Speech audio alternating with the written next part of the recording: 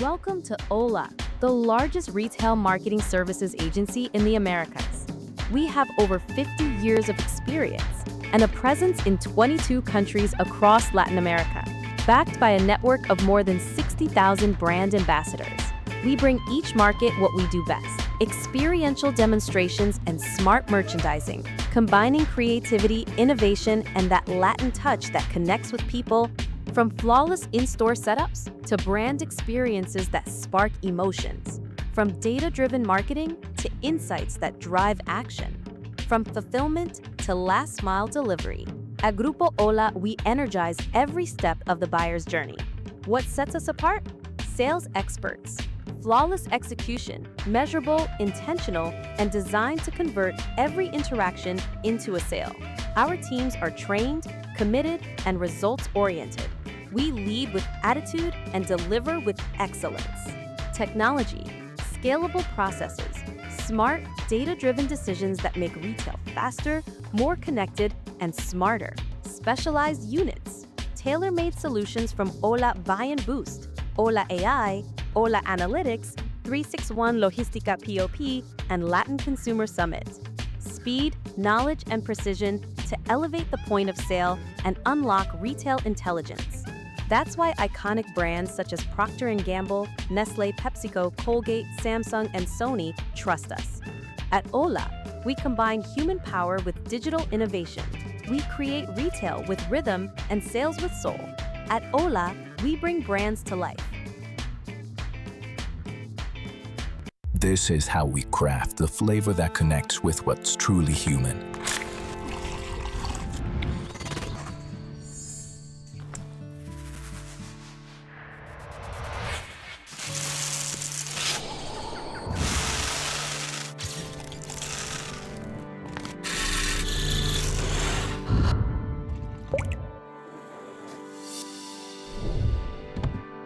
Juan Valdez, origin of better taste.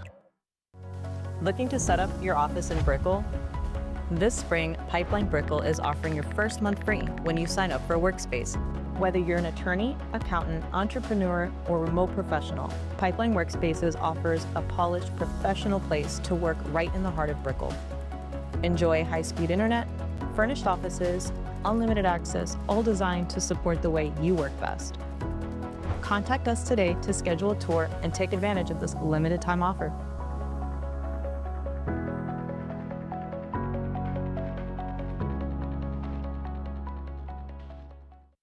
For years, events have done the same. People come, take something, and leave. But today, that's no longer enough. That's where we come in. We design experiences with intelligent machines for personal events, corporate events, launches, sampling, and brand activations. Machines designed both for those who hire the service and for those who experience them. They welcome the guests, explain the dynamics, and guide them step by step so everything flows smoothly. We rent these machines by the hour or per event. They were the same at a wedding, a party, a corporate event, or a product launch. That's why we work with the biggest, leading brands, wedding planners, and the most important agencies in Mexico have already tried it and are very clear. Intelligent machines in any of their formats are the present of event experiences.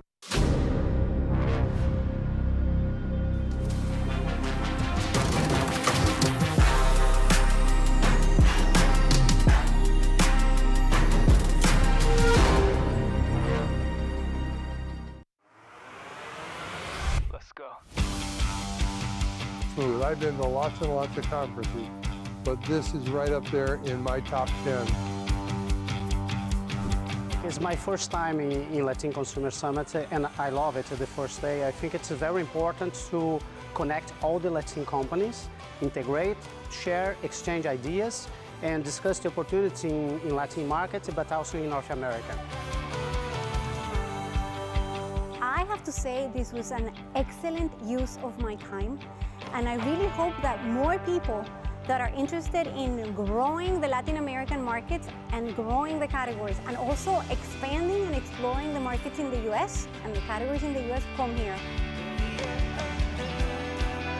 En las últimas ediciones nos han acompañado 5 expresidentes, fundadores de unicornios, altos ejecutivos del sector retail, de empresas de consumo, grandes consultores.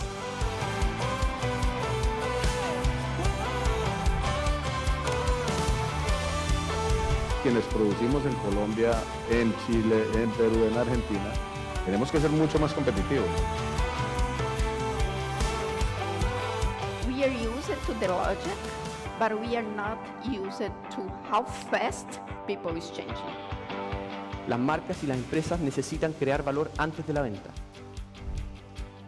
No es que creamos una tienda perfecta hoy y en 6 meses o en un año esa tienda perfecta va a funcionar igual, porque evoluciona muy rápido el mercado y salen nuevos productos, hay nuevos trends. Es una oportunidad histórica de negocio. Eso es garantizado. Lo que no está garantizado es que seamos los latinoamericanos, que seamos los que capitalicemos en esa oportunidad histórica.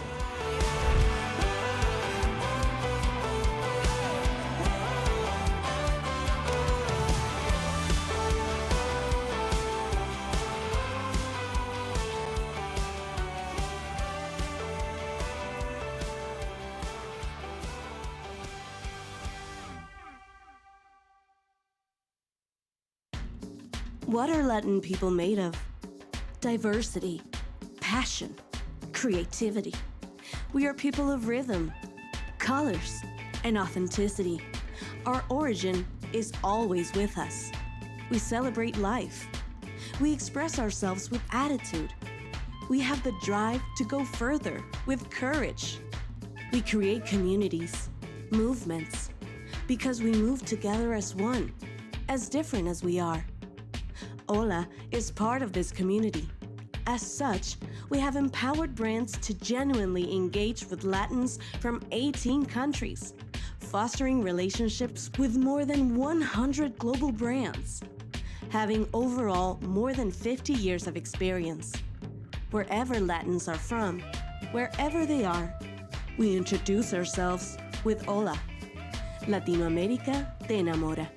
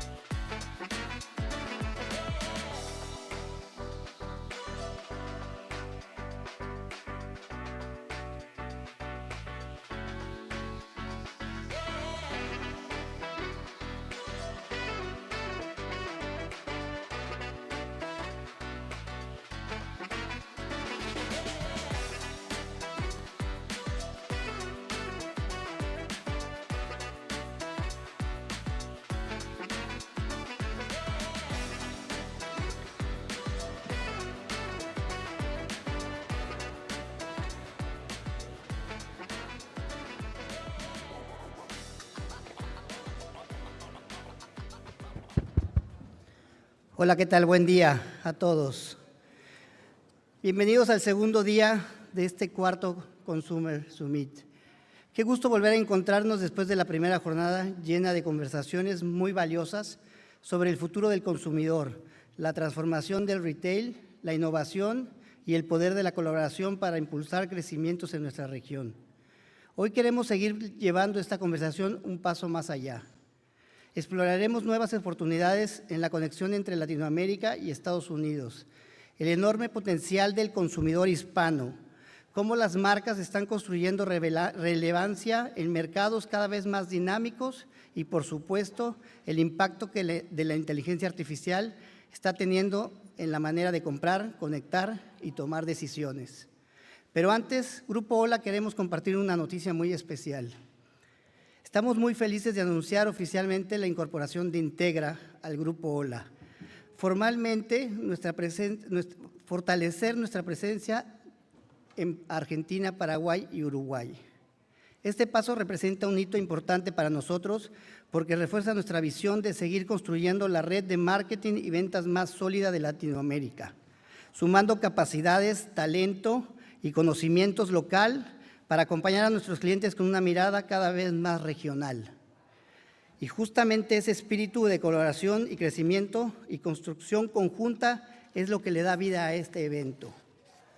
Gracias por acompañarnos, por ser parte de esta comunidad y gracias también por nuestros speakers, partners y a la Florida International University por hacer posible este encuentro. Tenemos una jornada extraordinaria por delante. Bienvenidos a este segundo gran día.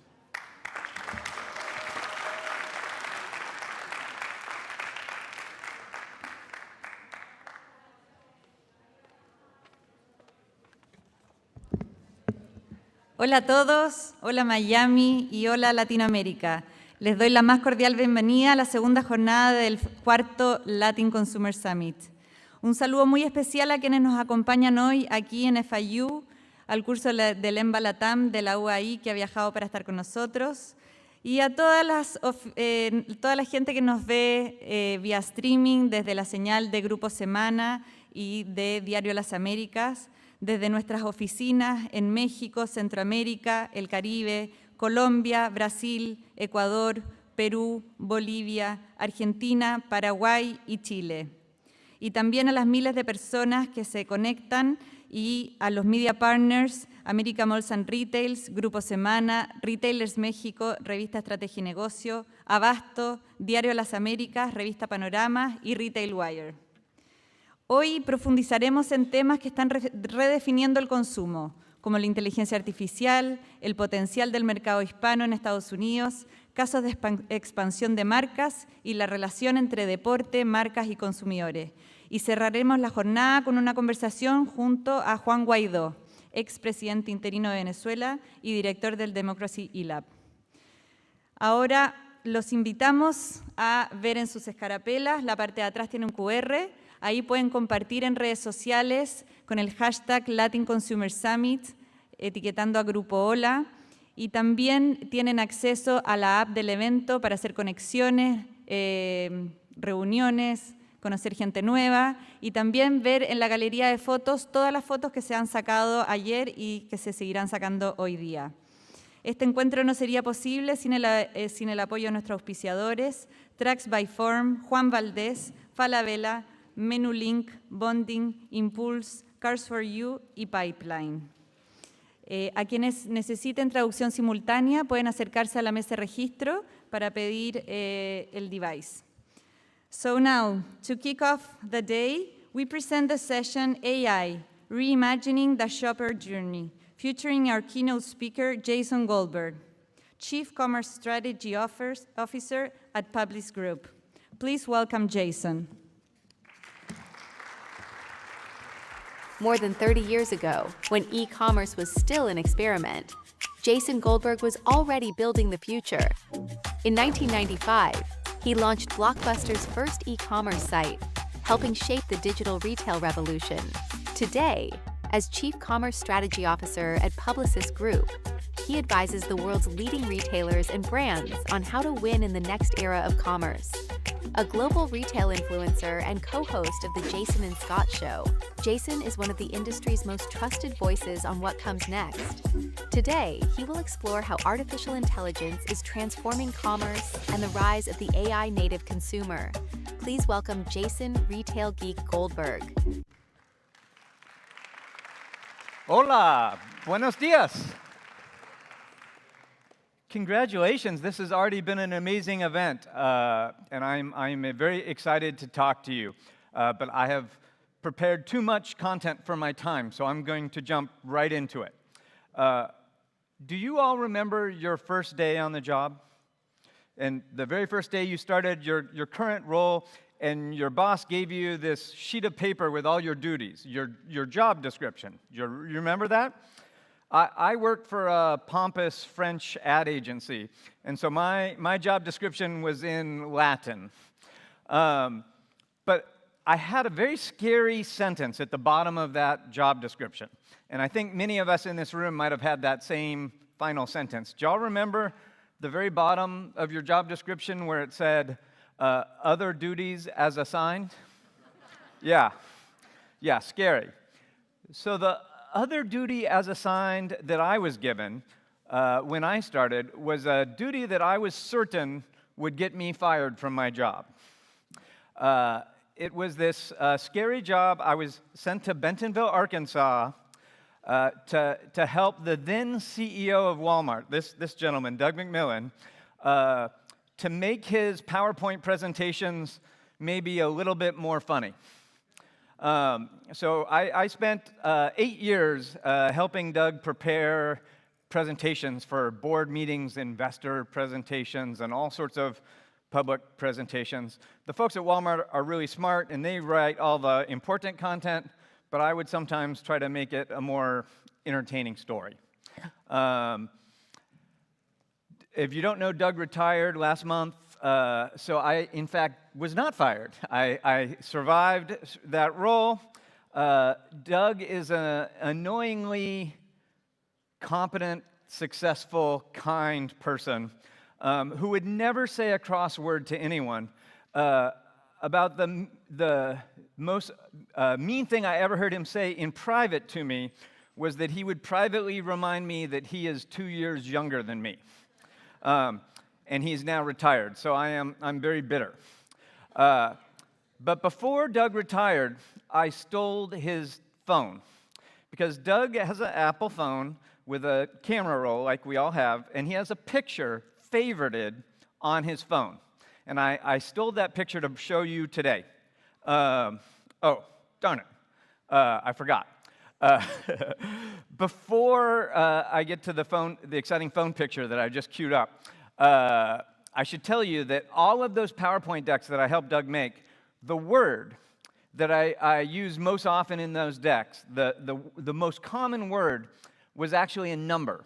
It was 4,700, because Doug would talk about everything through the lens of the customer, through the lens of the store. He would say, this happened in our 4,700 stores. This happened in our 4,000 supercenters, our 700 Sam's Club stores. He would always talk about the store as the front door of Walmart. And about 2.5 years ago, he came to me and he said, hey, Jason, we're going to change the number. And I thought, oh, okay, well, that makes sense because there are more stores now. We should raise the number. He said, we are going to use 50 million. And I said, what is that about? And he explained it to me. He said, Jason, 50 million households in the US have the Walmart app on the front page of their phone, and they use it every month to help them shop. So to me, the front door of Walmart is no longer that supercenter. It's that supercomputer in her pocket. And so we started talking about the digital front door of Walmart as we went forward. So this brings me to the stolen picture I mentioned of his phone. And here, I think, is the actual picture. Yes. So this is a picture that has a list of the top 10 retailers in the US every decade. And it's to remind him that no one is guaranteed to be at the top of that list forever. And he talks about how when he started in the 80s, he felt like Walmart was a David, and they were staring up the hill at these giant Goliaths like Sears and Kmart. And he went to bed one day, and he woke up the next morning, and suddenly Walmart is Goliath. And David is not another traditional retailer. It's Amazon and Mercado Libre and Pinduoduo. And instead of slingshots, they have nuclear missiles that they're aiming at Walmart. And so Doug was very cognizant that Walmart was not guaranteed to stay at the top forever, and he was very aware of all the things that might disrupt Walmart. And that's what I'm here to talk to you about today. The disruption that we worried the most about, the disruption that we talked the most about, is what I like to call the disruption of discovery. So I've been doing this quite a while. I'm a fourth-generation retailer. And for my entire career, the greatest source of leads, the greatest way that we met new customer was this thing that we called SIS. Do you know what SIS is? saw in store. I went to the store to get Oreos for my kids' lunch, and there on the shelf next to the Oreos were the Coca-Cola flavored Oreos.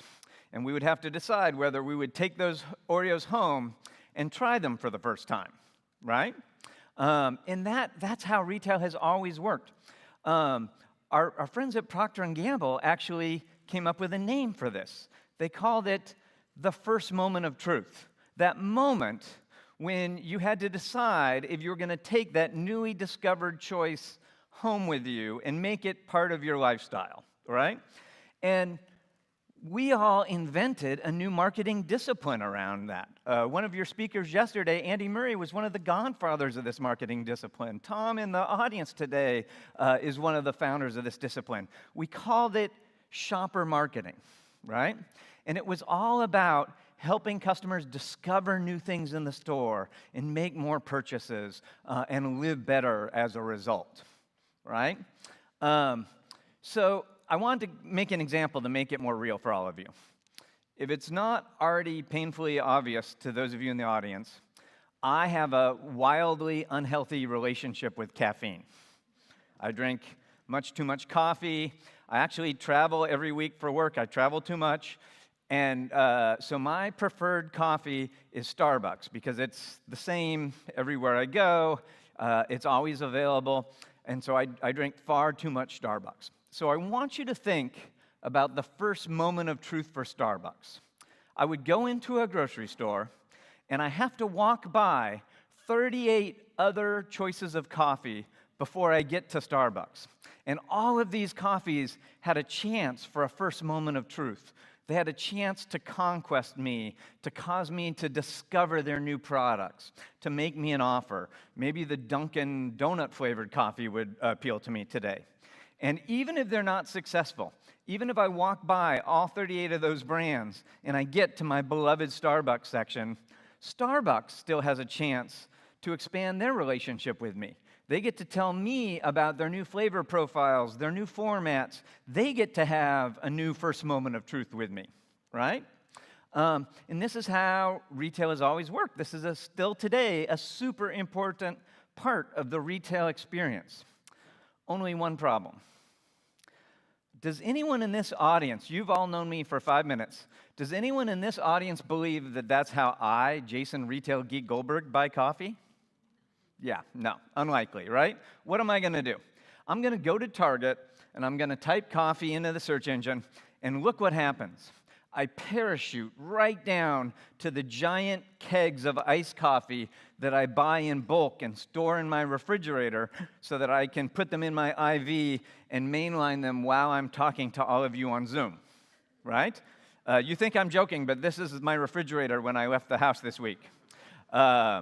So I didn't get a chance for a first moment of truth with any of those other brands. I didn't get a chance for a first moment of truth with new Starbucks products. I just saw the product that I always buy, right?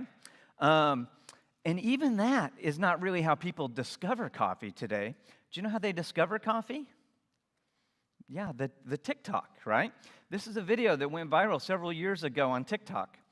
A gentleman took this product we all forgot about, instant coffee, powdered coffee, and he put it in a cup with sugar, hot water. He emulsified it. He poured it over ice, and it was this delicious, sugary, caramely, caffeine delivery vehicle that he called whipped coffee.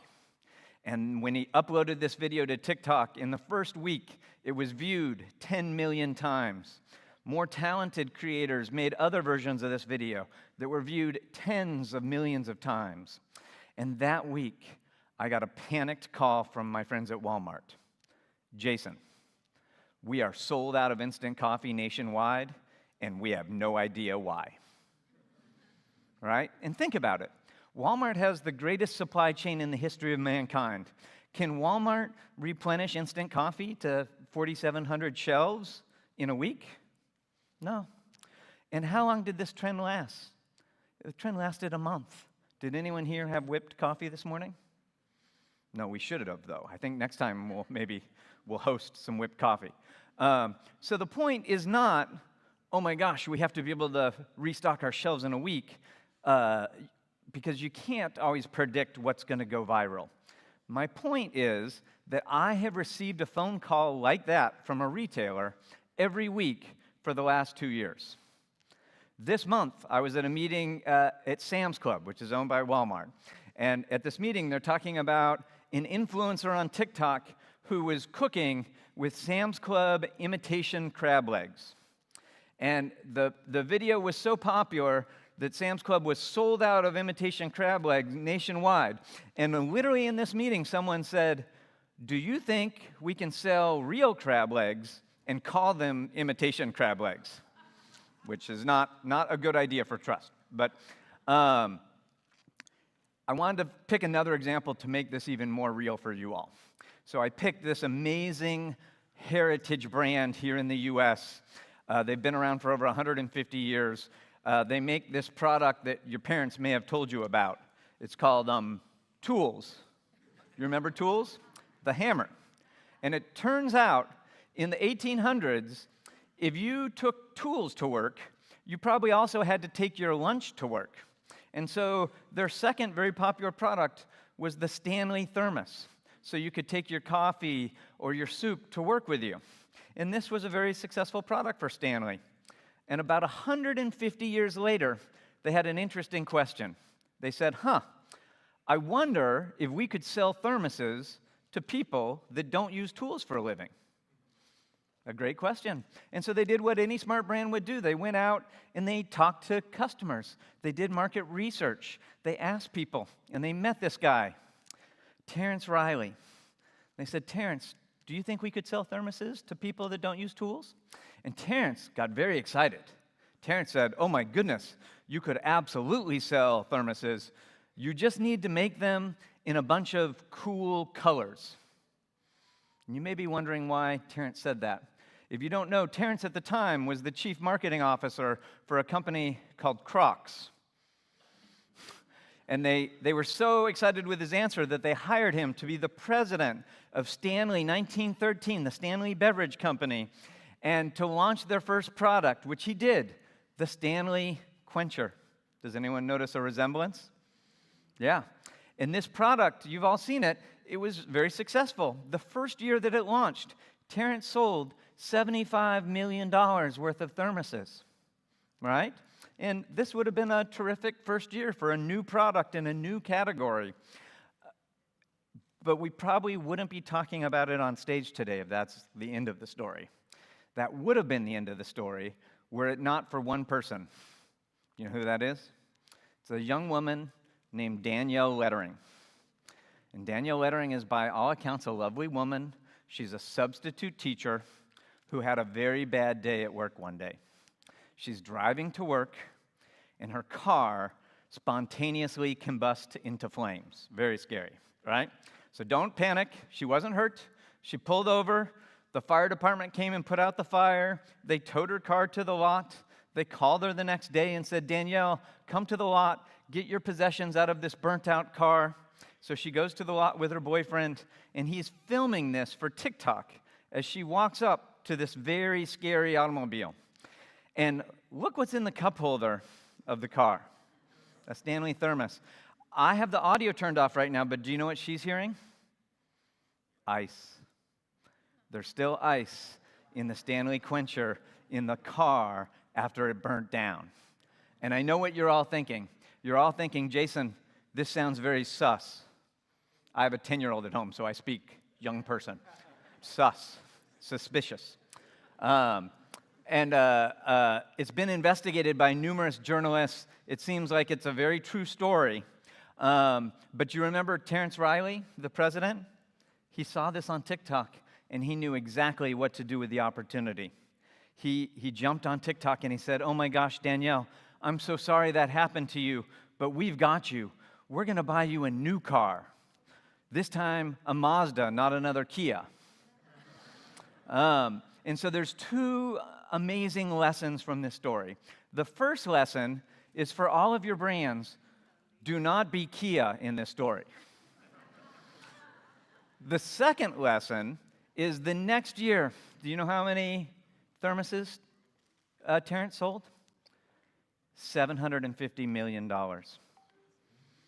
We all talk about growth. We all talk about trying to find 10% growth in a market that's only growing by 4%. But I'm here to tell you, there's 1,000% growth for all of us out there.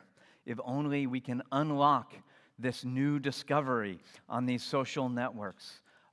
If only we can help more people discover our products in more ways. If you don't know, Unilever got a new CEO from Brazil last year, Fernando Fernandes. He has very little to do with this story, but I just love saying the name Fernando Fernandes. It's the greatest name in CPG.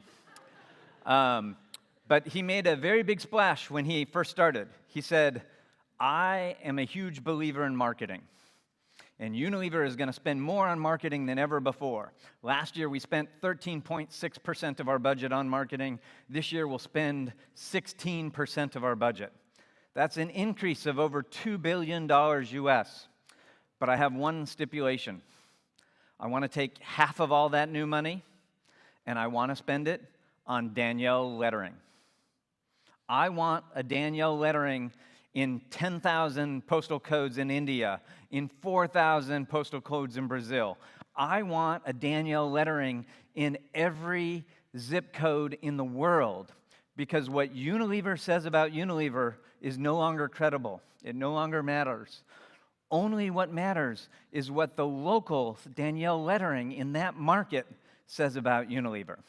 And so he changed their marketing approach. And this year in his earnings call, he doubled down on this. He said, the days of giant brand building with big events are over.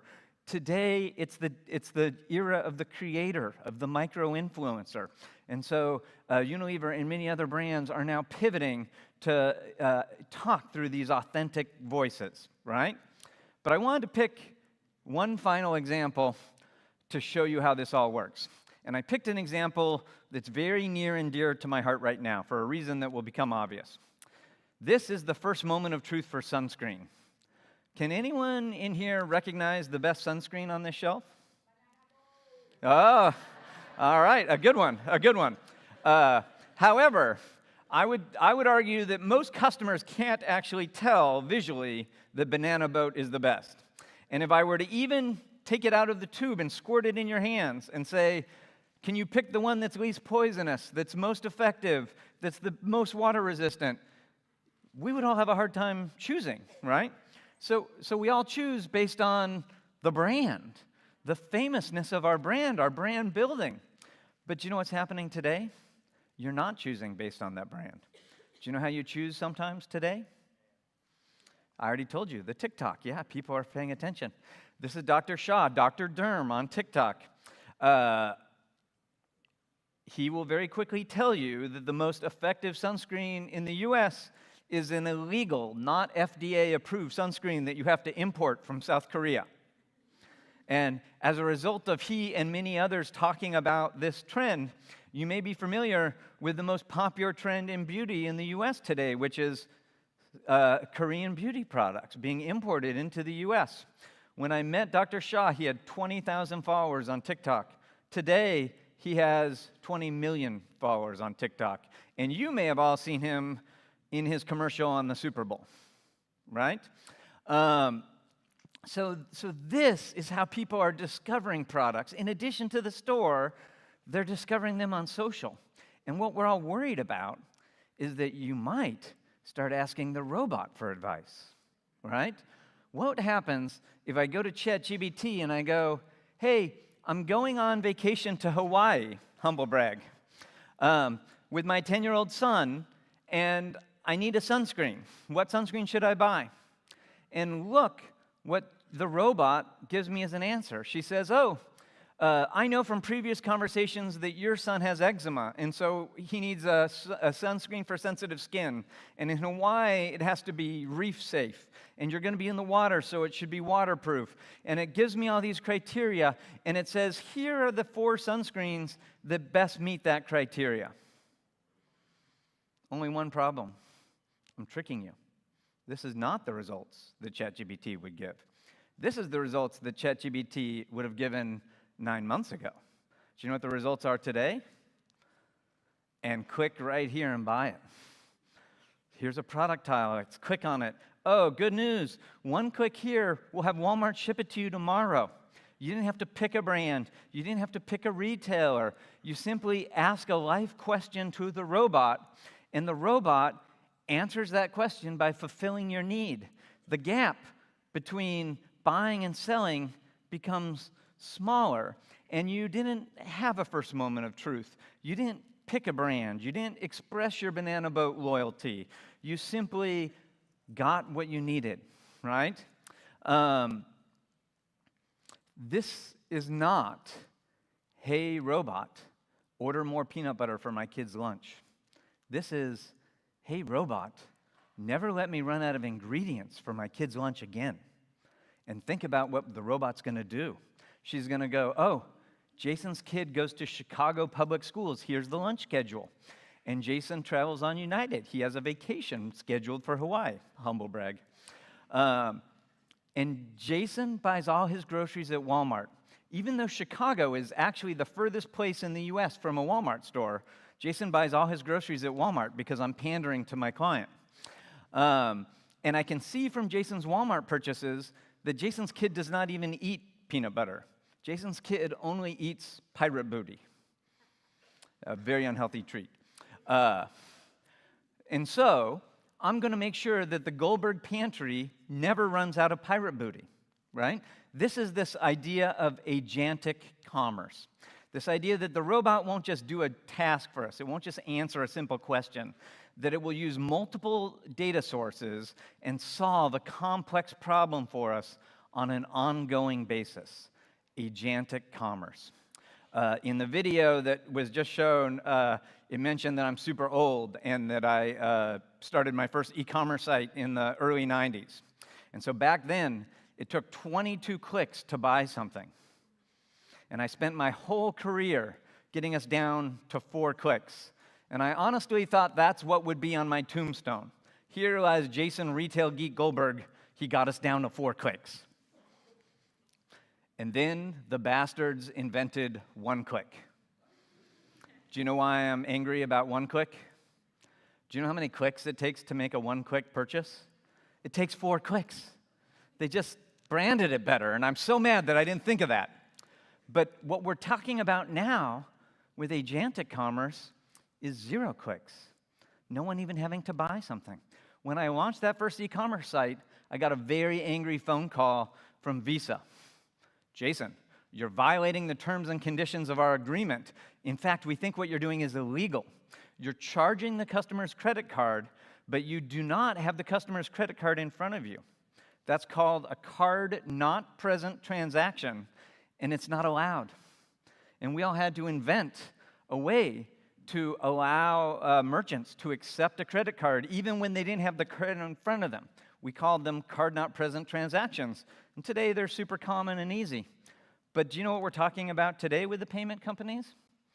Human not present transactions. What do we do when the robot buys something on behalf of a human and the human is never involved, right? And this is being fought in the open right now. These are 2 announcements from last week. Target updated their terms and conditions to say, if a robot buys something from Target, you're responsible. Your robot, your responsibility. In the same week, American Express updated their terms and conditions to say, if you let a robot buy something on your behalf with an American Express card, and it's a mistake or there's fraud, we will not hold you liable. We will protect you, right? So the world is fighting about how these human not present transactions will even work. And the guy that invented this whole idea, the guy that coined the phrase agentic commerce, is this guy, Professor Andrew Ng. He's the most credible AI researcher in the world. He's a professor at Stanford. He ran Google's DeepThink, DeepMind AI laboratory. He was People magazine's most interesting man in the world in 2013 for his AI research. And he coined the phrase agentic commerce. He invented the idea that the robots would work as agents on our behalf and do complicated things. And if you're wondering what Professor Ng is doing today. Where could you find Professor Ng? I would like to introduce you all to the newest board member at Amazon. So if you're wondering what Amazon thinks the future of commerce is, there's a pretty good bet that it involves agentic commerce, right? And we already saw it this holiday period. Amazon had a robot called Rufus, and Walmart has a robot called Sparky. And they each shared some success criteria from this holiday season. Amazon said that 50% of everyone that shopped this holiday season on Amazon used Rufus. And when they used Rufus, they were 60% more likely to make a purchase. And Walmart said that half of all the people with that Walmart app on their phone used Sparky over the holiday, and that their cart sizes were 35% bigger than people that did not use Sparky. So millions and millions of shoppers were introduced to the robots, Rufus and Sparky, over holiday. They had a good outcome, and now we're all rushing forward to build more and better robots and make them into every experience possible. But do you know what Amazon and Walmart are most worried about? They're most worried you'll never use their robot. We call their robot a vertical robot. It's a robot dedicated to shopping. You go to Walmart, and then you say, Sparky, help me pick my groceries. But what if you ask a robot for help before you ever go to Walmart? What if you ask ChatGPT or Gemini or Perplexity or Copilot? What if you don't ever go shopping? If you just ask a life question and this robot solves the problem before you ever pick a retailer?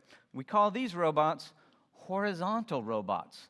And this is the great battle being waged right now. Horizontal robots versus vertical robots. Walmart or Amazon just had their earnings call, and Andy Jassy, the CEO of Amazon, he spent all of his time on retail talking about why he believes Amazon's Rufus will be a better bot than ChatGPT from OpenAI. And he says, I'll tell you why we're going to have a better experience.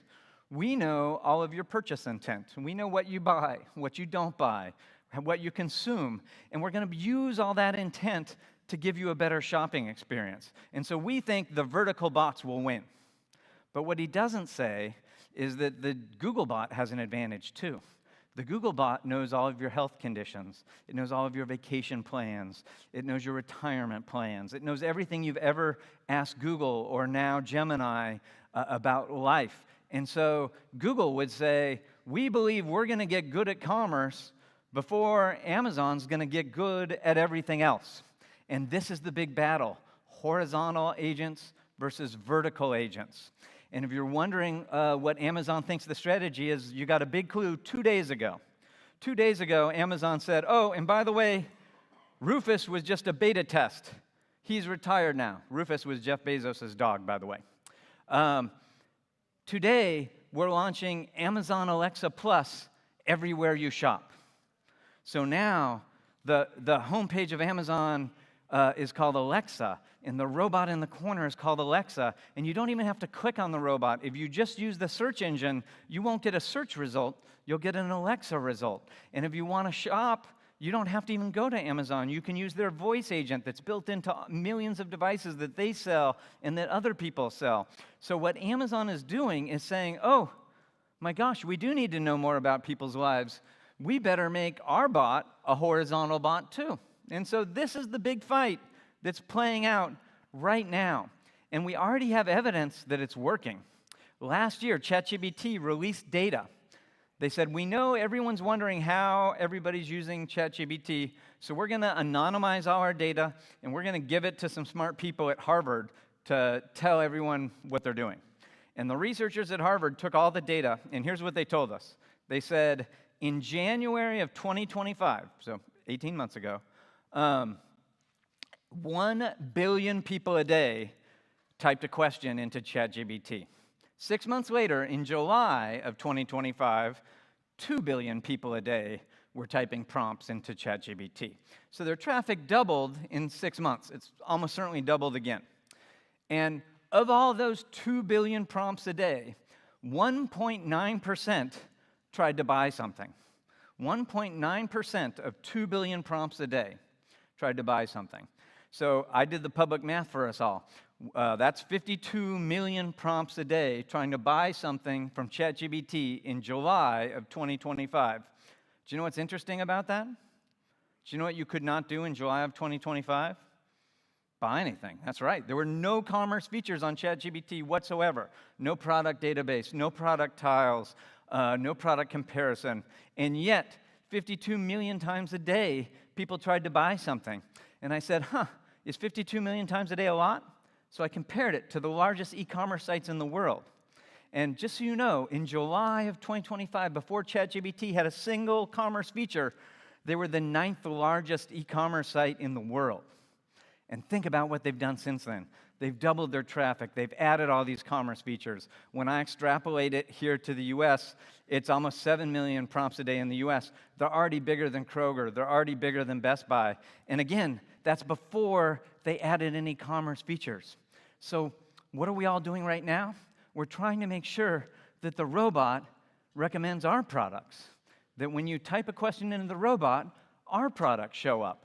And we call that GEO, Generative Engine Optimization. In truth, we can't agree on what to call it, so a lot of people call it AEO, Answer Engine Optimization. And so everywhere I go, to every client, we now have a report. Here's how often Procter & Gamble shows up. Here's how often they don't, and why, right? And this is a really good tactic for us all to be starting. But I actually would encourage you to start somewhere more strategic. If GEO is a tactic, Agent Commerce Optimization is the strategy. What is our strategy? Are we going to try to sell our products direct on the horizontal bots, or are we going to block the horizontal bots from learning about our content? Are we going to create new content to share with our retail partners, bots, or are we going to create new content that we hold private for our own bots? Are we hoping the vertical bots win or lose? When we first launched e-commerce, most brands in this room knew 8 attributes about their product. And the e-commerce guy asked you for 30. And it was very difficult to go from 8 to 30. The robots want to know 3,000 attributes about every product you have for sale.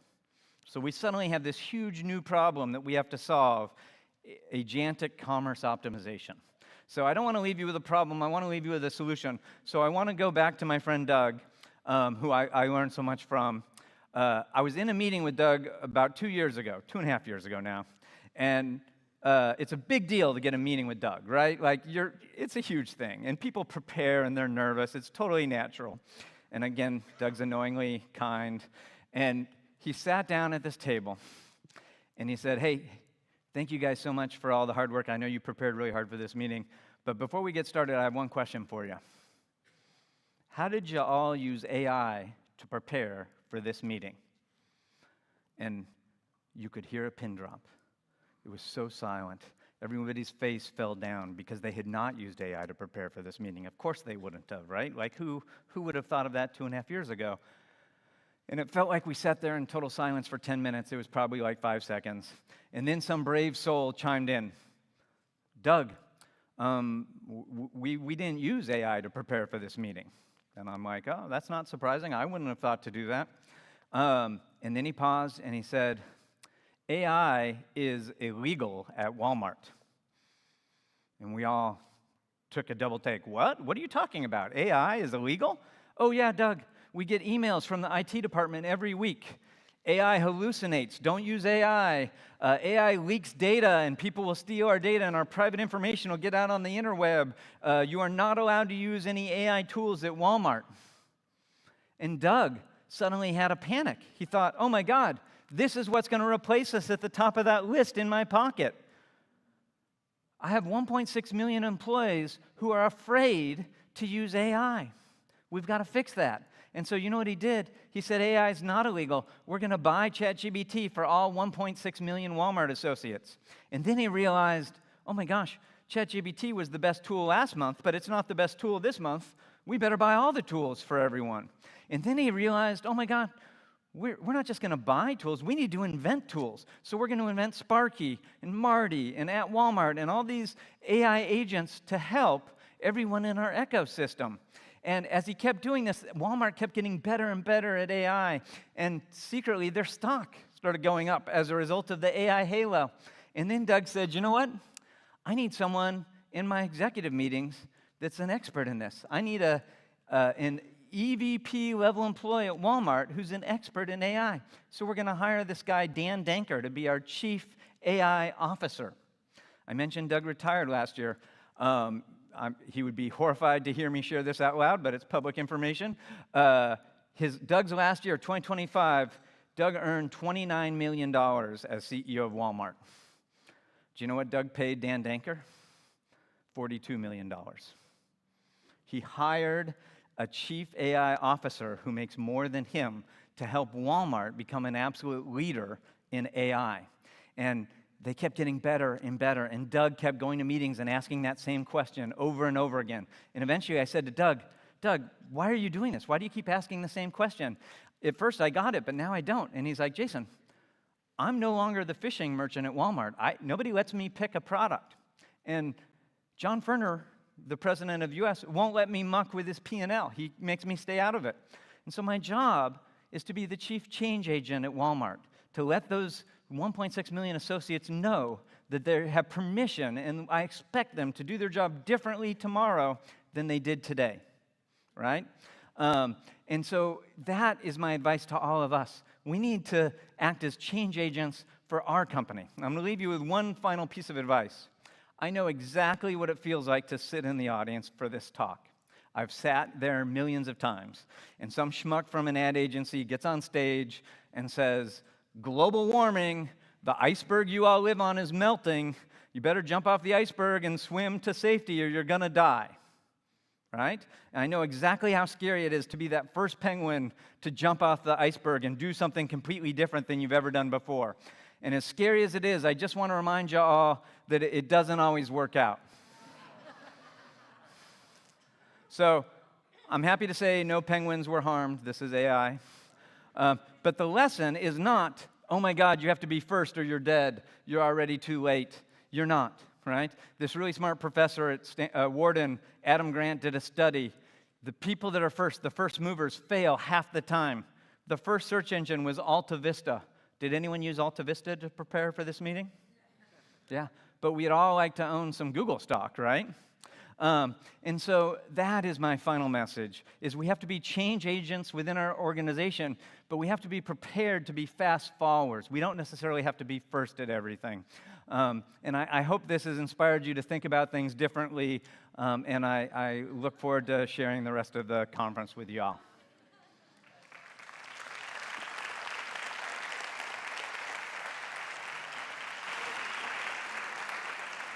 Thank you so much, Jason. Do we have questions from the audience?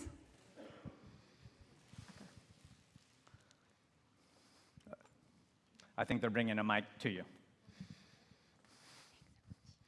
Well, thank you so much for these amazing insights. First of all, I am Diana Medina. I work for GFT Rewards, and I've spent 20 years of my career in grocery, particularly with smaller retailers, and very much in the world of promotions and pricing and value.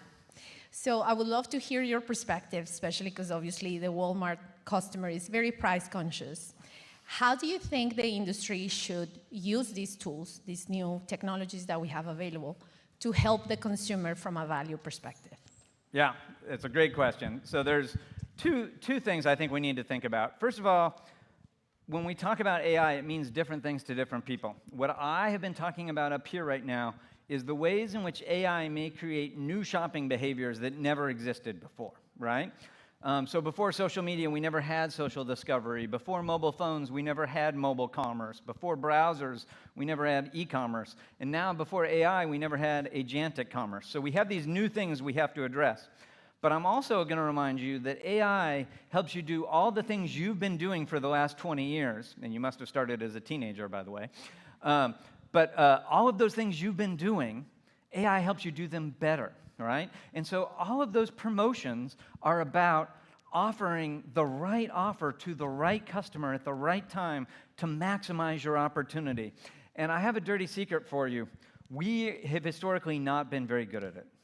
We offer lots of promotions to customers that probably didn't need the promotion or weren't going to be valuable. And one of the super exciting things about AI is it lets us know each customer much better and personalize the offer to each customer much more and pick the audiences much more carefully. So the first thing I would be thinking about is how I leverage the latest AI tools to do all the traditional things I'm already doing better.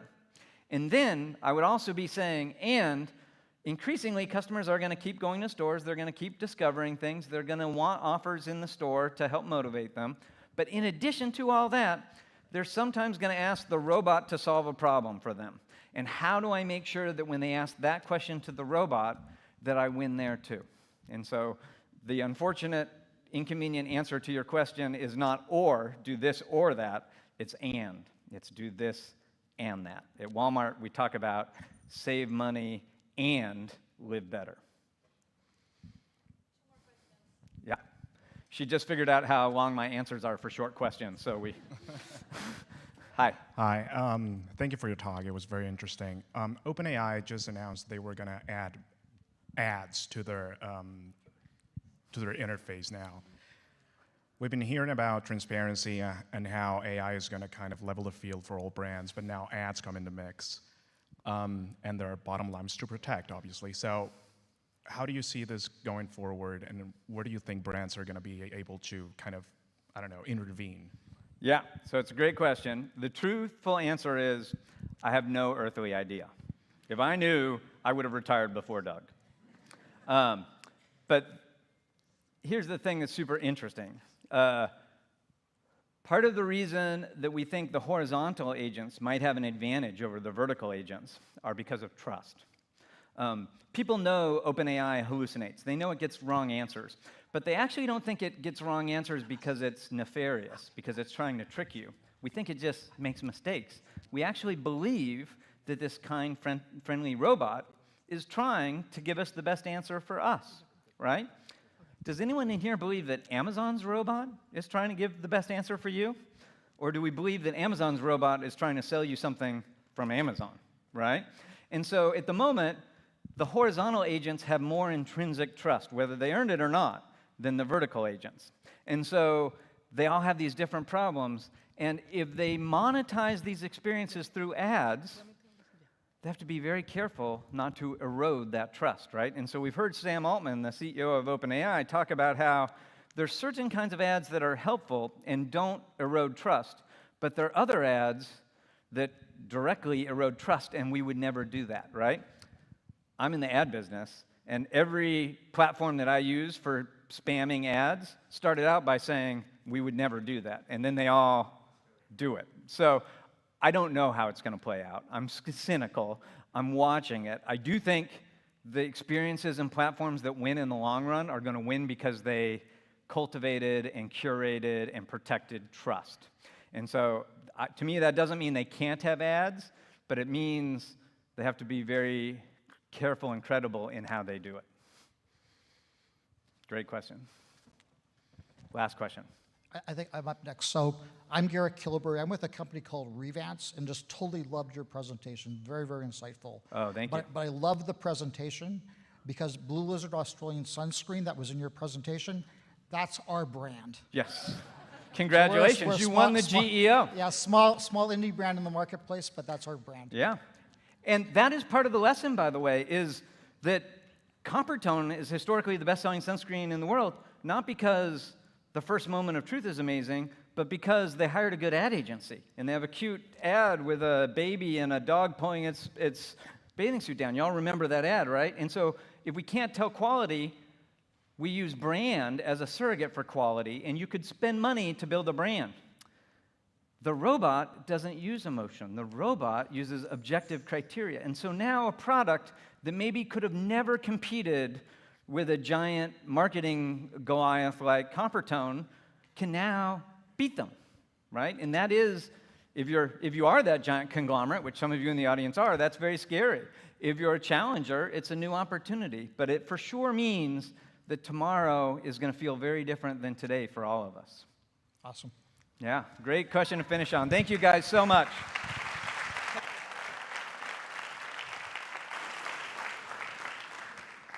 Thank you very much, Jason. Muchas gracias. Ahora daremos paso a nuestra siguiente conversación, Scaling Hispanic Brands in the U.S. Market. Esta será una conversación con Bernardo Santana, CEO de Iberia Foods, el mayor distribuidor de alimentos caribeños e hispanos en los Estados Unidos, y Juan Fernando Jiménez, socio y chairman of the board de Grupo Ola.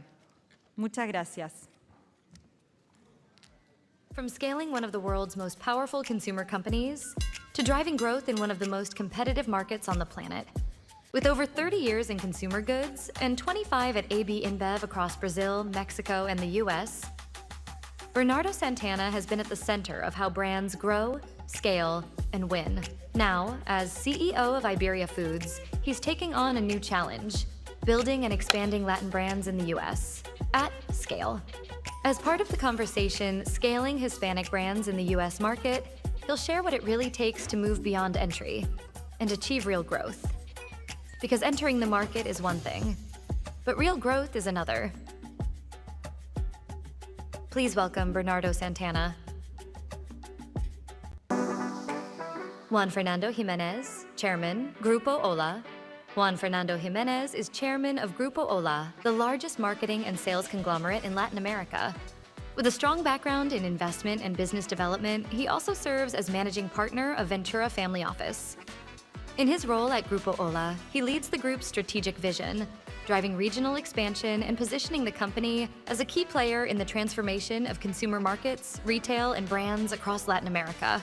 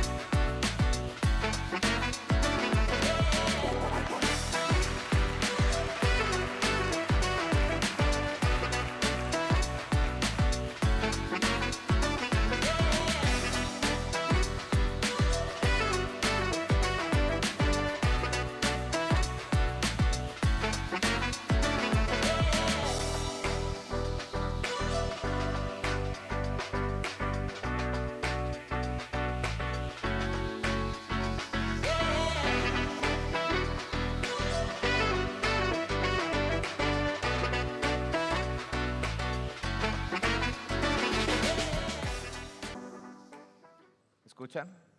Sí, perfecto. Buenos días. Bernardo, bienvenido. Gracias, un gusto estar aquí. Bueno, vamos a empezar inspirados por Jason esta mañana, recordando un poco tu vida pasada en Consumer Goods y de ahí tu paso a manejar una gran distribuidora como Iberia. Con base en lo que nos dijo Jason esta mañana, que el consumidor está investigando, analizando, descubriendo, decidiendo y comprando de una manera bien diferente, influenciado por redes sociales que muchas veces están fuera de nuestro control, y lo hablábamos ahora. ¿Cómo cambia el pensamiento y sobre todo el actuar para empresas como la tuya, que tienen que tener el producto correcto, en el momento correcto, en el stock correcto, muchas veces anticipándose meses? Pero ¿cómo cambia esta nueva realidad el trabajo de una distribuidora como la tuya?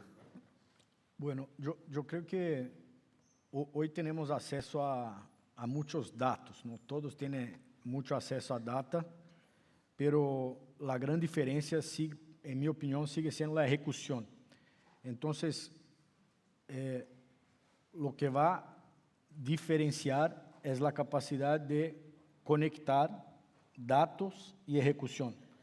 Entonces, tú sabes qué está pasando en cada retailer, en cada cadena, pero cómo logra ejecutar con velocidad de acuerdo con estos cambios. Entonces, hoy tenemos data para nos decir por SKU, por cadena, por región, qué está pasando a cada día, a cada minuto, si necesario. El tema es cómo utilizar estos datos y generar cambios en la ejecución real. Entonces, tener acceso a data no es un diferencial hoy. Ejecución sí, sigue siendo un diferencial. Yo creo que si tú logras conectar los dos, es un diferencial muy poderoso. Entonces, cómo seguir ejecutando con base en los datos y felicitaciones a Jason por la apresentação. É exatamente isto. Muitas vezes passa algo em TikTok, a venta explota, não tem ideia por quê, pero tu mira a tendência de vendas, muitas vezes não sabe por quê, que foi um TikTok e todo, pero sabe que a tendência está crescendo. Como cambia sua execução imediatamente com base em los dados que está mirando, ¿no? Perfecto. Y este es un tema que ahora quiero que profundicemos, pero quería atarlo, digamos, a lo que escuchamos, porque sin duda es un cambio radical en la velocidad, en la necesidad de escuchar y de entender lo que está pasando por fuera y reaccionar muy rápidamente. Hablemos de Iberia. ¿Cómo describirías hoy la compañía?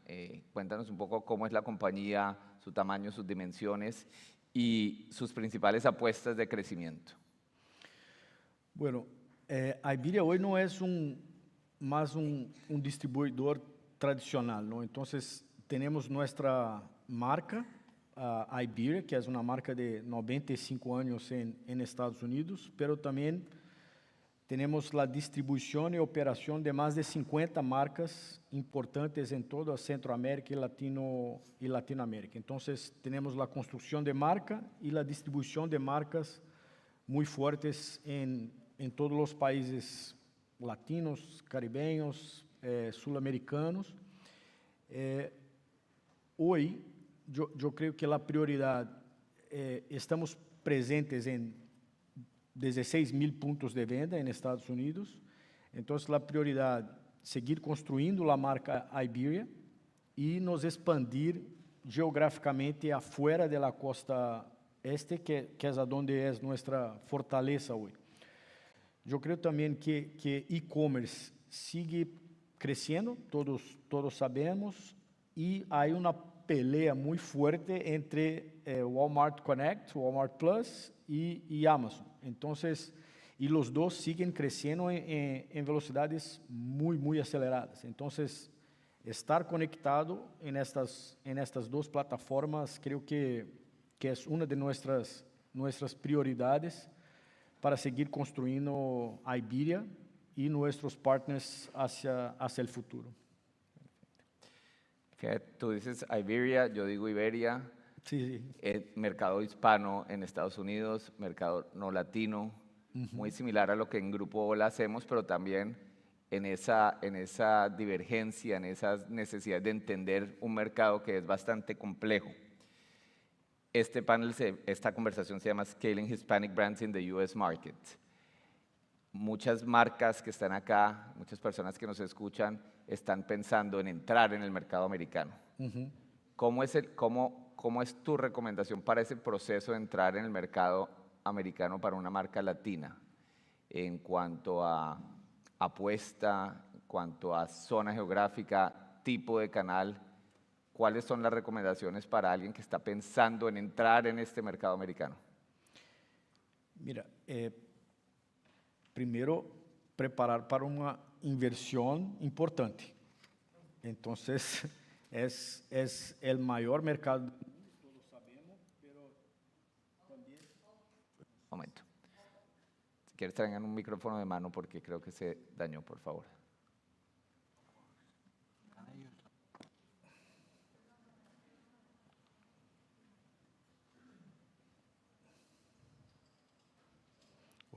Hola. Ahora sí. ¿Volvió?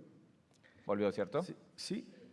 Listo. Entonces, es el mayor mercado del mundo, pero también lo más competitivo. Entonces, tener la claridad que no, de mi punto de vista, no existe un mercado americano, existen diferentes mercados. Entonces, si miramos, California es mayor que la economía de Brasil, Texas mayor que México.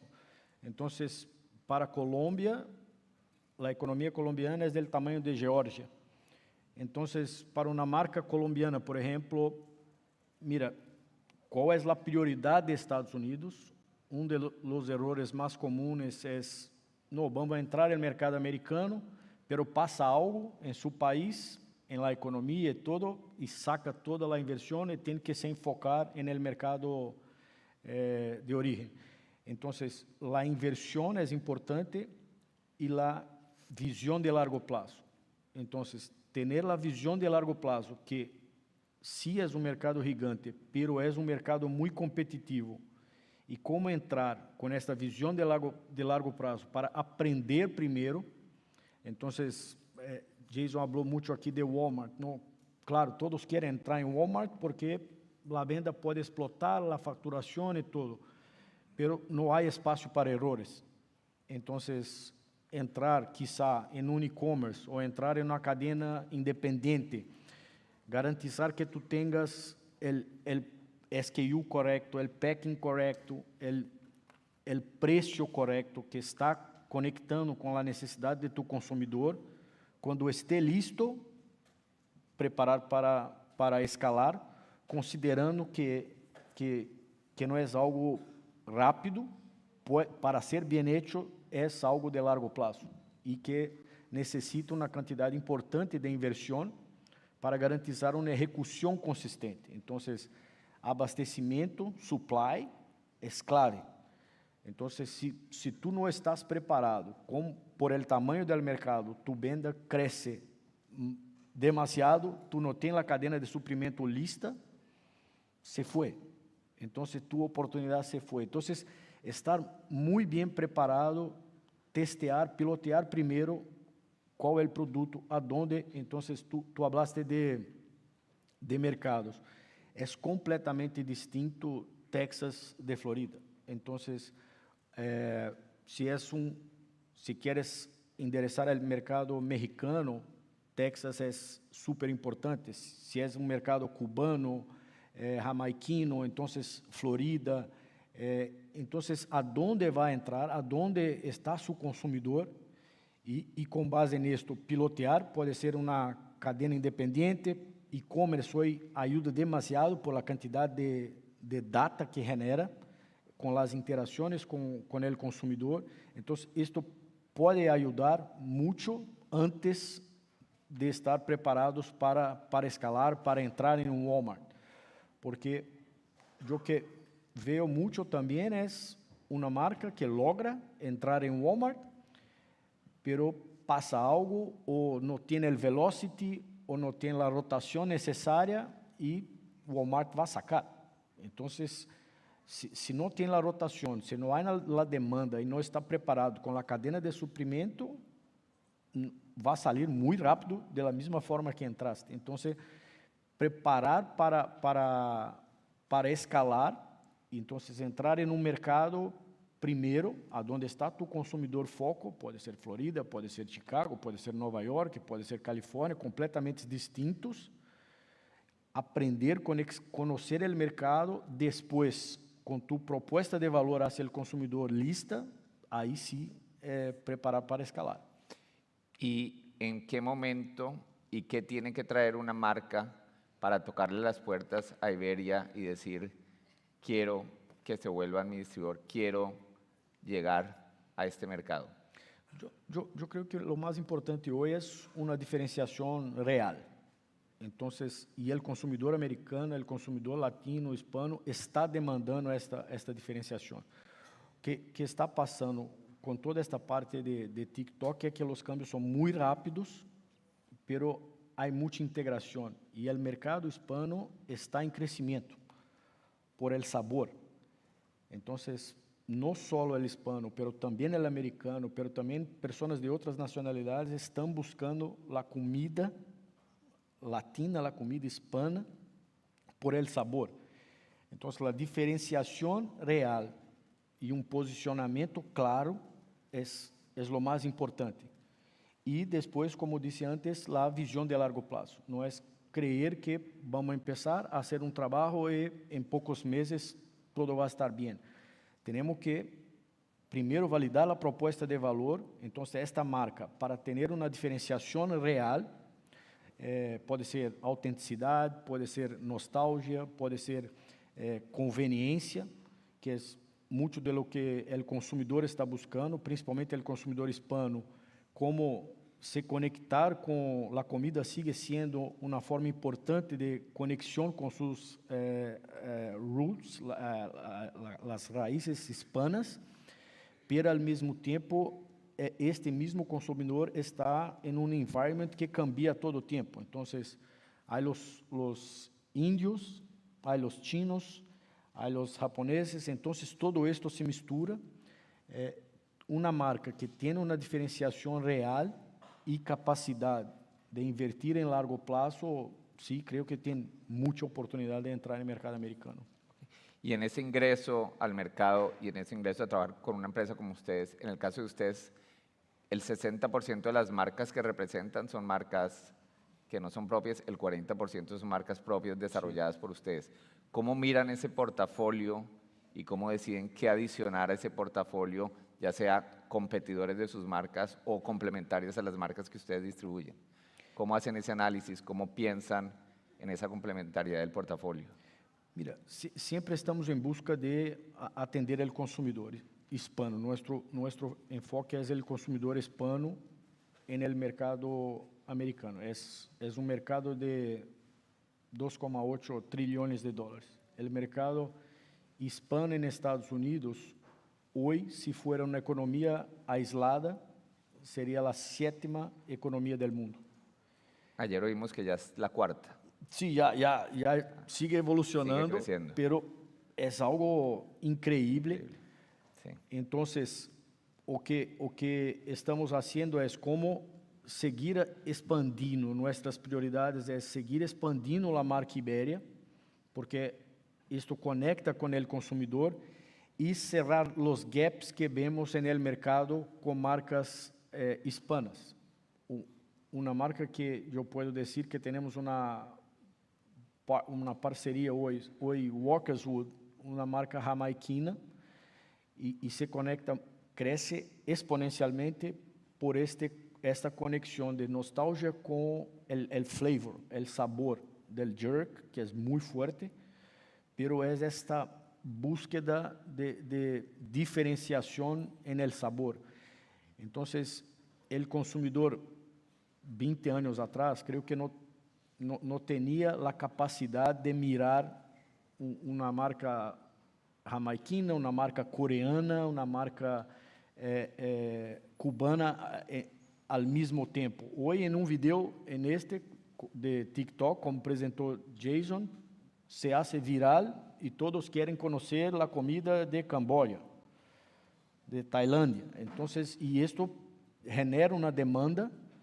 Entonces, en Iberia siempre intentamos estar preparados para seguir llevando a marca Iberia, pero também atraindo os partners que vemos as oportunidades no mercado, e porque sigue cambiando com uma velocidade increíble.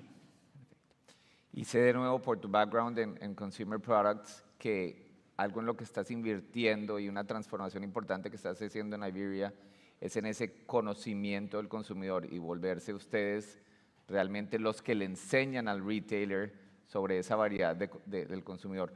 Cuéntanos un poco sobre tu labor en data management, en conocimiento del consumidor, en meterle tecnología a ese proceso y cómo eso se ha vuelto una ventaja competitiva de ustedes frente a los compradores de sus clientes.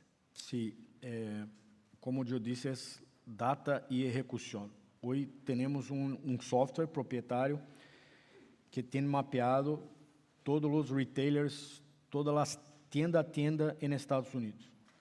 Entonces logramos mirar una tienda de Walmart en Hialeah y con base en los zip codes logramos conocer exactamente qué tipo de población está alrededor de esta tienda. Entonces es 20% cubano, 15% dominicano, 30% jamaiquino. Entonces logramos ofrecer al retailer, a Walmart, el shelf space correcto de acuerdo con esta población. Y es impresionante cómo cambia una tienda a otra. Entonces, tenemos aquí en Miami 2 tiendas de Walmart, 5 miles de diferencia.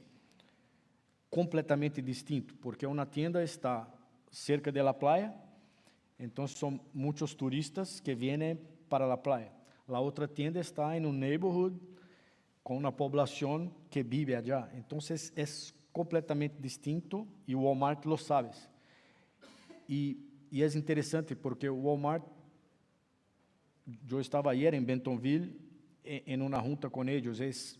Ellos quieren más marcas hispanas, pero necesitan soporte para comprender toda esta complejidad de los hispanos, porque hablamos hispanos, pero no existe en realidad esto, no hay como comparar un cubano con un jamaiquino. Entonces, por generación, por nivel de aculturamiento, llegó acá este año, llegó acá con sus abuelos 20, 30 años atrás. Entonces, todo esto cambia, la oportunidad y este software nos ayuda a comprender la composición por zip code de cada etnia alrededor de una tienda y qué shelf space, qué portafolio podemos ofrecer a la cadena, sea Walmart, sea una cadena independiente, para seguir creciendo. Entonces, hoy yo creo que data es clave, pero para mí lo más difícil es conectar la data con la ejecución. Entonces, yo puedo decir, mira, en esta tienda el portafolio ideal es un porcentaje de mexicano, un porcentaje de brasileño, un porcentaje de cubano. Pero lograr ejecutar esto en conjunto con la tienda es la dificultad. Y también, con base en e-commerce, que fue un insight ayer, el e-commerce crece mucho. Y que pasa es que las personas que piden en e-commerce en la noche anterior, a 6 de la mañana, la persona ya está en la tienda de Walmart para sacar el portafolio y enviar al consumidor. Entonces, si tu ejecución no está lista a 6 de la mañana en la tienda de Walmart, va a perder la venta. ¿Cómo garantizar esta? Hoy, nuestros brokers en Iberia están en las tiendas 5:30 de la mañana, todos los días, para garantizar esta ejecución en shelf space. Pero con el crecimiento de e-commerce, yo creo que 5:30 no es suficiente más. Entonces, ¿cómo evolucionamos para soportar el crecimiento de e-commerce, para estar listos en el shelf space a las 6 de la mañana? ¿Dirías que ya estás en el camino correcto hacia el tema de data management? Todavía falta hacer un mejor link entre esa información y la capacidad de ejecutar rápidamente en punto de venta. Exatamente. Eu creio, é exatamente esta conexão com esta velocidade de câmbio que estamos mirando todos.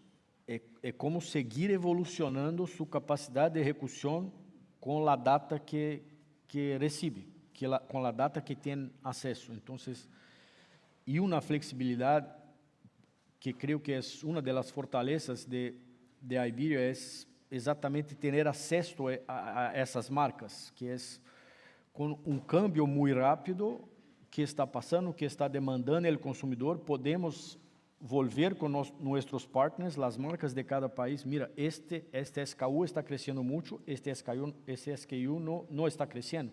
Então, como cambiamos, como nos adaptamos, como evolucionamos o portafólio para atender as demandas do consumidor. Perfecto. Antes de cerrar, preguntándote un poco hacia el futuro, en las discusiones en el Summit siempre hablamos de las decisiones entre las marcas nostálgicas o las love brands de nuestros países y el general market.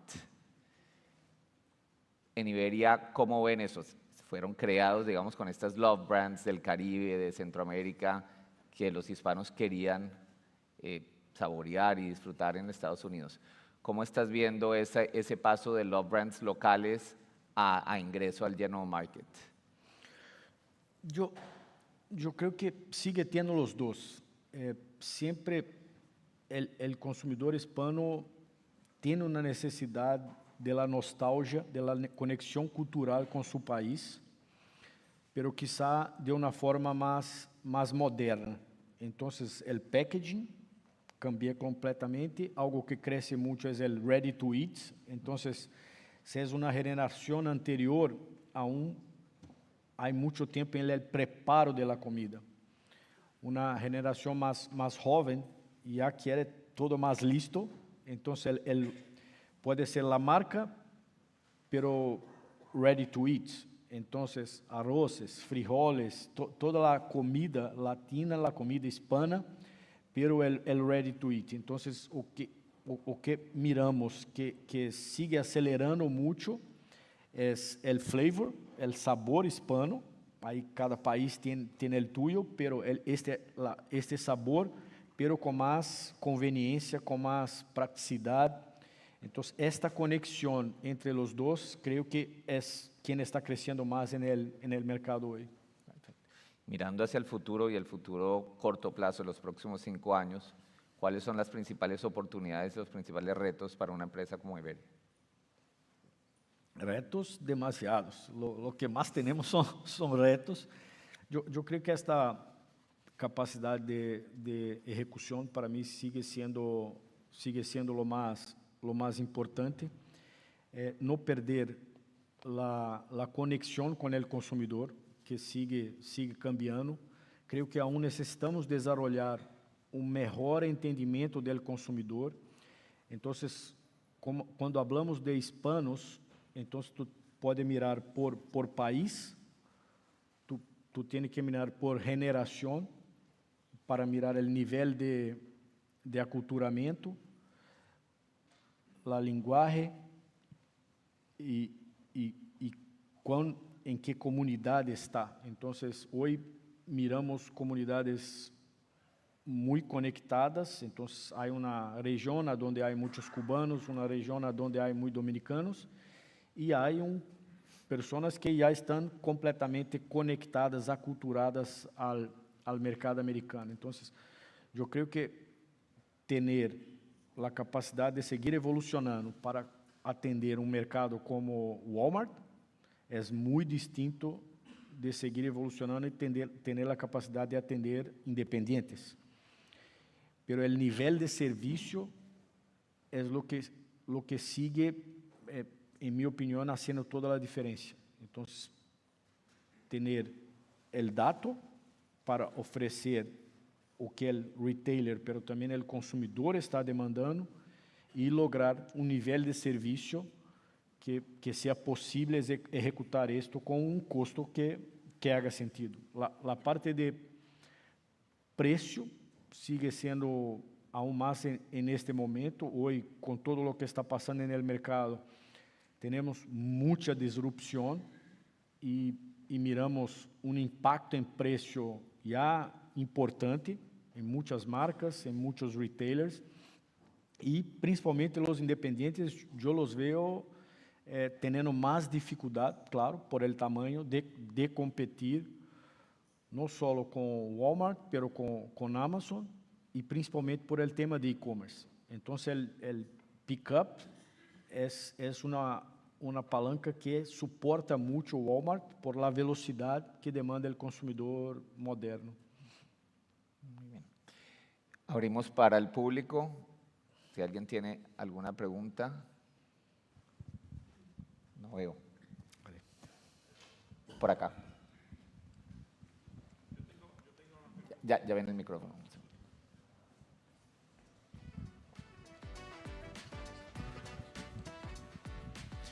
Yo tengo una pregunta para desarrollar tu negocio con Iberia, con los desafíos que tiene con las tasas de Brasil o impuestos. Entonces, se cambian, la política comercial se cambia también, los precios para los consumidores. Entonces, soy de Must University. ¿Qué pasa? Es que nosotros estamos estudiando mucho eso en los mestrados de la maestría de nosotros, porque son cuestiones que son muy difíciles de comprender, mismo para nosotros que somos brasileños. Entonces, quería saber de ti cómo que está haciendo para cambiar esta realidad. No, buena pregunta. Y estamos mirando esto a todo momento. Entonces, con la marca Iberia, tenemos un suprimento global. Y qué pasa es, creo que nosotros en general, los hispanos en general, latinos, yo soy brasileño, entonces estoy acostumbrado con este nivel de incertidumbre, de cambios por todo el momento, de inflación y todo. Entonces, muchos países de Centroamérica, de Latinoamérica también pasan por estos tipos de cambio. Entonces, el latino, el hispano, en general, tiene un poco más de capacidad de mirar no solo el problema, pero también la oportunidad. Entonces, cuando pasó el problema con 50% de tarifa en Brasil, movimos inmediato el suprimento para Asia. Y logramos comprar água de coco com um preço muito bueno em Tailândia, por exemplo. Pero ahora que está passando é que el estrecho que creo que nadie nunca ouviu falar del estrecho de Hormuz e todos sabemos aonde está el estrecho de Hormuz hoje, não? Então, e aí agora el preço del freight se foi a la altura, não logra passar, então volvimos a Brasil que agora cambiou a 10% uma vez mais. Então, creio que podemos sempre estar enfocados en el problema ou podemos intentar mirar el problema como una oportunidad. Y creo que esta es una fortaleza de los hispanos en general por estarem acostumbrados a mirar problemas a todo el momento. Entonces, ok, si es esto que está pasando, yo logré comprar rice hasta el fin del año ya, porque antes del problema de la guerra.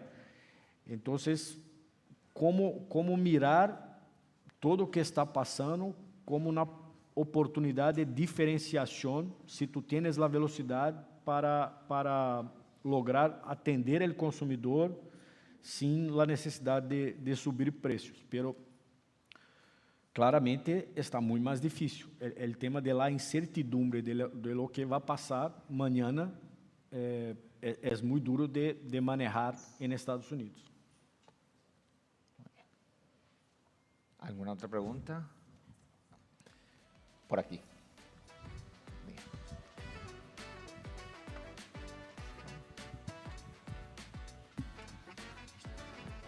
Hoy estoy llena de preguntas.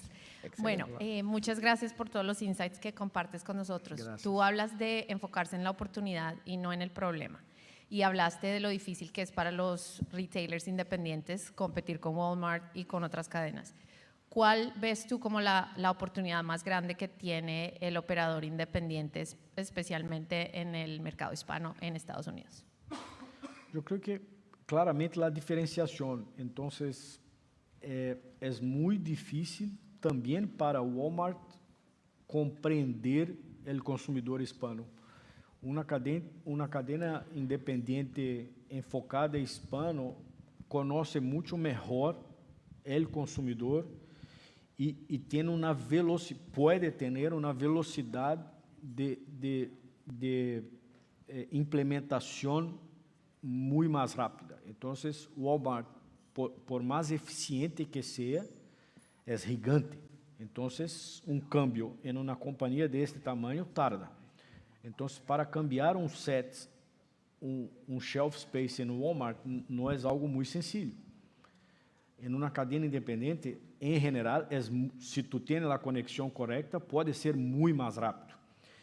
Entonces, esto que Jason habló del Instant Coffee, una cadena independiente puede lograr cambiar en una semana. Walmart no va a lograr este cambio. Entonces, cada uno en su momento, pero para mí el gran pilar de diferenciación para los independientes es el conocimiento muy más detallado del consumidor. Y esto está pasando en muchos mercados. Entonces, en Chicago tiendas que están se enfocando en este tipo de consumidor. Tú mira las áreas, entonces, consumidor indio, consumidor East Asia, consumidor Europa Oriental, South America. Então, assim, espaços específicos para cada tipo de judios. Então, espaços muito específicos para cada tipo de consumidor. Isto, creio que pode generar uma cadeia independente a diferenciação que uma cadeia mais larga não vai lograr. No va a lograr. Pues Iberia Foods lleva 95 años en el mercado, fue pionera, se reinventó, hoy se está transformando. Enfatizaste el foco en data management, sí, la alineación con la ejecución y obviamente la creación de valor al mercado. Muchas gracias, Bernardo, por tu tiempo. Gracias a ti, un placer. Gracias.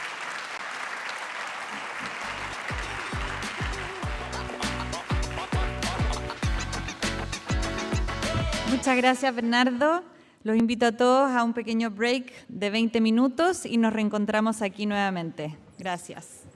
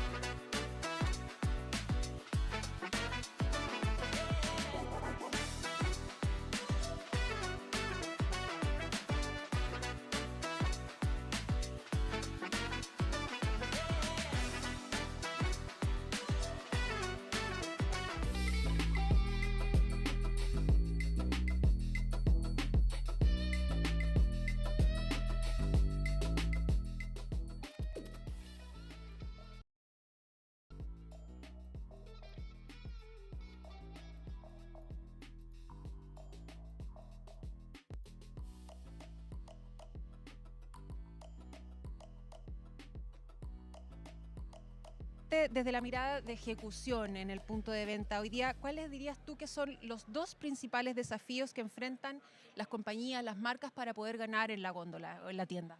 Yo diría que sí, tendría que elegir dos, porque creo que hay varios. El primero definitivamente es empezando por cómo conectar todas las diferentes data, los puntos de data que tienen, ¿no?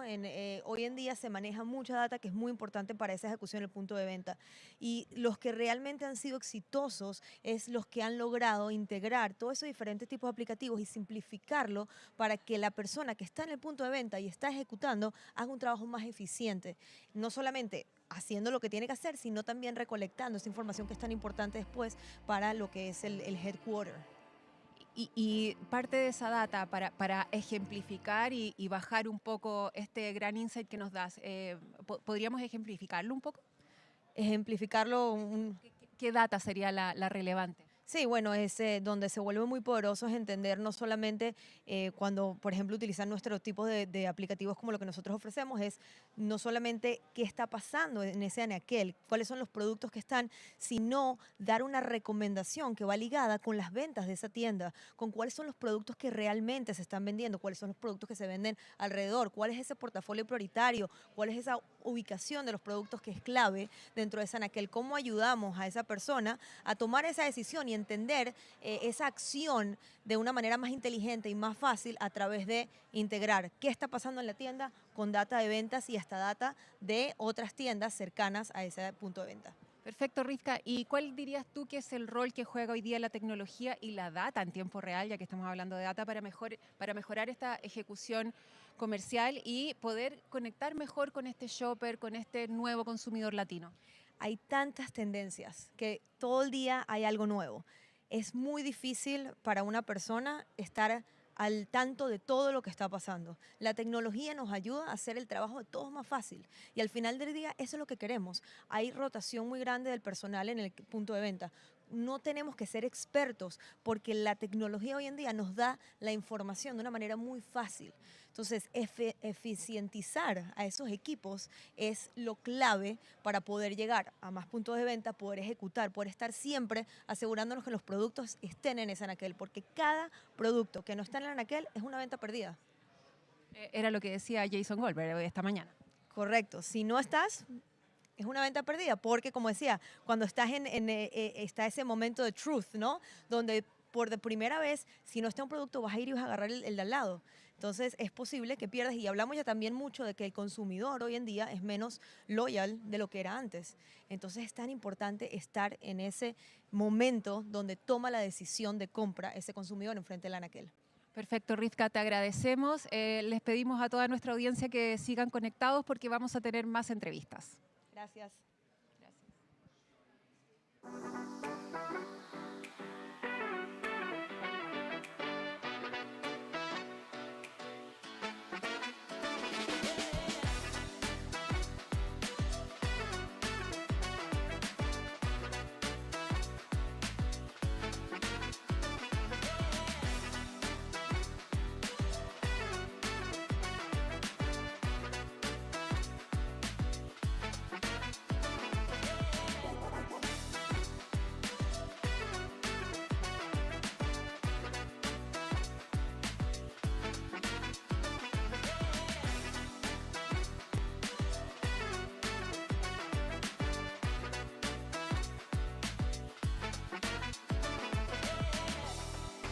Hola a todos de nuevo, estamos con Gretel Lanner, vicepresidenta regional para Latinoamérica de Edgewell Personal Care. ¿Cómo estás, Gretel? Feliz de estar aquí, gracias por este tiempo. Estuviste en la primera jornada hablando en uno de los paneles que es el corazón de este Latin Consumer Summit, de cómo conquistar en el fondo a este nuevo consumidor.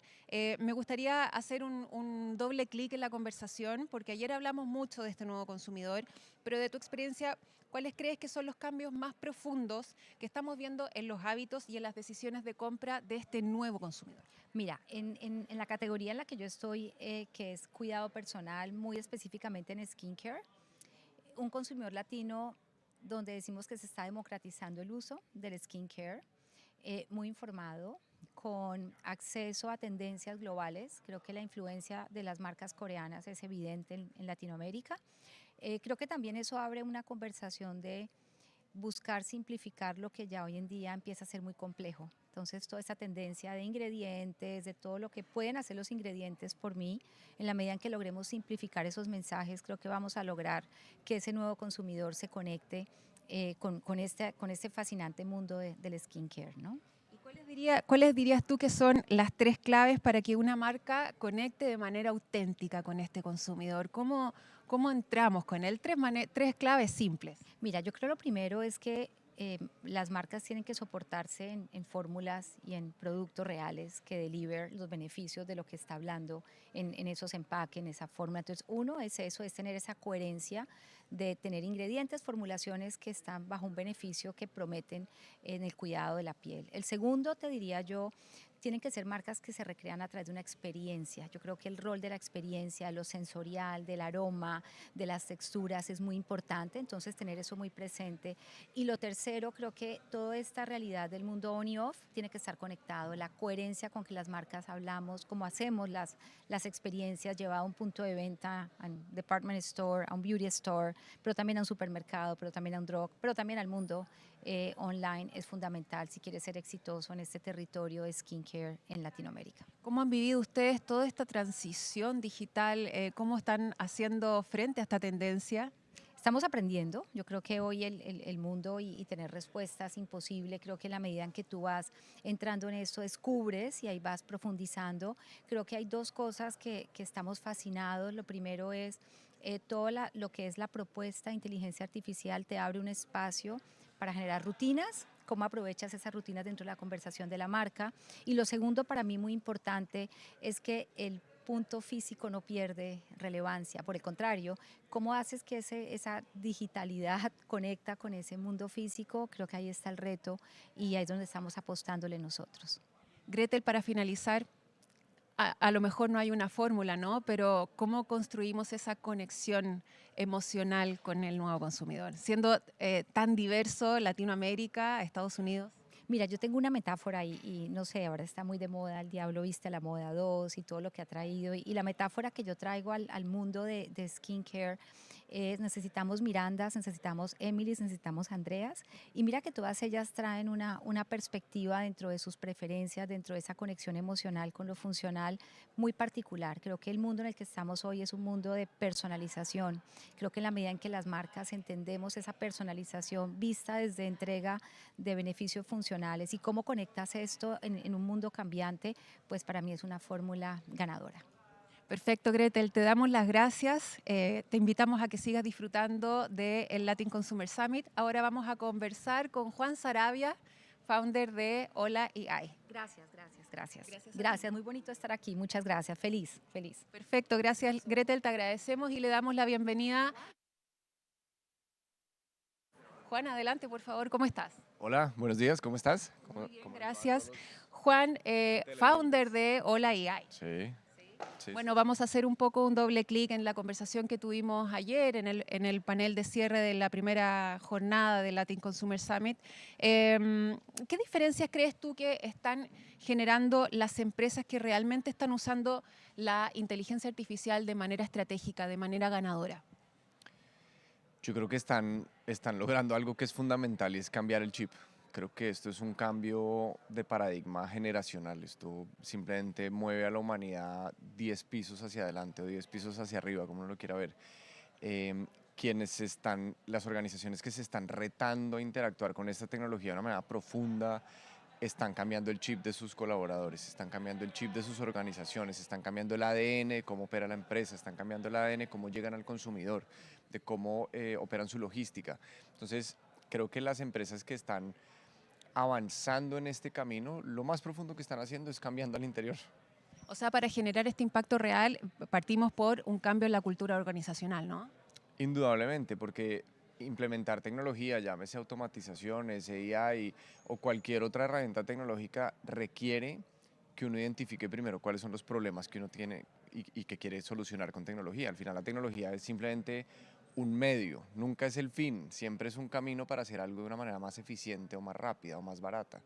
Entonces, creo que cuando se cambia ese ADN y se dice queremos trabajar con AI, al final lo que estás queriendo decir es cuáles son los problemas que tengo que quiero solucionar con AI. Exacto. ¿No hay problema hoy día que no se pueda solucionar con AI? Hay muchos problemas que todavía no se pueden solucionar con AI, pero también hay muchos problemas que hace 3 o 4 años era imposible solucionar con tecnología. Hoy se pueden solucionar con tecnología. ¿Cómo visualizas tú el alcance de la inteligencia artificial de aquí a 5 o 10 años más? Si te tuviera esa respuesta, estaría respondiéndote desde París. Yo creo que es en este momento de la humanidad predecir el futuro está imposible. Es muy difícil para todos. Muy rápido, ¿no? Es muy rápido y es muy difícil saber hasta dónde va a llegar esta tecnología. Creo que vienen cosas muy importantes, creo que vienen evoluciones muy, muy profundas en temas de salud, en temas de investigación, en temas inclusive de exploración espacial, de robótica, y el gran habilitador va a ser esta capacidad de nosotros consultar esa inteligencia como servicio. Juan, para finalizar y cerrar este espacio, me gustaría saber cómo la inteligencia artificial o la incorporación de tecnologías nos podrían ayudar a entender y conectar mejor con el consumidor latino y finalmente poder tomar mejores decisiones en tiempos más acotados o en tiempo real. Yo creo que lo primero es entender que el consumidor latino ya es más inteligente que las empresas, porque el consumidor latino ya tiene acceso a AI desde WhatsApp, desde ChatGPT, desde Claude, desde cualquiera de estas herramientas, y la gran mayoría tienen planes gratuitos. Entonces ya tenemos que ser conscientes que hay que perder la soberbia de pensar que nosotros sabemos mucho más que nuestros consumidores saben mucho más de nosotros que nosotros mismos. Entonces yo creo que uno de los caminos es empezar por entender que el consumidor cambió drásticamente. Y ese consumidor ahora es mucho más inteligente en términos de qué es lo que, de qué está compuesto nuestro producto, le hace bien, le hace regular, le hace mal, ya lo sabe mucho más rápido que nosotros. Porque seguramente muchos de ustedes, inclusive tú o yo, hemos llegado alguna vez a un supermercado a preguntarle a ChatGPT ese producto que contiene, de dónde viene, ya se empieza a volver un hábito. Entonces, más allá de lo que uno puede hacer al interior de las compañías, que fue lo que ya hablamos, que es cambiar el chip, cambiar el ADN, también es pensar cómo facilitamos que la información que consume o que consulta ese consumidor sobre nuestros productos, pues al final esté correcta y sea la que nosotros queremos que le llegue a él.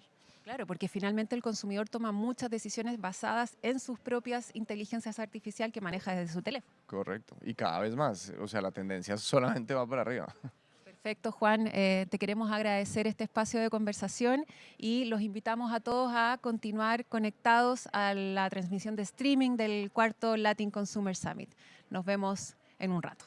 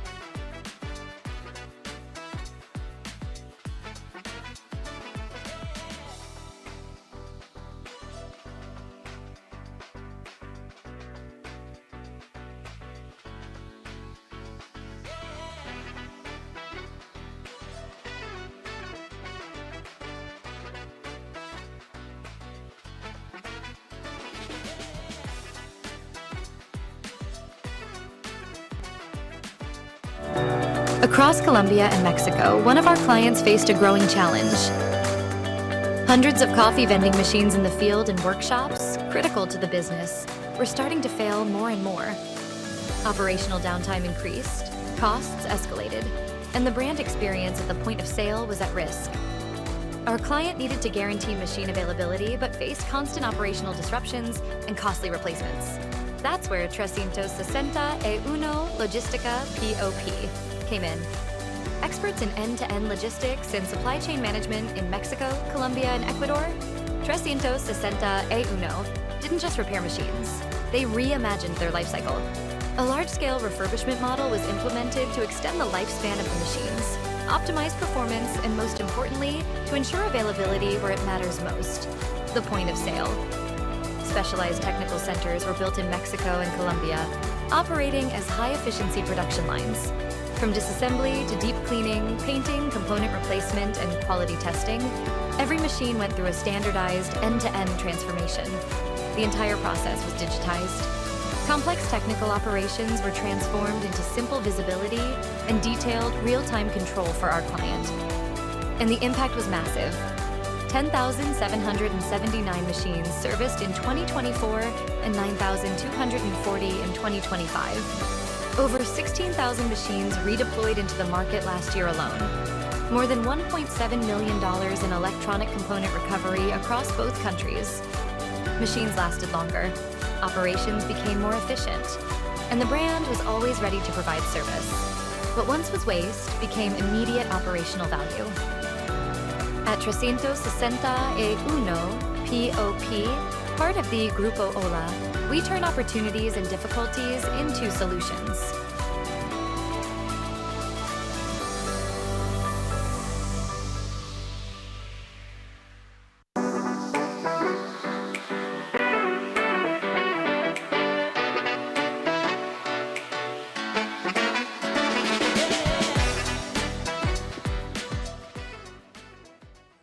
Hola, hola, ya estamos de vuelta. Esperamos que hayan recargado energías con un buen café Juan Valdés. La próxima sesión será en inglés. Tenemos subtítulos, pero les recuerdo que pueden ir a nuestra mesa de registro si quieren un dispositivo de traducción simultánea. We welcome you to the session, The Hispanic Market from Insight to Connection, featuring another of our keynote speakers, Isaac Mizrahi, co-president and CEO of Alma. In this conversation, Isaac will explore how brands can move from insight to genuine connection with Hispanic consumers, and why this market is not just a segment, but a true engine of growth. Welcome, Isaac. For over 30 years, while brands were trying to reach consumers, Isaac Mizrahi focused on what truly drives connection. From Coca-Cola to Sprint, and now as CEO of Alma, he has helped the world's leading brands understand the power of the Hispanic consumer. A Forbes contributor and author of Hispanic Market Power, he is one of the most influential voices in multicultural marketing today. Because this market is not a segment, it is a growth engine. As keynote speaker of the Hispanic market, From Reach to Connection, he will show how insight becomes a real connection. Please welcome Isaac Mizrahi. Thank you. Good morning, everybody. Good morning. It's a pleasure to be here. Thank you for the Ola Group for the invitation. Welcome to Miami for those who are not from here. I'm going to be doing this in English because as a Brazilian, that's another Brazilian, yes. I don't want you guys to bear with my portuñol and my weird accent. I'm very excited. I'm very excited about the Hispanic segment, talking about the Hispanic segment, everything related to the Hispanic segment. There is a say in English that, and in other languages, that an image speaks for 1,000 words, right? So this image here is actually the cover of my book that I launched in 2023. And when I briefed the creative, Daniel Correa, an amazing colleague from Alma, about the vision, I said, I want to show that the Hispanic market is a growth engine. It's driving sales, driving profits, and he created this beautiful dollar rocket going to the skies. And this is how I feel about the segment. However, it's not an easy segment. I really, really love the question to the previous session to Bernardo, the CEO for Iberia Group, talking about, you know, coming to the US. Everybody wants the US growth. Everybody. Very few companies want to invest and have the patience to actually win in the US Hispanic market. And I want to talk a little bit today about my learnings. I came to the US 27 years ago, and I became a specialist in this segment. And I want to talk a little bit about what I see when I used to be a client, and for the past 17 years working as a strategic creative agency, partnering with a lot of great brands. And in the end, I'm going to show you some case studies to show how some brands, two different brands, are winning in this marketplace. I don't think I got the clicker. If somebody can hand me the clicker, that would be great. Yeah? Click. Do you have the clicker? Appreciate it. So before I start, thank you, appreciate it. They asked me to talk a little bit about my journey because some of you may think I'm a fashion designer, Isaac Mizrahi, right? I'm not him, I'm sorry. I apologize if you came here today for fashion advice. Clearly, I don't have any. But let's talk a little bit about this journey. So I'm Brazilian, born and raised in the beautiful Rio de Janeiro, so Miami is like a second home for me. I came to the US in 1999 when I was working for Coca-Cola. I'm an economist. I have an MBA from Emory University in Atlanta, Georgia. As I mentioned to you, I'm proud multicultural marketing expert in America. My career started in the corporate side. I worked for British American Tobacco, Coca-Cola, and a lot of telecom companies that don't exist anymore. Bell South, Nextel, Sprint. When you work in telecom, you know, you dated yourself, right? And then 17 years ago, I became an employee, and now I'm a CEO of Alma Advertising. For those who know the advertising business in America, Alma is an amazing agency with a great reputation. It's an agency that has a strong reputation of being strategic and creative. I'm a board director, and I write for Forbes since 2017. Forbes invited me to be a contributor.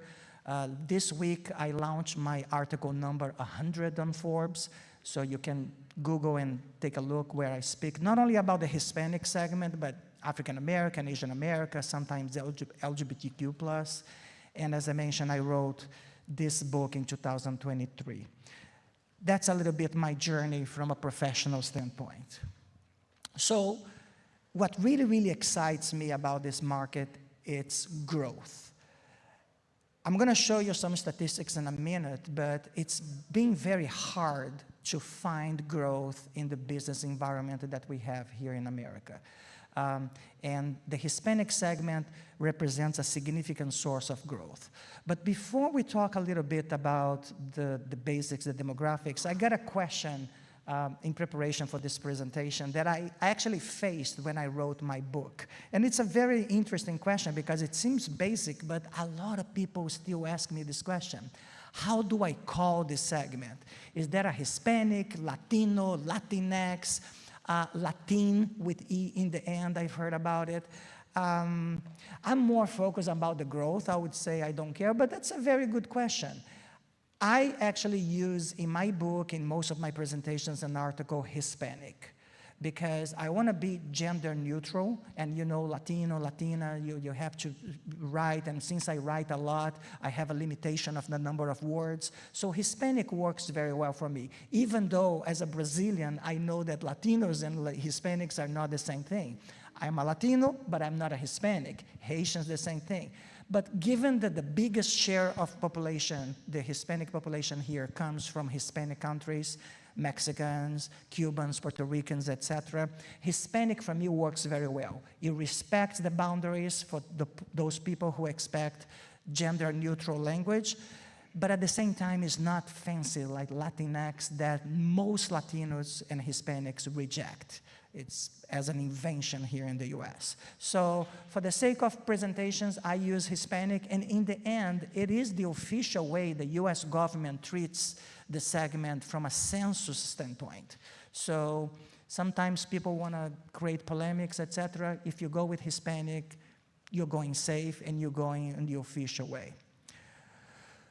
I'm not going to go very deep on the demographics. A lot of you know this. If you want to learn more about this, you know, there are several sources, public sources, census sources you can get from my book if you're interested. But I wanted to highlight a few things just to level the playing field for those who are not that familiar with the size and the power of the segment. This is US Census data from 2020.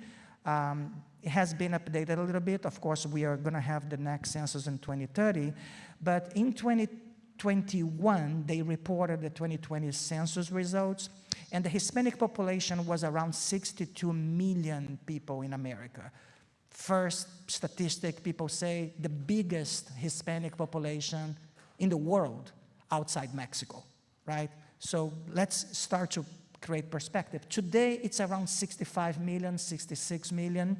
And as you can see in the pie chart, those 62 million represent 19% of the US population, of the whole US population. It's a big number, right? However, as an economist, what I like to go deeper a little bit in the details. And one slide that caught my attention is this one. So this is the variation of the population from the 2010 census to the 2020 census. So they're saying, what are the segments that grew or declined in this 10-year period of time? So the previous slide that we saw, the 330 million people, 331 million people in America, it was not created equally. The white Caucasian population actually declined in 5 million people during the period between 2010 and 2020. The Hispanic population grew 23% to 11.6, almost 12 million, and then the Black, the Asian, Pacific, and others also grew. The 11.6 million growth on the Hispanic represented 51% of the country's population growth. So let's recap for those who are not very good with numbers. The US population grew, driven by the Hispanic population. More than half of the growth came from the Hispanic population. And I'm not going to show here today, but before some of you may ask, the majority of this growth of the Hispanic population from US-born Hispanics, not immigration. Right? And this is very important. I'm going to be talking a little bit in a second. This premise that the majority of the Hispanics in the US were born here, making them different from the white Caucasian population, but different from Latin Americans born in Latin America. And this is a very important distinction. Now, every country in the world that has experienced decline in population has also experienced decline in economic growth. It's not good to have your population coming down for several reasons, including the imbalance between retirees and younger people coming to the population, consumptions, etc. So when I see the white Caucasian population declining, which was a surprise, they knew that this population was decelerating, growing slower, but coming to a decline was a big surprise in 2021 when this data was officially released. That shows that the engine of the economic growth in America is also the engine of the demographic growth in America. Us, Latinos, Hispanics, whatever you want to call. This is very important because brands, organizations, corporations, they are not looking at this on a serious way. They're going to be limiting their growth ability for years and decades to come. And remember, the majority of this population was born here. I don't want to talk about politics today, but in some of your minds, and I read minds, I'm reading minds, I know this girl, what she's thinking right now here in top, because she works with me, but The reality is, some of you are thinking, what about the politics, White House, immigration? Yes, we're not unaware of this, but the majority of the population is born here. Babies are being born here, that to 25, 26, 27% rate being Latinos. This is a demographic trend that's not changing. It may slow down depending on immigration, but the direction is not changing. 2026, we have more Latinos than 2025. 2027, we're going to have more Latinos than 2026, and so on, and so on, and so on. This is the foundation of this discussion that I want to have here today. The demographic trends are not changing.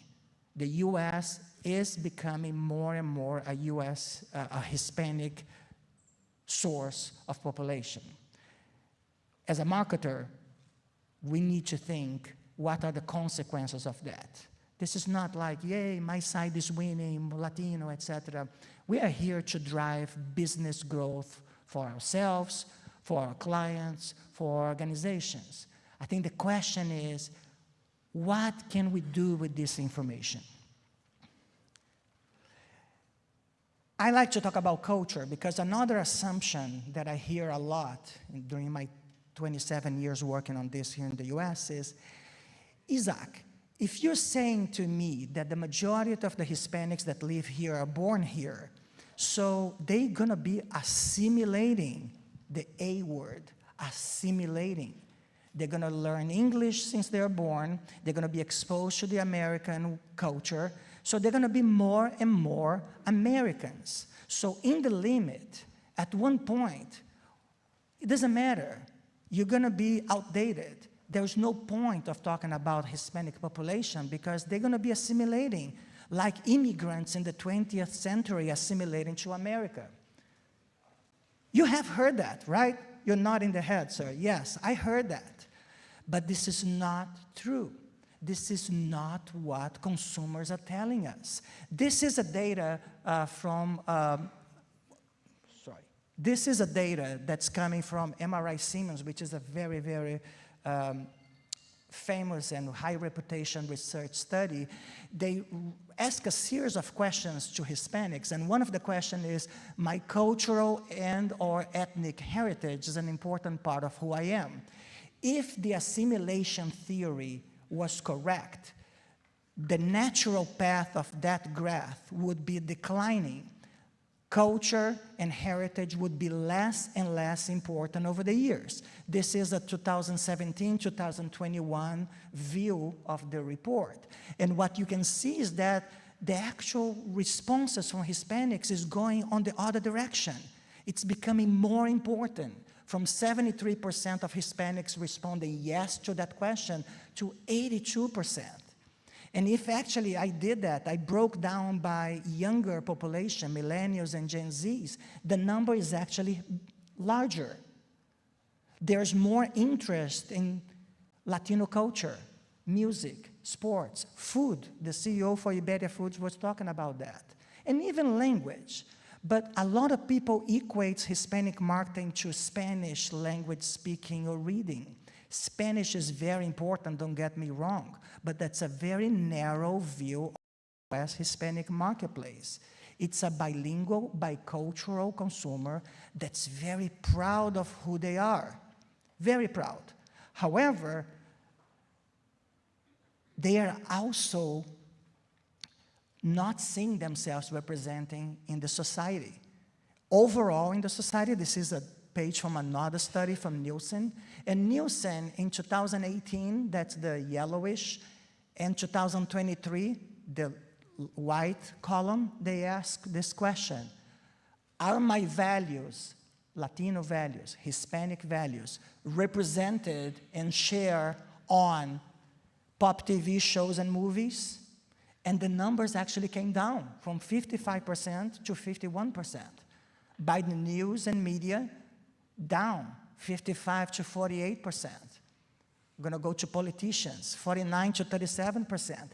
And here, large brands and companies, which is where I work, and a lot of you work every day, the numbers are also down from 54 to 45%. And when I click on Generation Z, younger consumers, the numbers are even worse. They came down from 59 to 41%.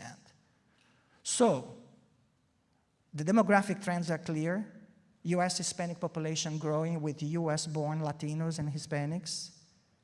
They are very proud of who they are, and they want to see themselves reflected in several aspects, but they are seeing the market going the other direction, right? This is an opportunity for professionals like you, professional like me. This is a great opportunity because in the marketplace where it's very, very hard to differentiate brand A from brand B, this can be a source of differentiation, okay? So how is the market actually approaching these opportunities? Actually, in a not very good way. There are some myths, there are some things that people are saying and doing that's not capturing the lion's share of the demographic and cultural opportunity. Have you heard about total market? Total market is a theory, a marketing theory created around the financial crisis of 2009 and 2010 that says, don't listen to Isaac Mizrahi, not necessarily with these words, but says, it doesn't matter if it's a Hispanic, if it's a Black, an Asian consumer, everybody is everybody. Let's serve them as consumers, right? If they want to buy diapers, let's serve them ads about diapers, and let's ignore the background. That way we can save money. We actually can spend less on advertising agencies, media plans, production. CFOs love total market. But total market, as much as we need to be efficient with our budgets, it's an efficiency play. It's not an effectiveness play. And we marketers are in the business of growing business. Effectiveness is what we are looking for. ROI is what we are looking for. No CMO gets congratulations on the board of directors by being efficient with the budget only. They are fired if they are not growing their business. So we are in the growth business. So the total market one-size-fits-all approach, it's not working because it doesn't recognize the idiosyncrasies and the opportunities that I showed in the previous slide. Hispanic consumers saying, where I am, why you're throwing me this communication, this advertising that doesn't connect to me at an emotional level? The other thing is the translation approach. You know what? You're right, Isaac. I'm going to take my ad developed for people in Minnesota. I'm going to translate to Spanish. And maybe I'm going to do an accent, like a Cuban accent, that I'm going to air in Miami. People are going to love. Consumers are very savvy nowadays. They know when something is authentic and something is not authentic, right? So translation, yeah, it's a good effort, but a good effort in 1975, not in 2026 anymore, right? The one that I like the most is the tropicalization. I had a client that came and said, you're right. We're not going to translate. We're going to tropicalize the creative idea. And I say, what the heck is tropicalize? Well, we have a mariachi in the ad. We have a grandma saying hola. We bring some stereotypes. Well, I didn't want to go there. This is tropicalization, but it doesn't work, guys. If you're really serious about the Hispanic marketplace, the key word is authenticity. Consumers are very, very savvy nowadays. They know who wants their business only or who wants to show that they want to have a meaningful connection. So, what's working? This is a very short summary of what's working based on my experience. To be very clear, I'm not here to say this is the Bible, this is exactly what needs to happen. But, you know, it's an experience based on many, many years of success cases, ROI, growth, market share expansion. First of all, let's be very clear that even though I work in an advertising agency and I love advertising, in order to win in this marketplace, you need a marketing plan, a business plan, not only creative ads. Creative ads maybe is going to be step 6 or 7 on a very comprehensive plan that you should create. Just doing advertising to Hispanics is not taking into consideration very important aspects like distribution, pricing, customer service, packaging, merchandising, right? And if you don't have all these aspects figured out, chances are, no matter how great the creative idea can be and the advertising can be, the media plan can be, you're not going to succeed because advertising is part of an integrated marketing business plan. So if you want to capture a lion's share, if you want to leapfrog your competition, you have to take in consideration the Hispanic segment from a business standpoint. A few years ago, PepsiCo, which is one of my clients, which is ironic because I came from Coca-Cola, elevated the head of multicultural marketing to a general manager of a business unit. Marissa Solis, who is now a big VP at the NFL, was the general manager of the Hispanic business unit and dealt with aspects of the business beyond advertising.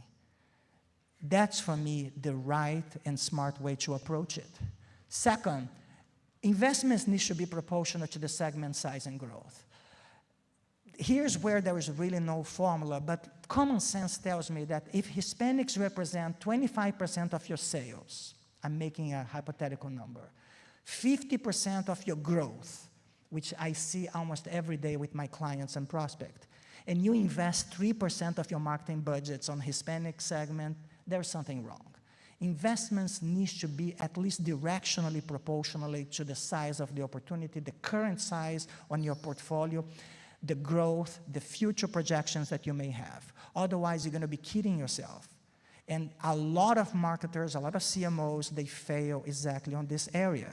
They tend to be very conservative. Budgets tend to be a repetition of last year's budget, which are repetitions of the 5 years ago budget or the 10 years ago budget. But here's the dichotomy.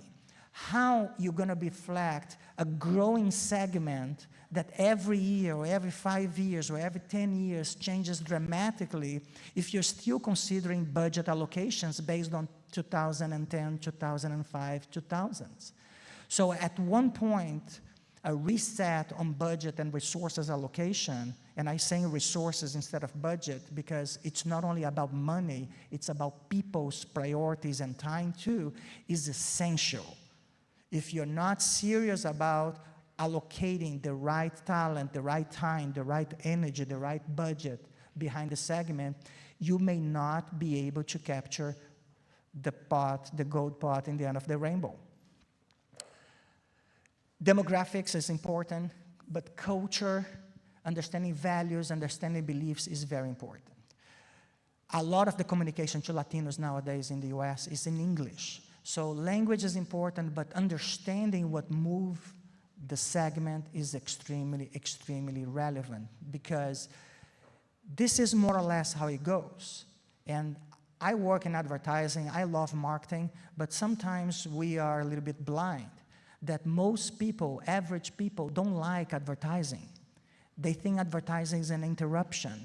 They think marketing has a bad reputation. They actually pay to skip advertising, right? My kids hate that my music streaming, it's actually free.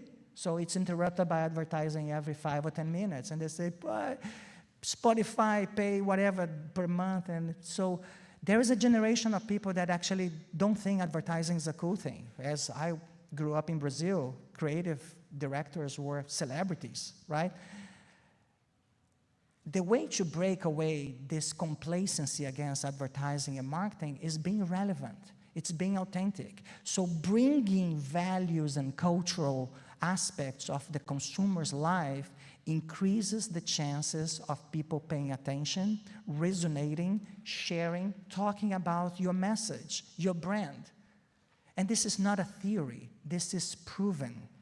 This is proven research that culture, values, attitudes, and beliefs, when packed in a way that's smart, that's creative, that's authentic, increases awareness, consideration, and purchase.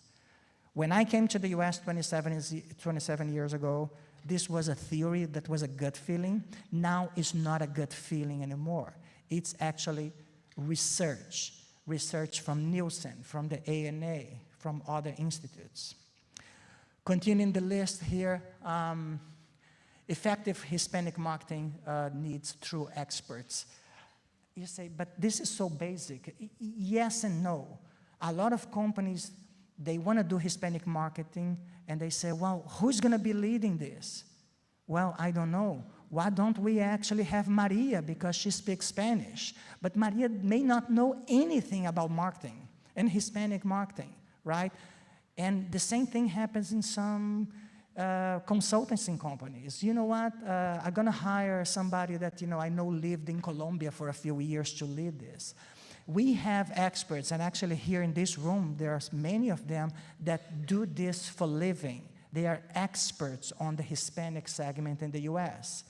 Talk to them, hire them, invest on the consultancy of the people that know how to do this. Sometimes they may not even be Latinos or speak Spanish, but they are experts on this. You don't play with something as big as the Hispanic segment and improvising. And finally, consistency. A lot of people come to me and say, Isaac, I don't have the big budgets. I'm not a Pepsi, a Coke, a McDonald's. I cannot beat them. But one of the things that I learned in this almost 3 decades working in this market is the size of the budget. It is important. I'm not going to lie to you, but there are several ways you can overcome that. But consistency is key. Not tell you how many brands start investing on Hispanic marketing, year 2, year 3, change of CEO, change of CMO, start from scratch. Abandon Hispanic market. Just 3 or 4 years ago, later, somebody raised their hand and say, I have a great idea, let's invest in the Hispanic market. And they start from scratch. And all the learnings from the previous years, they disappear. There is no memory of what has been done, victories, losses, learnings about the consumer. This happens all the time. So being consistent, investing over time, learning, capturing these learnings, evolving your program over the years, regardless of the turnover of executives, is extremely beneficial for the brands that want to win in this marketplace. So, culture impacts attitude and beliefs. Attitude and beliefs impact behaviors. If you want to learn more, I invite you to do a little bit of research on Nielsen. Nielsen has done tremendous amount of data around this ROI. And Nielsen has a very interesting thing going on because some of you know Nielsen. They have retail scan data, and they have also people meters, TV audience information. So they can actually cross what was the ad air to a household and how that household consumed from a CPG mostly standpoint. And they were able to track years of data, and they concluded that custom Hispanic content deliver 4 times ROI than just translating ads from English to Spanish. SIM is a tool from the ANA, the Association of National Advertisers. So they actually gather information and concluded the same thing, that ads perceived with high cultural relevance versus low deliver positive brand perceptions that's twice the size of ads that didn't. And furthermore, 3 times more advertising effectiveness. And then Kantar also did some own research with different sample, different methodology, and concluded the same thing. And the headline is what these 3 studies had in common, that cultural relevance drives purchase intent. Culture drives purchase intent. This is not a feel-good, kumbaya, let's celebrate Hispanic Heritage Month, hola que tal. No, this is business. This is actually one of the few driving forces of US growth that marketers have at their disposal nowadays. So, let's see who's doing that in action. I brought 2 case studies from couldn't be different brands. The first one is for Intuit QuickBooks. Are you guys familiar with QuickBooks? So, software, an app, right, allows you to do invoices, payroll, a lot of small business, sometimes individual owners, Hispanics lead in small business creation in America. Hispanics love to dream about owning their business. So when you're talking about culture, you start to understand there is something beyond the demographics. They came to us a few years ago and said, here's our general market ad in English.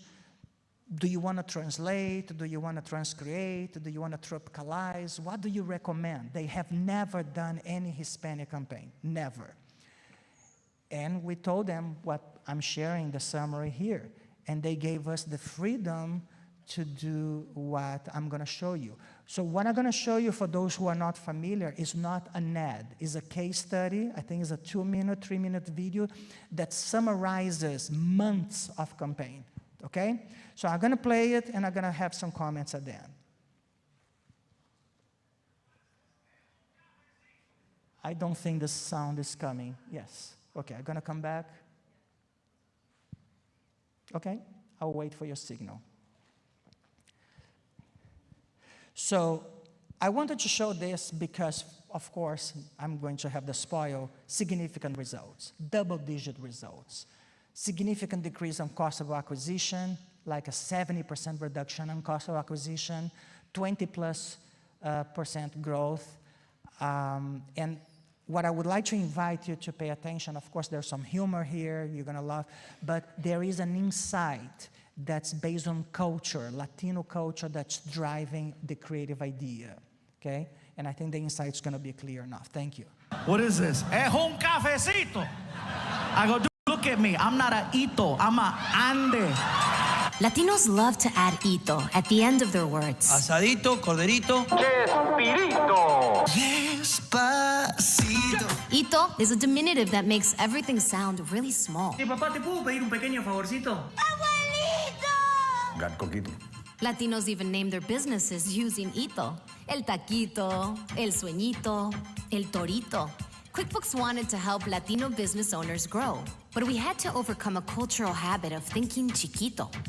So we teamed up with a Mexican soccer star with an iconic hito nickname, Chicharito. In English, my nickname means little pig. Together, we helped Latinos to stop thinking hito and start thinking ote, or big.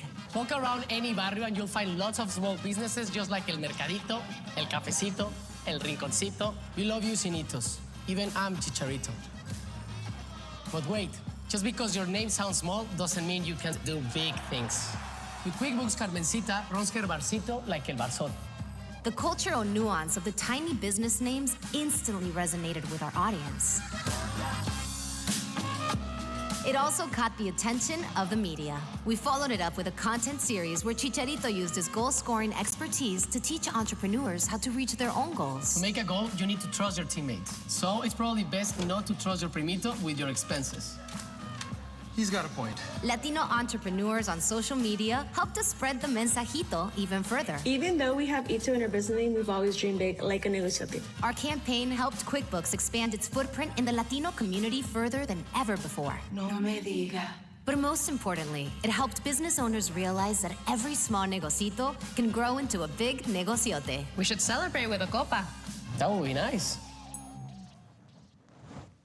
So, the insight was very clear. Hispanics, no matter how big is their business, they still think the business is very small. If they're very small, I don't need QuickBooks. I can have my primo, my cousin, doing the books, everything managed on notebooks, nothing official.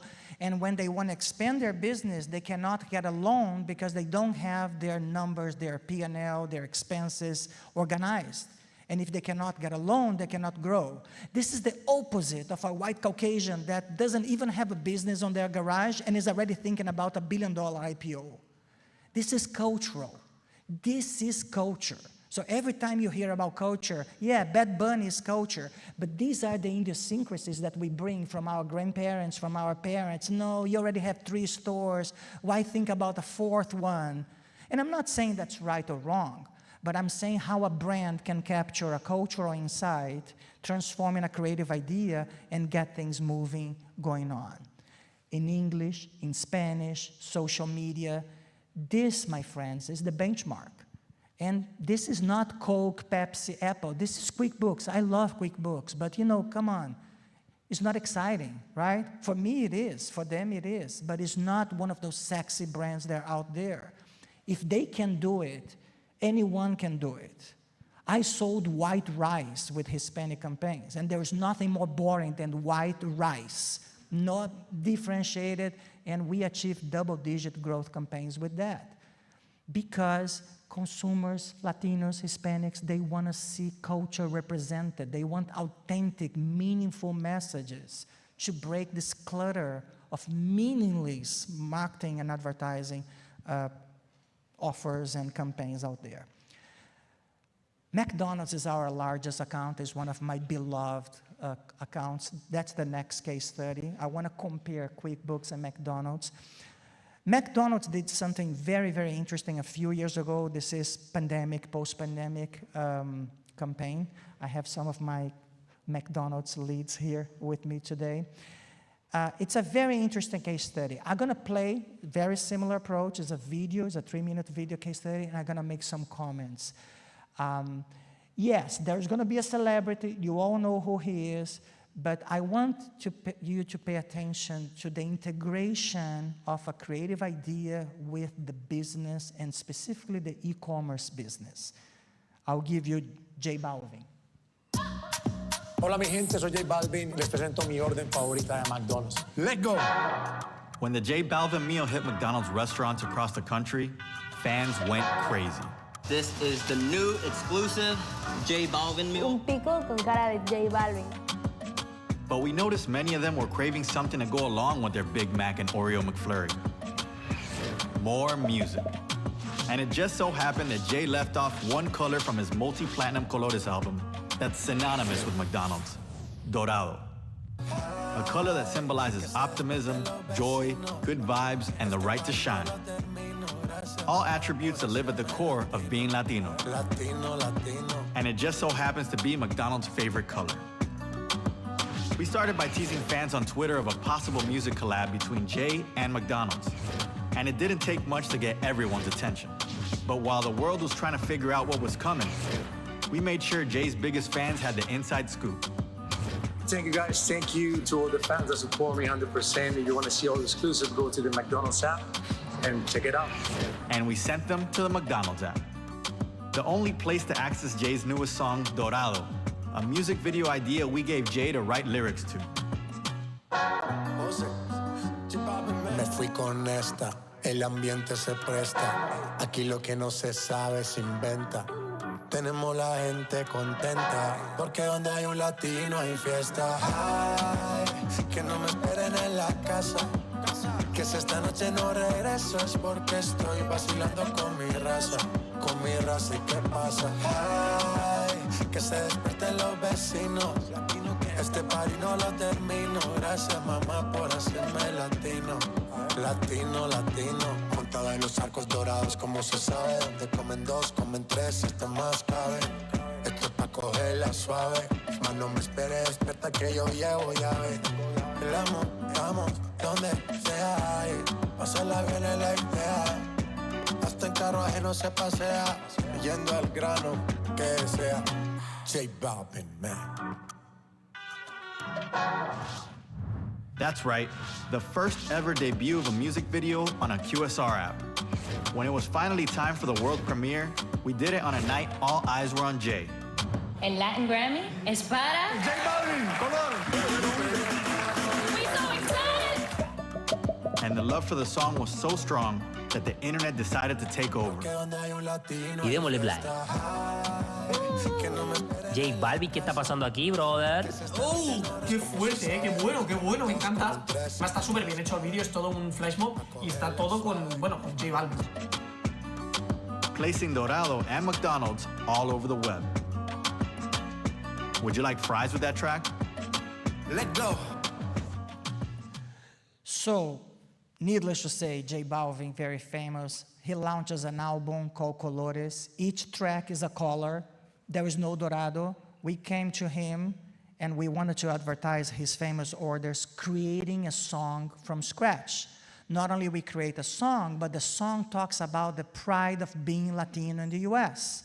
Going back to that slide, remember, consumers saying, I don't see myself in my culture. Let's do the reverse of that, and let's show that we are not only seeing, but we are proud of it. We convinced him to write together with us a song. And we didn't give the song for free. You had to download the app. For the first 48, 72 hours, you could only find the song on the McDonald's app. You had to download to see it. People were having FOMO. How can I see this video that everybody's talking about? And they downloaded the app, and the rest is history. One of the most awarded ideas that McDonald's had in the past few years came from the Hispanic segment. QuickBooks, McDonald's, they couldn't be more different. But both of them showed that understanding the consumer, understanding what is to be relevant and authentic in the connections can drive outstanding results. I want to thank you for your attention. I'm going to leave here my information, also a QR code if you guys are interested on the book, and I'll take a few questions. Thank you, appreciate it.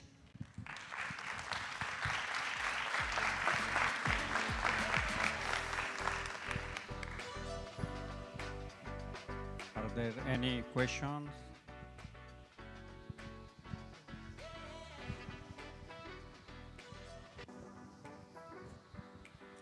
Yes, ma'am. Hi, sorry. Hi. Hi. I think someone of you might have seen me yesterday. My name's still Sophia. I'm still an assistant professor at the University of Miami, thankfully. They haven't fired me yet. I, of course, am really theory-driven, and I thought it was really interesting that you were talking about this theory of total market doesn't work in the United States. I wrote a textbook on international advertising, and one of the theories that we have in international advertising is the concept of globalization, that there are certain markets and certain consumers that we can standardize that advertising message to. If this theory of total market doesn't work in the United States, do you think that the theory of globalization still stands? That's a great question. I think that we have to be careful with the absolutes. It works and it doesn't work. Real life doesn't operate like that. For instance, Nike has an amazing global brand, but they're still, and now we're going to be seeing World Cup campaigns, global, but they still invest in local, in relevant market. Apple is actually developing a multicultural department, actually led by a friend of mine here in Miami. And Apple is famous to be a global brand. There's very fewer brands in the world with a global appeal than Apple.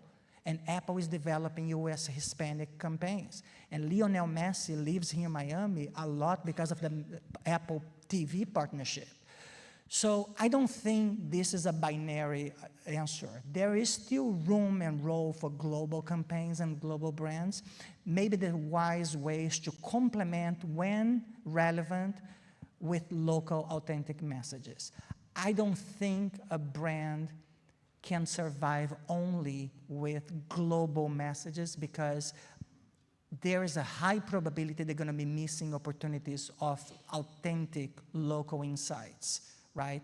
So I think the best way, and I came from a Coca-Cola world that, we always look for global opportunities, is to balance, complement global and authentic local. That's the same way I see the US Hispanic. I don't think US Hispanic replaces the marketing to other consumers.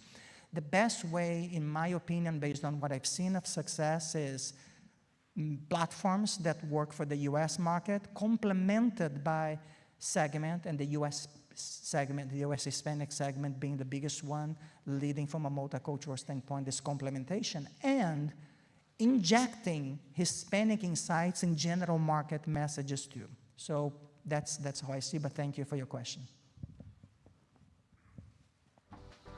Hi. There was in the Sorry. back. Yes, go ahead. My name is Diana Lesashian of PDG Insights. I actually grew up at Kantar and Nielsen and now own my own market research firm focused on Latino consumers.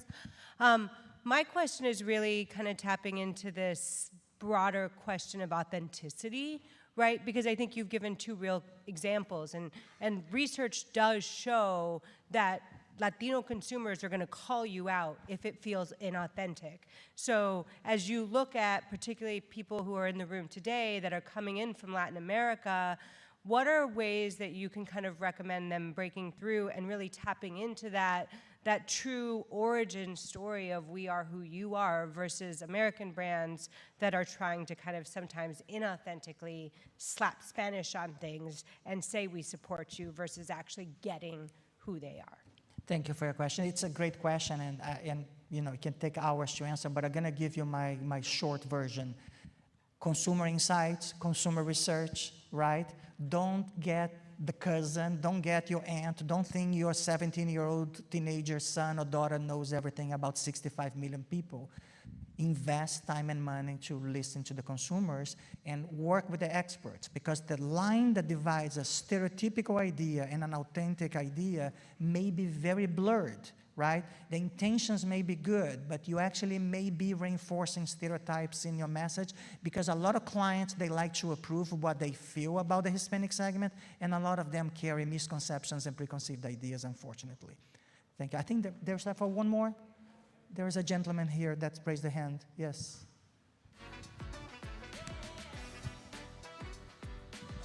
I don't see a mic coming in the direction.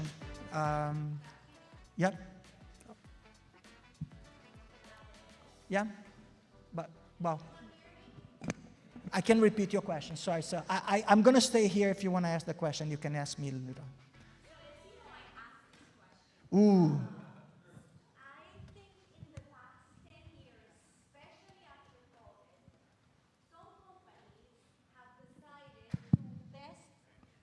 To be productive about how they use their advertising dollars. And when they think about the Hispanic consumer, they talk about the dark-skinned American consumer. And they think that going after Hispanics and maybe African Americans could be a way to do it right and save a few dollars. Have you seen that happen? And I would love your thoughts about that. Yeah, the people of color, right? The famous people of color. You know, it's a great question. Is yes, I've seen companies saying, yes, Isaac, it's not total market, but let me bundle all non-white Caucasians in one umbrella, and they call this BIPOC.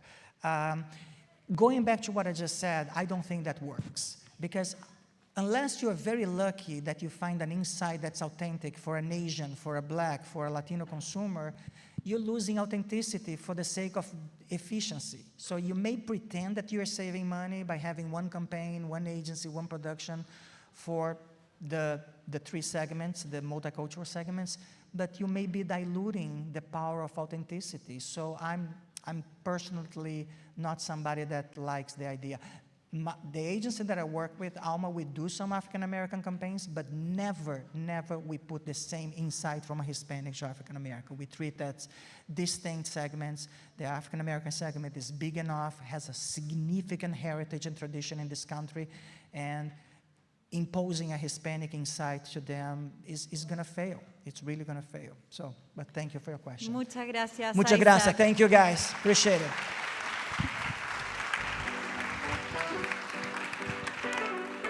Muchas gracias. Ahora daremos paso a un emblemático panel de nuestro Summit. Se trata de LATAM to US, Success Stories and Hard Lessons. Un panel que nos hablará de casos e historias de éxito, de cómo marcas latinoamericanas se abrieron paso en el exigente mercado de Estados Unidos. Este panel contará con la participación de Sebastián Mejía, General Manager de Juan Valdez Café, Dan Calhoun, CEO de Purple Crow, y Joaquín Vilajuana, Country Manager North America de AgroSuper. El panel será moderado por Victoria Amparo Salazar, socia de Grupo Ola. Muchas gracias. Bienvenidos. Sebastián Mejía, General Manager, Juan Valdez. Sebastián Mejía has nearly 20 years of experience across the food and beverage, franchising, and retail sectors. He began his career at Juan Valdez Colombia in 2005, quickly advancing into roles of increasing responsibility, including CEO of Juan Valdez Café in Chile, and commercial leadership positions for global brands. In 2018, he became International Vice President, leading the brand's expansion strategy across more than 38 countries. Since last year, he has served as General Manager, overseeing the company's global operations and growth. Dan Calhoun, Chairman and CEO, Purple Crow Food Distribution. Dan Calhoun is chairman and CEO of Purple Crow Food Distribution and Abasto Media. He believes food entrepreneurs are the driving force behind the growing Hispanic economy and is deeply committed to helping them succeed. Together with his family and many faithful employees, he has built a network that supports independent suppliers, retailers, and restaurants, serving as an indispensable link in the food supply chain. Joaquin Villawana, Country Manager North America AgriSuper. Joaquin Villawana is Country Manager for North America and the Caribbean at AgriSuper, where he leads the company's commercial, operational, and financial strategy across the US, Canada, and the Caribbean. With over a decade of international experience, he focuses on driving profitable growth through disciplined execution, data-driven decisions, and end-to-end value chain management. He has led commercial transformations in highly competitive markets and managed teams across Chile, China, and the US. Victoria Amparo Salazar, CEO, Vision and Marketing, and co-founder Grupo Ola. With over 30 years of experience across retail, business process outsourcing, and logistics, Victoria leads one of Colombia's most prominent business ecosystems, with more than 18,000 employees and services for over 250 leading brands. As co-founder of Grupo Ola, she has expanded operations to more than 22 countries, integrating marketing, technology, and execution at scale.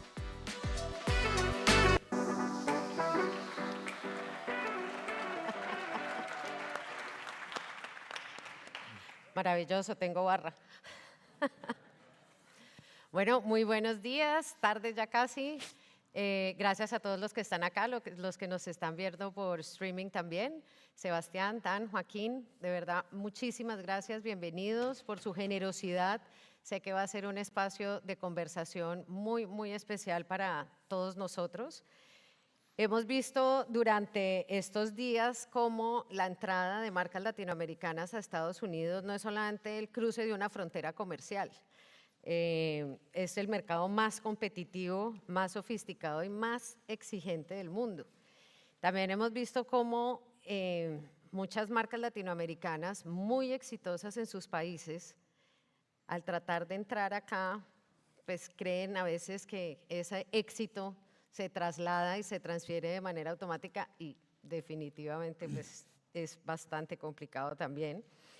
Ayer César nos hablaba sobre la excelencia que debe tener el producto y creo que eso también vamos a poder hablar acá, de entender los distintos consumidores. María Cristina en su panel también, en su entrevista también nos lo hizo ver, que hay que construir relevancia cultural, que Antonio y Juanfer también en sus paneles y en sus entrevistas nos lo manifestaron, que hay que dominar canales, cadena de suministro, creo que Joaquín nos va a poder hablar también de manera muy interesante sobre eso, que hay que ejecutar de manera impecable, que fue parte del trabajo que hizo Pepe de darnos conocimiento e información también a través del tema de la ejecución, que hay que aprender a adaptarse rápido, también lo vimos hoy con Bernardo de Iberia Foods. Y digo todo esto no por hacer un resumen, sino porque son muchas cosas, son una cantidad de cosas que hay que tener en cuenta en un mercado además donde si queremos enfocarnos a los latinos y lo veíamos hoy, los latinos no son los latinos, no es un bloque, ¿no? Hay muchos también temas culturales y temas de región y si son nacidos acá, no nacidos acá, bueno, hay una cantidad de elementos, es bien complejo. Bien complejo y quiero que empecemos a entrar desde las industrias de ustedes dentro de sus categorías y su experiencia a que profundicemos un poco sobre esos temas y tratemos de esta complejidad volverla un poco simple. Pero para eso quiero que arranquemos conociendo un poco más de ustedes, de sus industrias, de sus empresas. Entonces, si quieres, Joaquín, arranquemos contigo. Cuéntanos un poquito de AgriSuper y de ti. Bueno, primero, mucho gusto. Gracias por la oportunidad de representar a AgriSuper en este Summit. AgriSuper es una empresa con más de 70 años de historia, productor de proteína animal, pollo y cerdo, 100% en Chile, y que con una particularidad que somos 100% verticalmente integrados, por ende desde los alimentos, las granjas, las plantas procesadoras y luego la exportación a más de 60 países. Es algo que nos hace distinto en nuestra industria, en la industria de la proteína animal.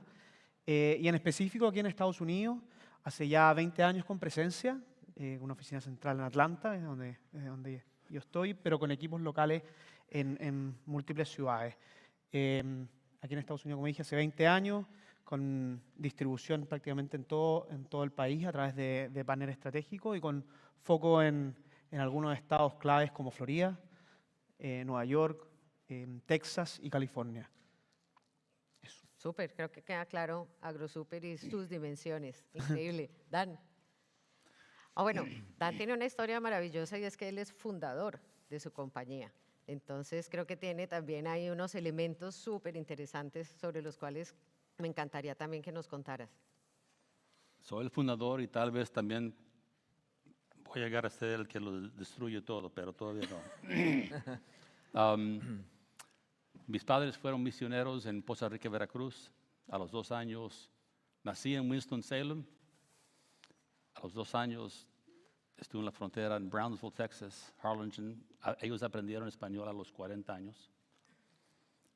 Mi papá todavía está vivo, 97. Él todavía habla español perfectamente bien. Aprendimos español, yo y mis 2 hermanos. Regresé a Estados Unidos para terminar high school. Fui al seminario. Los 3 hermanos fuimos al seminario para estudiar la Biblia, teología.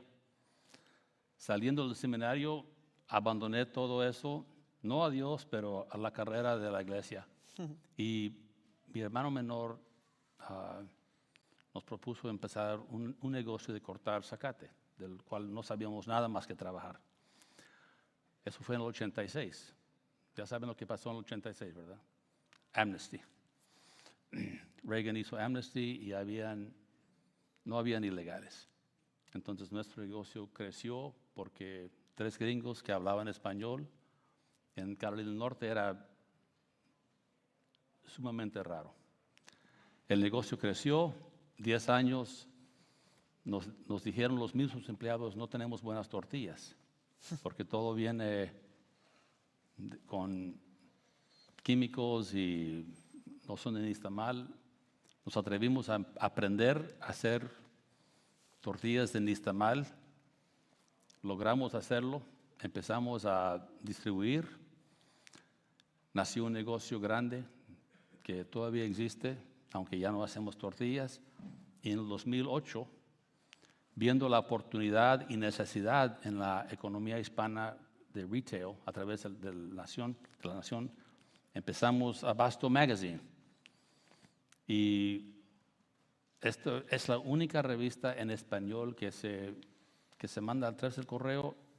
Es increíble, pero alcanza como 25 o 30 mil negocios en Estados Unidos. Y es un orgullo poder representar la revista y Purple Crow aquí con ustedes y compartir éxitos y fracasos. ¿Qué distribuyen ustedes hoy, Dan? Empezamos con una tortilla y llegábamos y no tienen frijoles, no tienen jalapeños, no tienen esto. Así que hasta la fecha todavía el negocio crece. Ahora distribuimos desde Alabama hasta como Filadelfia. Y todo, carne, verdura, todo tipo de CPG, todo. Papel, lo que sea, lo que se requiere en una tienda, una bodega, ya que no son Walmart, son los independientes más que nada. Pero vendemos todo. Perdón. Bueno, muy buenos días. Muchísimas gracias por la invitación, por mis compañeros y por los oyentes. Soy colombiano, desde niño cafetero, de familia caficultora. Mi papá nos crió toda la vida y pagó nuestros estudios vendiendo café, pero café verde que se cosechaba en una finca y que se exportaba, y siempre pensé, ¿por qué no deberíamos vender capuchinos en el mundo, lates cortados y agregar valor en la cadena y no estar vendiendo un insumo? Entonces empecé a trabajar en Procafecol, que es la compañía que maneja Juan Valdés, hace 21 años más o menos, y he estado a cargo de la internacionalización de la marca, hoy presente con 600 tiendas en 21 países, que es una locura de administrar, es muy difícil, pero si comparas con una marca americana es poco.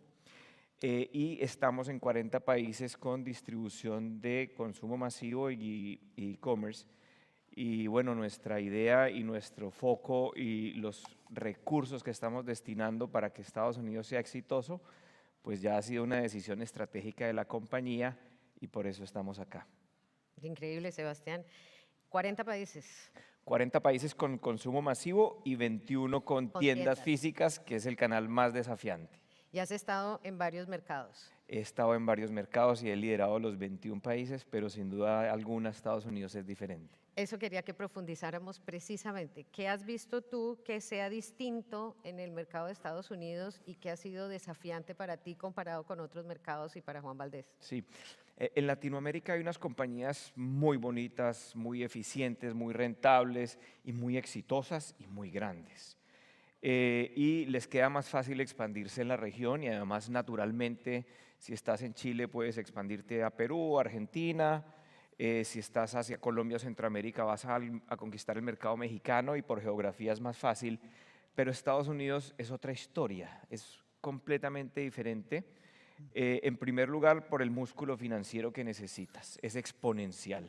Si uno tiene un capital para hacer un negocio en Sudamérica y el CAPEX para abrir tiendas, si uno pensaría que Estados Unidos es 2 o 3 veces mayor, no, es mucho más grande y por lo tanto hay que tener músculo financiero para decidir venir a Estados Unidos, porque si eres exitoso en Estados Unidos ya eres una marca global, eres una marca mundial, porque eres el referente y estás en Estados Unidos. Entonces es el mercado con más necesidad financiera que nosotros hemos visto según nuestra experiencia para ser exitosos.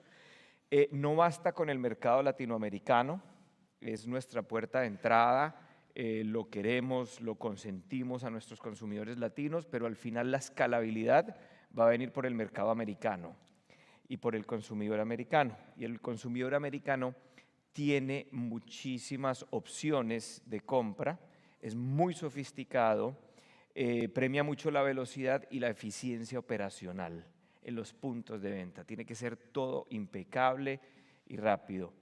Y una cantidad de cosas adicionales, pero al final si lo haces bien acá, ya eres una marca global.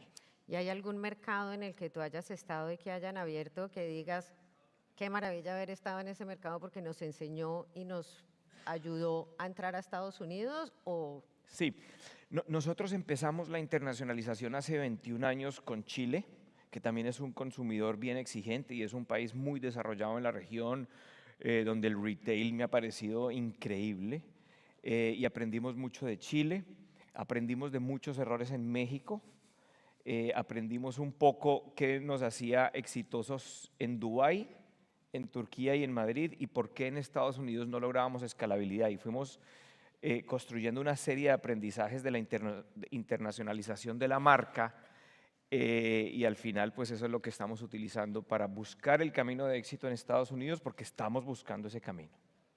Joaquín, ustedes vienen de Chile. Venimos de ¿no? Chile, sí. De un mercado sofisticado, de un mercado exigente. ¿Crees que eso les ha ayudado a ustedes a posicionarse acá? Bueno, ya llevan 20 años en Estados Unidos. Cuéntanos un poquito cómo fue esa entrada y qué aprendizajes tuvieron ustedes para poder estar acá ya después de 20 años. Claro. Sí, bueno, como dice nuestro compañero aquí, efectivamente Chile es un mercado muy exigente, es un mercado muy sofisticado, pero concuerdo en que Estados Unidos es aún más. Es un mercado que exige calidad, exige servicio, no da espacio a equivocarse en la ejecución. Si uno se equivoca en la ejecución, queda fuera del negocio. Lo dijo otro panelista en las secciones anteriores. Que creo que nos ha permitido éxito de seguir creciendo aquí en los últimos 20 años, es justamente eso, es ejecución.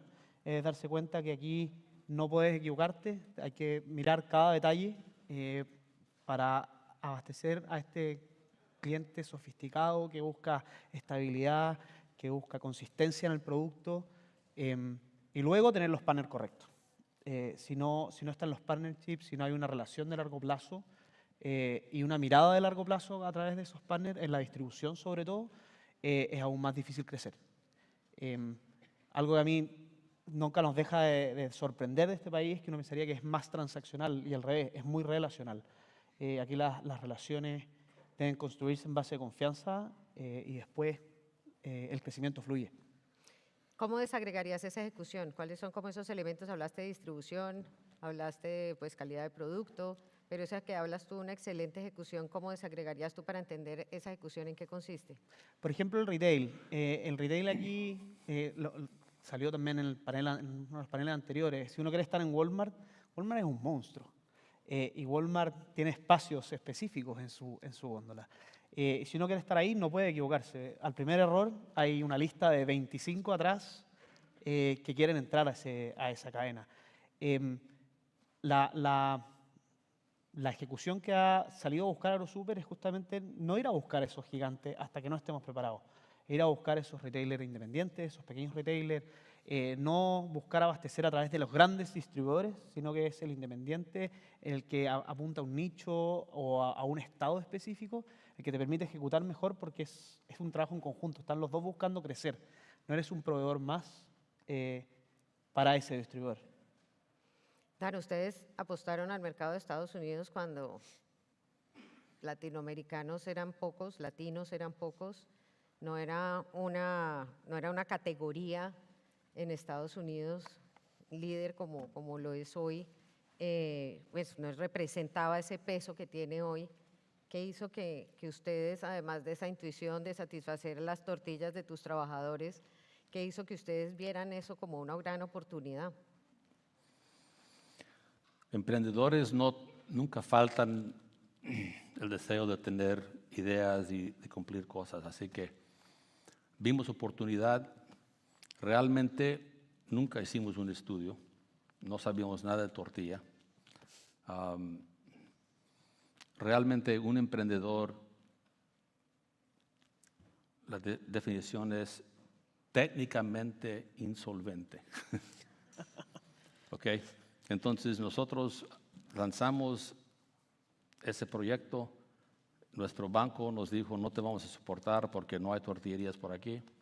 Otro banco sí nos soportó, pero realmente vimos una oportunidad, pero ya teníamos la conexión con los hispanos, principalmente mexicanos que habían venido y teníamos una conexión con ellos, porque es una cosa, una persona que quiere trabajar, tiene ideas, quiere mejorar su vida, compartir la vida con ese tipo de personas cambia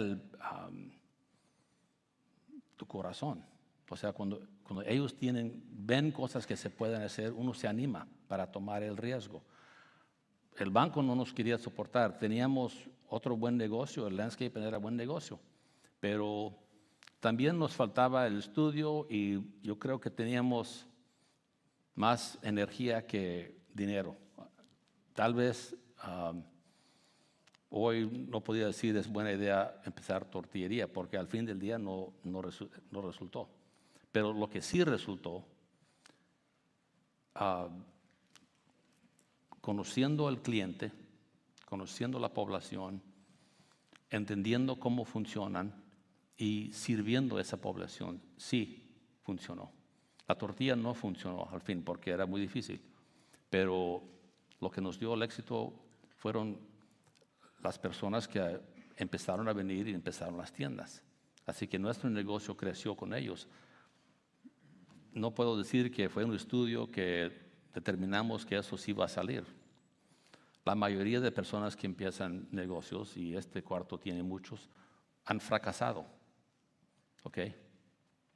¿Hoy sigue siendo tu objetivo y ese mercado objetivo el latino, el hispano en Estados Unidos o han ampliado el alcance No, el en la enfoque audiencia? sigue siendo el hispano, el retailer, el restaurante, la carnicería, porque es un mercado muy grande, también es muy difícil y dificultad es algo bueno si a la competencia también los queda a distancia. Así que nosotros hemos aprendido cómo navegar geografía, otros países, nacionalidades, pero enfocándonos en el hispano es algo que es lo más importante para nosotros. Ustedes, Juan Valdez, claro que casi que podría decir nosotros, porque es una marca que los colombianos llevamos en el corazón, son una marca global. Entiendo que hay unas raíces colombianas, latinas, y seguramente le han apostado también a la entrada del mercado latino-hispano acá en Estados Unidos, pero es una marca global. ¿A qué le están apuntando ustedes y cómo creen que están pudiendo llegar a ser exitosos en ese objetivo y esa audiencia? Sí, no es fácil entender y transmitirle a un cliente que es una marca global porque al final no puedes perder tus raíces y tu esencia. Nosotros somos una marca colombiana, de caficultores colombianos que producen el café artesanal, premium, y que al final tienes que llevarla a muchos países. Y cada país debe tener una estrategia de tropicalización, que creo que lo decían en la conferencia anterior. ¿Y cómo buscas ese mix entre mantener la esencia en Dubái, en Miami, en Bogotá o en Santiago? Mantienes tu esencia y te adaptas al público local. Entonces, en la tropicalización y localización está la clave de buscar ese mix. Y nosotros, pues en Estados Unidos hemos optado por que lo más fácil para nosotros ser exitoso y mantener nuestro negocio claramente es con los latinos, y te diría que los latinos desde México hasta la Patagonia, es decir, todos los latinoamericanos conocen nuestra marca, la quieren, la valoran. Si ven un Juan Valdez podrían tener más intención de comprar que quizás otra marca, aunque el consumidor latino aquí es muy sofisticado, pero al final estamos buscando la forma de ser exitosos con el mercado americano. Tienes muchos estados en Estados Unidos que es más fácil el latino, que es la Florida, estás en Texas, California, y son 3 países gigantes porque cada estado es muy grande, pero al final Estados Unidos lo que te debe abrir las puertas es para la escalabilidad. Nosotros lo que estamos buscando del mercado americano es poder escalar. Si tenemos 600 tiendas en el mundo con esfuerzos de habernos dedicado 20 años a abrir 20 países, hombre, ¿por qué no conquistar un país que te puede dar miles de tiendas? Nosotros estamos entre las 15 o 20 cadenas más grandes del mundo con 600 tiendas. Starbucks tiene más de 50,000 y Luckin Coffee en China creo que va por 20,000. ¿Por qué nosotros no podemos soñar con 5,000 o 6,000 tiendas y ser uno de los 5 actores? Entonces creo que el entendimiento del mercado norteamericano, mantener esa esencia y llegarle al consumidor de manera omnicanal, donde se complementen los canales, pues nos debería dar un resultado en los próximos 5 años.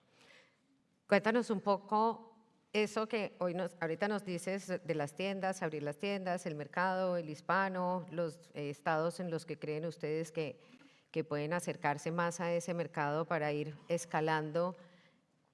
¿Eso fue planeado? ¿Han abierto, cerrado? ¿Cuál ha sido? Como aquí queremos hablar un poco también de los aprendizajes y de los errores. Sí. Nosotros hemos cometido muchos errores en Estados Unidos y los errores son costosos financieramente. El primer error lo cometimos en el inicio de la internacionalización de Juan Valdez, empezó en Estados Unidos y abrimos como unas 4 o 5 tiendas flagship de mucha experiencia, de mucho capital, de mucho CAPEX, en Times Square en Nueva York, en Seattle y otras por ahí. Y queríamos probar el concepto de la marca, veníamos con muchas ganas, energía y ambición de ser una marca de los caficultores colombianos, y los arriendos, la parte legal, la impecabilidad en la operación, nos costó y nos salimos de Estados Unidos con las tiendas al siguiente año y perdimos muchísima plata y nos dedicamos a expandirnos en Latinoamérica. ¿No quedaron con ninguna tienda en ese Estados momento? Unidos? No, y nos fuimos para Latinoamérica y dijimos, ¿sabes qué? Después de este susto, quedémonos en Colombia y Latinoamérica y preparémonos para más adelante conquistar el mercado americano. Pensamos habernos preparado y volvimos a los 5 años y dijimos, no vamos a abrir tiendas propias, compremos una cadena ya existente. Y compramos una cadena en Filadelfia y no nos fue bien, y también a los 2 o 3 años nos tocó cerrarlas, volvimos a Colombia, sigámonos expandiendo por el mundo, nos fue muy bien, y ya hace 4 o 5 años hicimos nuestro tercer intento con muchos aprendizajes. Empezamos por la Florida. Compartimos riesgo con un franquiciado o a veces joint venture. Tenemos en este momento 13 tiendas. unas tiendas muy rentables. Creo que hay 2 de las más rentables del mundo y hay 2 que son las que más pierden del mundo y hay otras que están en la mitad que estamos encontrando eso. Entonces, creemos que en un año y medio más vamos a haber entendido qué es lo que está pasando con esas tiendas rentables, cómo replicar el modelo y ese debe ser el punto de inflexión. Eso es con el canal de tiendas. Con el canal de consumo masivo, supermercados, sí fue distinto. Tuvimos una victoria muy temprana con Walmart. Hace muchos años hicimos un intento de entrar en consumo masivo y a Walmart le gustó el producto y Walmart nos hizo toda la diferencia del mundo. Estamos en 4.000 puntos de venta. Para nosotros es un negocio un poco más sencillo que las tiendas. Es más de distribución, de retail, de punto de venta, de propuesta de valor de producto. Y ese negocio es muy exitoso y nos ha permitido ir escalando a otras grandes cadenas como Publix, como Target, como Walgreens próximamente, y nos está yendo muy bien. Ahí en ese canal los aprendizajes son que tenemos que hacer renuncias a veces porque es un mercado muy grande con muchos actores en retail. Hay 10 muy grandes que tú quieres llegar. Esos 10 los persigues durante toda tu vida para sentarte con un comprador que te da 15 minutos, que tiene 700 marcas para ver cuál incluye y que si te incluye tu producto, pues tienes que saber sobrevivir y que si esperas 10 años para llegar a una gran cadena, pues vas a ir desarrollando un mercado un poco más pequeño de competidores pequeños que te dan oxígeno, pero que también te quitan recursos. Entonces hay que tener mucho foco en ese sentido. ¿Cómo hicieron ustedes, Joaquín? Que nos hablabas también de probablemente empezar con unas cadenas más pequeñas. Tuvieron ellos una aproximación con Walmart súper exitosa, pero cuéntanos un poco cómo también encontraste eso que nos hablabas de las independientes. Claro, para nosotros, nuestro principal canal es el canal Food Service, son los restaurantes. B2B. B2B, claro. Tenemos una parte de nuestra venta que es B2C, pero nuestra gran proporción es B2B. Y como decía, claro, hay grandes distribuidores, así como los Walmart del retail, están los grandes distribuidores en el food service. Y es importante estar en ellos. Es muy importante porque te da efectivamente la escalabilidad, pero no se puede fallar. Y ahí donde los independientes son un poco más flexibles, más nimble en su operación y toman el partnership. Tuvimos 2 muy buenos approach, uno en Puerto Rico, que es una de nuestras banderas de marca como compañía, de hecho.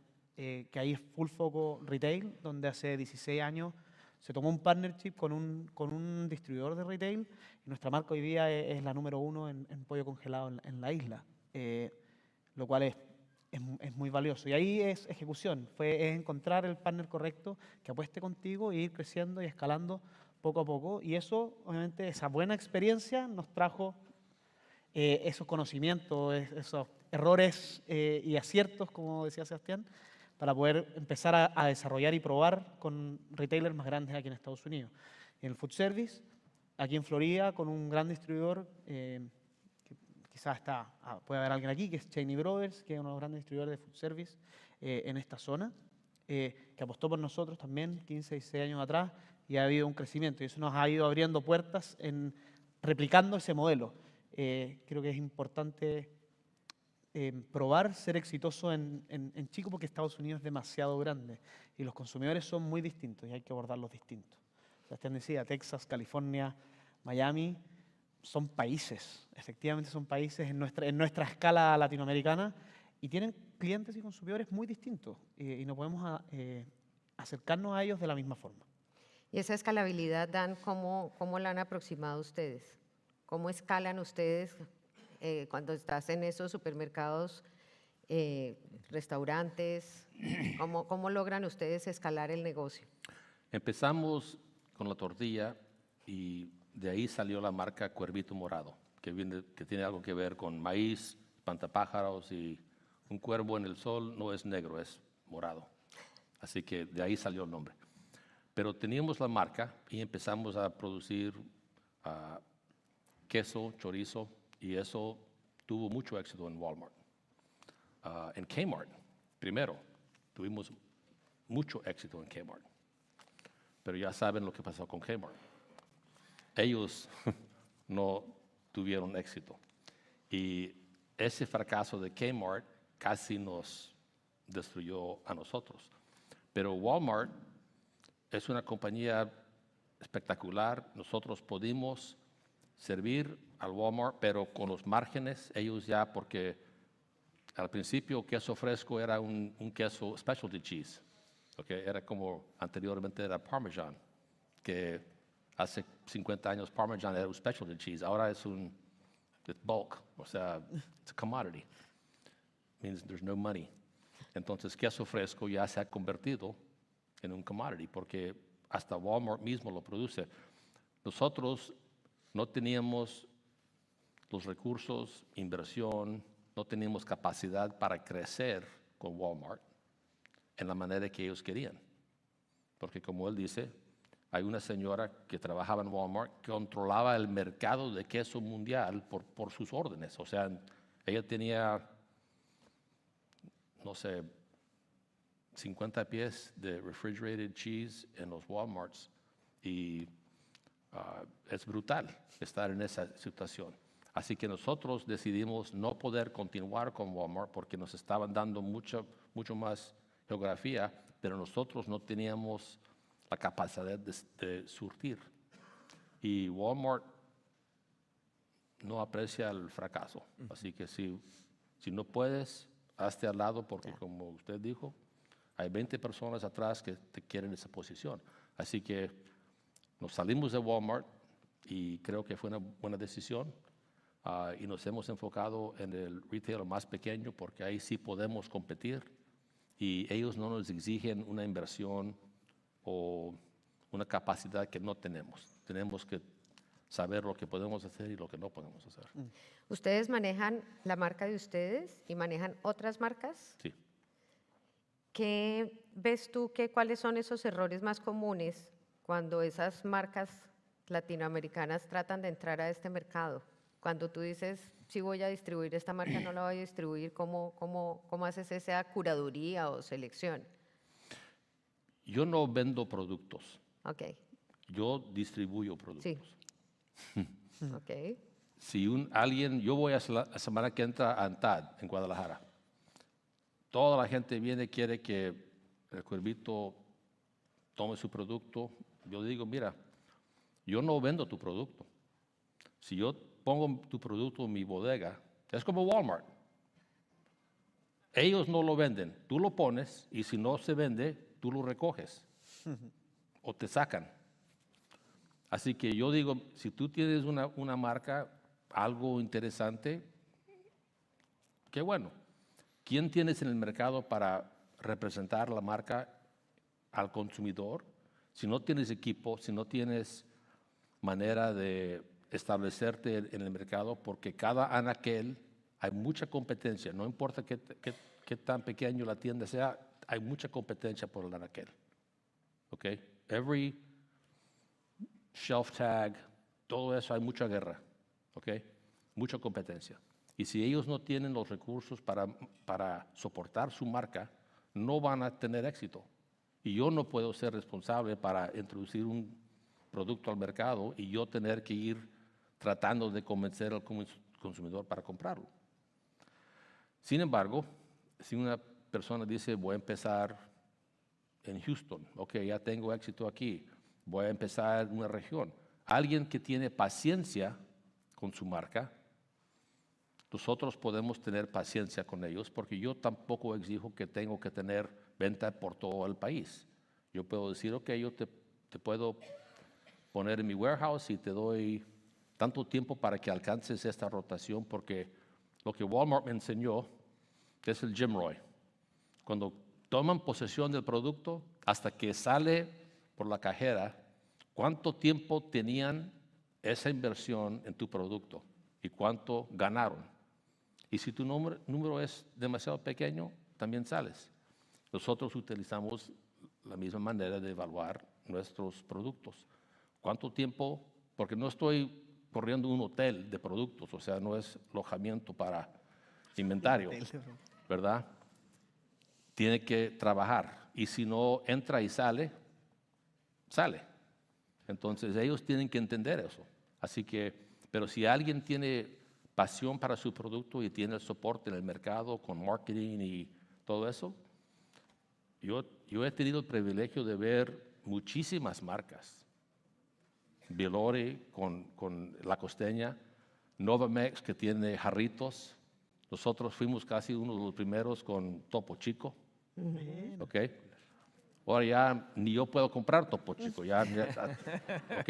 Mi esposa me reclama, Daniel, ¿tienes una bodega? ¿Dónde está el Topo Chico? Bueno, lo siento, hijo. O sea, fuerzas del mercado hasta a mí me afectan, pero he visto marcas que han tenido la capacidad de mantener su presencia en el mercado en Texas, California, Chicago. Winston-Salem no es nada. O sea, en comparación, hay calles en Los Ángeles que tienen más hispanos que Winston-Salem. Pero lo que nosotros tenemos es geografía. Estoy a 6 horas de Atlanta, a 6 horas de Washington, D.C., y con un camión eso es muy importante. Así yo puedo controlar la costa este. No vengo a Florida porque es un mercado muy diferente. Nueva York también es muy diferente. Pero nosotros sobrevivimos porque es muy difícil. El dollars per stop es muy pequeño y a nadie le interesa. Pero a mí sí. Pero si alguien dice, yo tengo una marca, quiero vender a Walmart, yo les digo, bueno, buena suerte. Pero eso tampoco, Walmart es algo muy poderoso, fuerte y puede ser horrible. Puede, no necesariamente, pero... Pero un poco. Sí.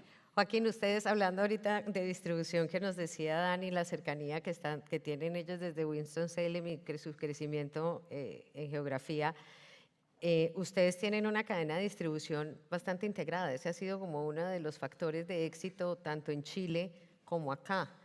Cuéntanos un poquito de eso, cómo ha contribuido a que sean exitosos. Claro, sí, bueno, en Chile Y bueno, ¿y qué aprendizaje hay también en, Sí. en ese proceso? Por supuesto, yo creo que Sebastián puede ser testigo, Claudia.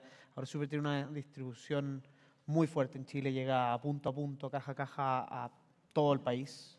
Y un poco es sobre ese modelo donde está nuestro ADN exportador también, de salir a buscar eso y tratar de integrarnos lo más posible en donde están nuestras operaciones, en más de los 60 países que exportamos. Pero aquí en Estados Unidos en específico, sobre todo el mundo del food service es una telaraña de intermediarios. Y es, como he dicho ya un par de veces, es elegir esos partners correctos, es elegir esa distribución. Aquí probablemente voy a contactar a Dan después de esta, para ver cómo podemos trabajar juntos. Pero es eso, es encontrar el partner correcto que tenga un territorio desarrollado, poder entrar con tu propuesta de valor, porque la calidad no es suficiente. Nuestro producto es de muy alta calidad, yo lo considero, y es mejor que el producto doméstico. Pero la calidad no es suficiente. Es estar ahí, es tener las redes, es tener los contactos correctos y la distribución para no fallar en la ejecución. Diría que ese es el... ¿Puedo decir otro? Claro, adelante. La razón por la cual empezamos Abasto, cuando yo iba a Walmart, me siento con una señora y ella tiene control sobre todas las tiendas. Así que si ella dice, ok, este queso va a estar en estas tiendas, no va a recibir pushback, o sea, se hace, ¿ok? Pero marcas pequeñas no tenían manera, todavía es muy difícil estar enfrente de dueños de tiendas pequeñas, no hay tiempo, es muy ineficiente ir tienda por tienda, sabes que aquí está una presentación de esto aquí, pruébalo, es muy difícil, muy costoso. Así que empezamos Abasto simplemente para poder presentar al mercado nacional productos que todavía no tienen la fuerza para decir, ya personalmente voy a ir con Walmart. Como Juan Valdez ya tiene un mercado internacional. Tal vez Walmart dice que sí o que no, pero no es por falta de promoción o de que no conocen la marca. Pero muchas marcas no tienen nadie que diga, mira, aquí tengo una idea, aquí hay algo. Uno tiene que ir a trade shows. Y para el retailer, su tiempo es muy importante. Él no tiene tiempo para andar volando por todo el país viendo esto y no. Así que Abasto ya es una plataforma para para ver productos de toda Latinoamérica y dueños particulares pueden decir, ok, yo lo quiero probar. Así que yo no digo como dueño de Abasto, Cuervito Morado tiene que vender tu producto. Yo digo, mira, si tú quieres importarlo a California, hágalo, o sea, con mi bendición. Yo no cobro más que el anuncio, pero es muy importante que las marcas pequeñas tengan una oportunidad para estar enfrente de los que lo van a comprar. En este caso, retailers o restaurantes. Así que por esa razón empezó Abasto. Y si alguien quiere saber, ahora ya tenemos, muchos de ustedes escriben para esta revista. Es increíble, pero tenemos personas que tienen buenas ideas, buenos productos, y es muy difícil hacer contacto y mantener, y así que la revista sale 6 veces por año, tenemos online, pero me fascina cuando Abasto va a ANTAD la semana que entra, las personas que están con Abasto se paran enfrente del stand y personas vienen y toman fotos y quieren contar su historia, que cómo Abasto anunció su producto y alguien los encontró. Así que eso para mí es un privilegio, poder participar con los sueños de emprendedores, familias que tenían un producto, una idea, y poder decir, tuvimos parte de eso, poder participar en ese éxito. Y eso es un gozo tremendo. Y eso es algo que los hispanos tienen, comunidad. Así que corre la voz. Pero eso es como las marcas pequeñas pueden tener presencia aquí a través de medios como Abasto. No hay muchos porque... ¿Lograste conectar los puntos? Sí. Increíble. Sebastián, ¿ustedes creen que ya lograron descifrar el mercado estadounidense después del tercer intento?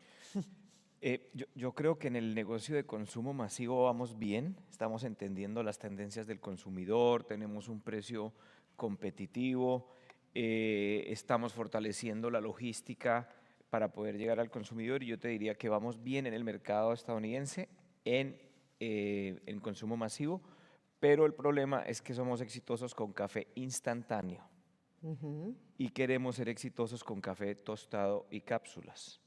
Si bien un 1% del share del mercado es mucho, realmente como el 80-90% del consumo en Estados Unidos es café tostado. Y nosotros en el C10 de café instantáneo estamos siendo exitosos y marcamos share en Nielsen, y hay algo que se está haciendo bien. Entonces, pues la palabra éxito es muy difícil de descifrar porque este mercado es muy grande y creo que lo estamos construyendo.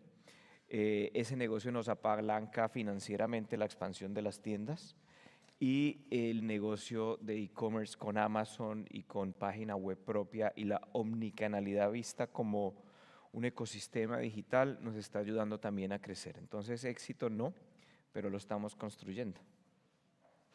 Quiero hacer una última pregunta antes de cerrar, y va para todos, y es, ¿qué consejo les habría gustado escuchar antes de comenzar esta exploración en el mercado norteamericano? ¿Qué Joaquín, consejos? ¿qué consejo te hubiera gustado escuchar? Que el producto no es todo. En este mercado el producto es importante, es muy importante, pero al ser altamente competitivo, lo más importante es la ejecución. Es ahí. Ahí está una correcta ejecución, creo yo que es la clave del éxito. Sebastián. Yo creo que el consejo que me hubiera gustado escuchar hace 20 años es foco.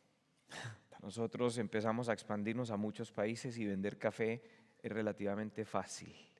Y empezamos a vender café a todo el mundo, y creo que el consejo que hubiese yo seguido es dedicarme a los 50 estados de Estados Unidos, empezar por Estados Unidos, aprender en Estados Unidos, escalar en Estados Unidos primero y después al resto del mundo.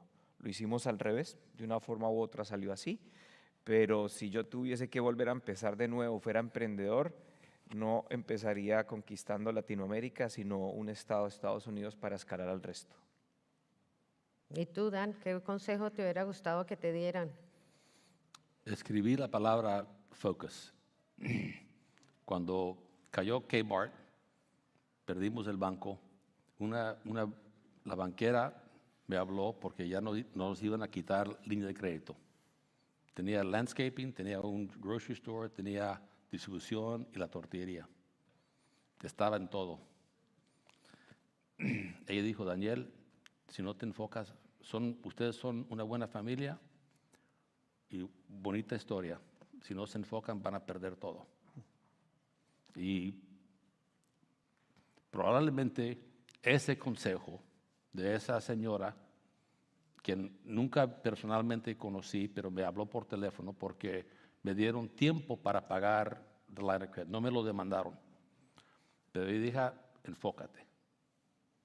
Y desde ese día cerramos la tortillería, vendimos el landscape, vendimos el supermercado y nos enfocamos en el Corvito. Y realmente eso fue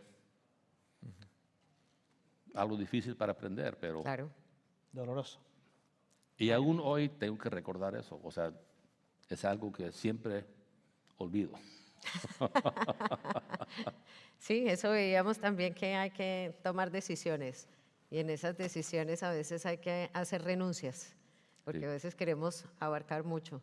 Y ese es uno de los grandes desafíos también en momentos de saber uno cuándo contenerse. Increíble. Pues nos quedan unos minutos. Quiero darles las gracias de verdad, porque creo que en 3 categorías distintas, B2B, B2C, un emprendedor que ha decidido tomar foco, que ha logrado conectar unos puntos para su crecimiento, Juan Valdés con unas experiencias de apertura, tercer intento, grandes aprendizajes de verdad. Yo espero que hayamos logrado los objetivos de esta charla para nutrirnos, y yo creo que no hay fórmulas exactas, ¿no? Pero creo que la capacidad que podamos tener de absorber toda esta cantidad de experiencias e irlas incorporando a nuestros negocios y a nuestros sueños y a nuestros desafíos nos va a ayudar a hacer un mejor, seguramente, checklist. Entonces quiero abrir el espacio para preguntas. Si tienen preguntas para cualquiera de ellos. Gracias, Héctor. Adelante. Hola, mucho gusto. Alejandro Uribe, jefe de Ingeniería de Latinoamérica de Verify. Mi pregunta va dirigida a Sebastián, colombiano como yo. Empiezo todas mis mañanas antes de trabajar con un buen cafecito latino de Juan Valdés. Primero quería agradecerte por los buenos insights que nos diste sobre los errores que cometiste. Me parecen súper valiosos. Un aprendizaje, creo que uno aprende más de los errores que de las victorias. Y mi pregunta va dirigida precisamente a cómo entender el consumidor. Desde Verify ayudamos a extraer toda la información de un recibo de compra en automático, en tiempo real, para entender ese consumidor a qué horas compra, dónde compra, precisamente en esos retailers donde estás tratando de sobrevivir, porque tienes poco tiempo para sobrevivir. ¿Tú crees que esos insights y esa información te podrían ayudar a lograr sobrevivir en esos retailers y al lograr mantener y cumplir esas cuotas de ventas que te exigen para lograr alcanzar el objetivo de expandir el negocio? Sí. Bueno, muchísimas gracias por la pregunta. Definitivamente sí, quien tiene la información pues tiene más control para tomar decisiones, y al final toda la información, toda la data que tú puedas obtener, todas las decisiones que puedas tomar a través de eso es clave, porque al final si no lo haces pues vas a estar vendiendo un producto y no sabes a quién, no sabes quién lo consume, dónde, cuándo. Y además Estados Unidos tiene un mercado que tiene una velocidad impresionante y las tendencias cambian más rápido que en cualquier otra industria. Y si no lees eso, pues al final no eres capaz de tomar decisiones en tiempo real. Entonces lo conecto con el foco, y es nuestras ventas, para saber un poco dónde estamos vendiendo nosotros, tenemos la información, pero necesito saber el mercado, dónde puede estar, dónde está el consumo, cuáles son los hábitos de consumo, si consumen dentro del hogar, fuera del hogar, qué consumen, qué marcas consumen, cuánto están dispuestos a pagar, si cuando consumen van en familia los consumidores o consumen solos por conveniencia. Y al final, si logras entender todo eso con la información que tienes y tomas decisiones acertadas, pues tienes algo más de chance de ir llegando a tu nicho y a tu público objetivo. Súper, muchísimas gracias, de verdad, un aplauso para ustedes.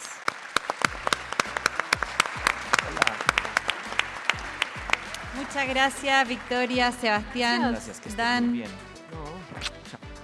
y Joaquín. Muchas gracias. Ahora damos paso a nuestro próximo panel llamado Game On, From Stadium to Store, que estará compuesto por Pablo Caballero, Senior Director Brand de Adidas México, Carlos Quintero, Executive Vice President, Head of Marketing and Communications from Latin America de Mastercard, y Pedro Garza, Director of International Development de Club América. Este panel será moderado por Juanita Gómez, directora de video de Grupo Semana. Recuerden que pueden hacer sus preguntas a través del código QR que está detrás de sus credenciales y bienvenidos al escenario. Quintero, Executive Vice President of Marketing and Communications, Latin America and the Caribbean, MasterCard. Carlos Quintero joined MasterCard's Latin America and Caribbean division in 2023 to lead the marketing and communications efforts that drive the company's commercial strategy and growth. Working with a team across the region, he leverages MasterCard's iconic and multidimensional priceless platform to create differentiation and build strong connections with both consumers and B2B audiences. Prior to MasterCard, he spent 18 years at Procter & Gamble, leading billion-dollar businesses and driving profitable growth across North America and global markets. Pablo Cavallaro, Senior Director, Brand, Adidas Mexico. Pablo is Senior Director of Brand at Adidas Mexico, where he leads product, marketing communications, omnichannel experience, and sports marketing strategy in a key market for the brand. With over 20 years at Adidas, he has built a strong career across Latin America. Previously, he served as Senior Director of Brand at Adidas Chile and as Senior Director of the Football Business Unit for the Regional Hub. Pablo brings a unique perspective at the intersection of sport, culture, and storytelling, combining deep brand expertise with a passion for sports marketing.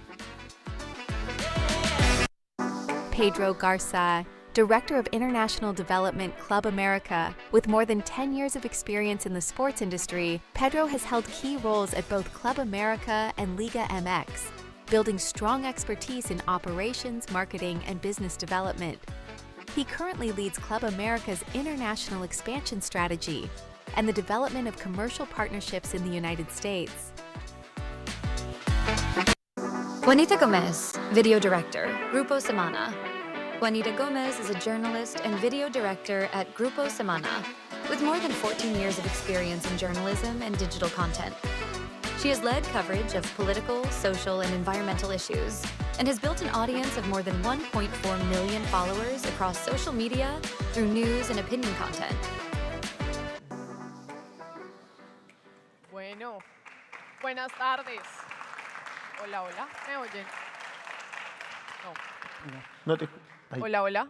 Ahí ya. ¿Cómo están? Buenas tardes. Qué gusto estar con ustedes hoy acá para hablar además de un tema tan importante.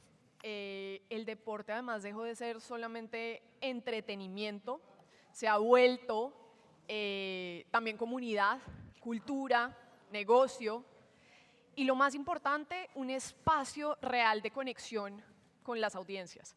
Y creo que en eso es precisamente en lo que vamos a estar profundizando, pues por supuesto por la coyuntura, ya viene el Mundial, las marcas además ya no entran al deporte simplemente a poner el logo en una camiseta, sino realmente ser esa plataforma poderosa a través de las cuales pues se genera identidad, pero hay una conversación permanente. Y bueno, vamos a comenzar por ahí. Quiero que comencemos, Pedro, para arrancar y entender un poco la dimensión y quién es ese consumidor y cómo se ve ese fan. Desde Club América, cuéntanos un poco cómo has visto esa transformación y cómo se ha venido dando a lo largo de los años. Gracias, Juanita, y un gusto, Carlos, Pablo, estar aquí con ustedes. Es interesante, aparte creo que desde el Club América lo vivimos un poco diferente que las marcas justo que invierten en instituciones deportivas. Nosotros lo que buscamos es a esas marcas que inviertan en nuestra institución deportiva. Pero ese fan, y un poquito como contexto del Club América, que son 45 millones alrededor del mundo, 15 solo en Estados Unidos, los cuales para efectos de esta plática los podemos catalogar como consumidores, ¿no? Consumidores de la marca Club América.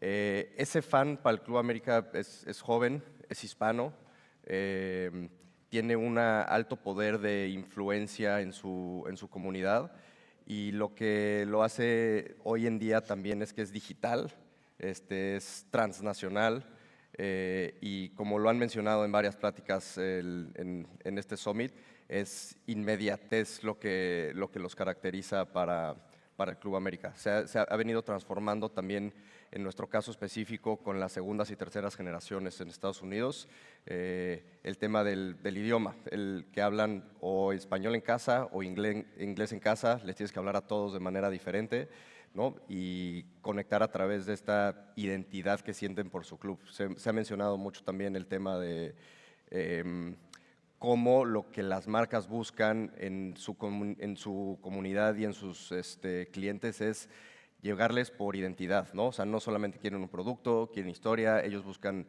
heritage, buscan ser parte de algo más grande, y creo que a través del Club América es lo que se logra esta comunidad que tenemos construida con esos consumidores. Sí, esa palabra me parece muy importante, identidad, creo que la vamos a estar tocando y volviendo a ella varias veces a lo largo de esta conversación. Pablo, Adidas participa prácticamente en todos los deportes, está en todas partes, y así lo hemos visto y lo reconocemos. ¿Quién es hoy ese consumidor latinoamericano de la marca?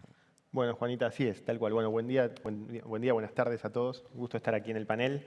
Efectivamente, sí, nosotros hoy somos como un péndulo, ¿no? Que se maneja desde el mundo del deporte y el mundo del lifestyle, y obviamente enfocado en un consumidor que busca desde lo que es cada día tener su mejor versión en términos deportivos, el consumidor que busca salir a correr, el consumidor que busca ir al gimnasio, y que de alguna manera nosotros como marca siempre buscamos lo mejor para el atleta, ¿no? El atleta profesional y el consumidor que busca emular a sus ídolos. Y al mismo tiempo que desde ese consumidor que practica fútbol, practica running, practica training en el gimnasio, hoy mismo lo vemos, el crecimiento del pádel en algunos deportes también, es un consumidor que obviamente busca relacionarse con las marcas desde un punto de vista inspiracional. Entonces, obviamente hay una conexión muy natural ahí con Adidas como formador y como creador de la industria. Y al mismo tiempo hablamos de un consumidor donde la cultura nace del deporte, pero también repercute en la moda. Y ese consumidor lifestyle es el consumidor que sigue Adidas. Hoy nos veo aquí a los tres vestidos con calzado Stan Smith, con Samba, y que de alguna manera eso es parte de la cultura. Pero estos son calzados que en su momento fueron calzados para la práctica del deporte, y que hoy esa cultura nace del deporte y se vive en las calles, ¿no? Y ese consumidor, que es el que busca la tendencia, el que quiere estar a la moda, el que de alguna manera se adapta a lo que está viviendo el mundo actual, es parte de nuestro consumidor también. Entonces es un consumidor, como decimos, dual, que hoy, inclusive a nivel mucho más híbrido, la forma en que se visten y que utilizan los productos, ¿no? Hoy la mujer va al gimnasio y ese mismo producto también es un producto que se utiliza para el mundo lifestyle, ¿no? Entonces hoy es mucho más natural en el año 2026 este péndulo, como yo decía, ¿no? Este mundo más híbrido, donde los productos se mezclan, donde los logos hoy nosotros como marca es mucho más natural ver el logo Originals mezclado con el logo Performance, ¿no? El tradicional logo que hoy tenemos como las 3 barras. Entonces, bueno, ese consumidor está en todo el ecosistema deportivo, y naturalmente como Adidas servimos esos dos mundos. Claro, y además que el deporte se ha vuelto también como esta cultura que no vive solamente en ese deporte, sino como lo mencionabas en nuestro día a día. Carlos, prácticamente Mastercard es un patrocinador desde siempre del deporte global. Lo hemos visto también en cuanto deporte nos imaginemos. ¿Qué hace Mastercard y en qué cree Mastercard para seguir invirtiendo en ese deporte? ¿Qué es lo que busca y qué es lo que hay detrás de eso? Bueno, muchas gracias, Juanita, y buenas tardes para todos. Y quiero aclarar que al menos a mí, Pedro, él no me regaló los zapatos. No sé si no me he dado cuenta que tenía bojadilla, pero a mí no me los regaló. Estos los compré yo. Exacto. Bueno, mira, nosotros en Mastercard creemos en las pasiones del consumidor. Cómo tú te integras con el consumidor de una manera que sea no disruptiva, ¿no? Y creemos mucho en las pasiones del consumidor. Las pasiones, cuando tú estás enfocado en algo que te apasiona, pues realmente tu subconsciente está ahí, y todo lo que te haga participar de eso de una manera mejor, pues se convierte parte de tu vida. Si tú te pones a pensar en una marca de pagos, cuando tú vas a comprar algo, existe el valle de pago, que es lo que llamamos nosotros, que es antes de tú comprar esa cosa, tienes el excitement de que lo estás buscando, lo estás viendo, está la anticipación. Después que lo compras, lo disfrutas, pero la compra no te importa, lo que quieres es que pase nada más, ¿no? Entonces, ¿cómo haces que una marca que está en toda tu vida se convierta en algo integral para ti? Y nosotros nos enfocamos en las pasiones, y hay muchas pasiones: entretenimiento, viajes, comida. Los deportes es una de las más grandes pasiones, y sobre todo en la región que yo lidero, en Latinoamérica. Pues es el fútbol ahora que está bastante en boga porque viene el Mundial, pero además la Fórmula 1, el tenis, los deportes es algo donde la gente se apasiona. Si tú te pones a pensar en el público latinoamericano, como por ejemplo en Argentina, que acabamos de firmar Boca Juniors, ¿no? La pasión del fútbol argentina por ese equipo en particular, Boca Juniors, que lo llaman la mitad más uno, es increíble. La gente hace cosas, vende. Salió el otro día en algo viral, un niño que vendió su PlayStation 5 para poder comprar tickets para ir. Entonces, esa pasión que te hace hacer cosas irracionales, nosotros queremos estar en ese momento y darle eso al consumidor. Pero no solo asociarnos con el deporte, como dijiste al principio, y poner el logo, sino cómo hacemos que eso sea mucho más que el logo asociado con la marca, y cómo hacer esa conexión, ese puente entre lo que el consumidor quiere ver y la pasión, y la pasión que quiere ejecutar. Claro, el puente, el canal para llegar hasta allá. Para ir entrando un poco más a profundidad, les quiero hacer una ronda de preguntas rápidas y respuestas rápidas. En una palabra, ¿qué hace exitoso un sponsorship? Pedro. Yo creo que co-creación, si me lo pones en una palabra nada más. Que ambas marcas estén metidas en el proyecto, que ambas marcas estén dispuestas a crear, a agregar ese valor, como lo mencionó ahorita Carlos, al consumidor, lo que está buscando, pero tanto la institución deportiva como la marca que patrocina, son las dos que se tienen que meter a co-crear ese patrocinio. Pablo. Bueno, construyendo sobre lo que dice Pedro, el largo plazo. Los sponsorships y los partnerships, para que realmente perduren y el consumidor los perciba como tal y no sean un wallpaper que hoy lo veo y mañana no, es el largo plazo. La relación de largo plazo te permite construir y te permite apalancarte y seguir creando. Nosotros hoy, el caso con América, después de una relación de casi 10 años en la década del 90, hoy volvemos. Y esa relación de haber tenido casi 10 años en el pasado nos permite seguir construyendo. Carlos. Yo diría que colaboración.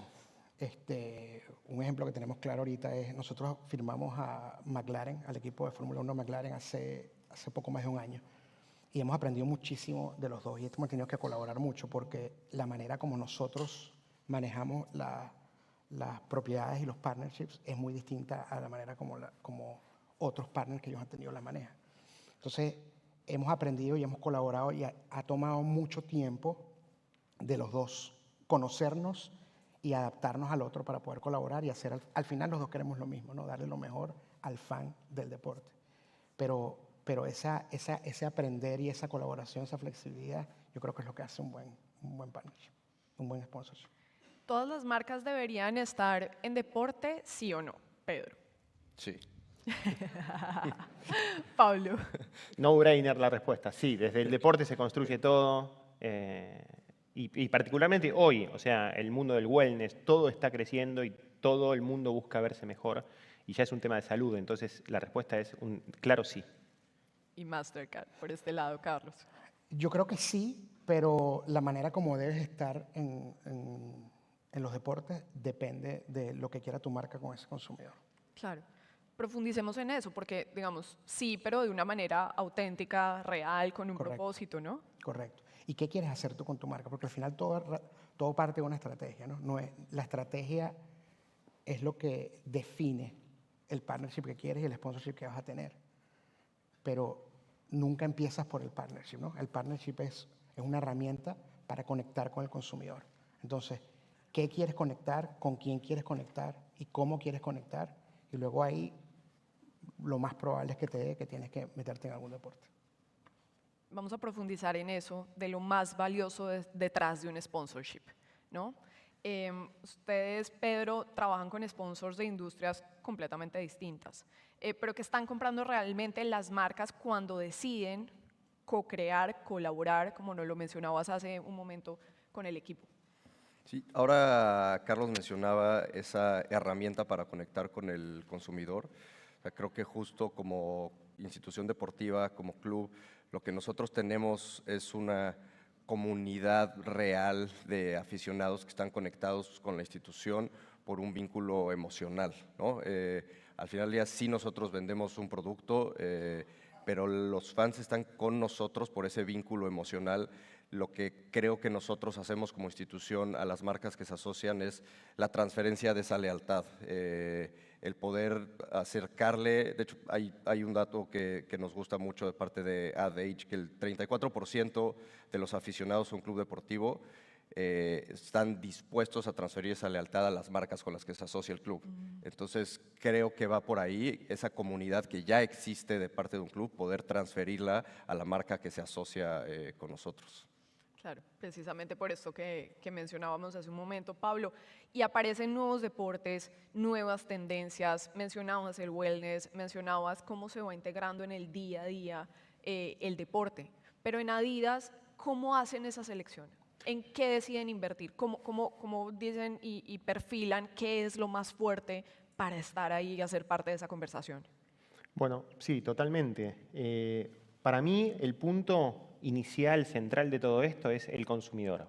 ¿Dónde hoy está el consumidor? Y puede sonar una verdad trillada, ¿no? Una verdad de perogrullo, pero la realidad es que todo parte desde qué quiere el consumidor, qué busca el consumidor. Y sería erróneo, desde el punto de vista de la marca, de no acompañar al consumidor en esa búsqueda. Entonces, si hoy, por ejemplo, el entrenamiento híbrido, todo lo que es hybrid training, es algo que está en boga, que está creciendo, naturalmente Adidas, como la marca del deporte, estamos obligados a acompañar al consumidor ahí. ¿Por qué? Porque no solamente por el hecho de estar, sino porque también el consumidor está buscando nuevos productos para ese tipo de deporte que está creciendo. Por eso pongo este ejemplo puntual, porque es un deporte que quizás antes el ir al gimnasio o entrenar en el gimnasio no era considerado un deporte en sí mismo, sino que uno entrenaba para andar en bicicleta, uno entrenaba para jugar al fútbol, uno entrenaba para estar más fuerte al momento de salir a correr. Hoy esa porción de consumidores es una porción muy grande, que el entrenamiento, por así decirlo, indoor, es un entrenamiento que se considera de los más populares hoy. Después de la pandemia la gente ha vuelto a los gimnasios y se ha volcado nuevamente a este tipo de entrenamiento. Entonces, desde Adidas lo que buscamos es identificar qué busca ese consumidor, dónde está la tendencia y a partir de ahí acompañar la evolución del deporte. El hybrid training es un ejemplo, la revolución del pádel ha sido otro ejemplo.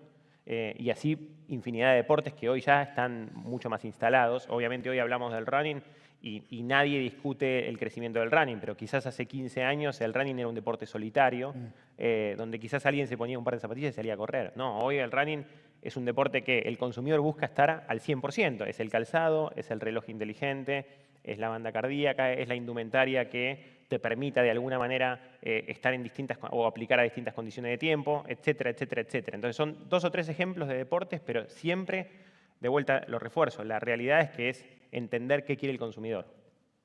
Carlos, y en ese sentido, entrando un poco también a esas decisiones que se toman como marca, ¿qué pesa más? ¿Pesa más esas tendencias, esa conversación digital, es el engagement? ¿Cómo se plantea desde Mastercard pues, como estos sponsorships? Mira, pesa todo, porque pesa la relevancia, porque el ejemplo que di de Boca, la relevancia local que tiene la propiedad, pero pesa también el engagement del consumidor, lo que estaba diciendo ahora Pedro, ¿no?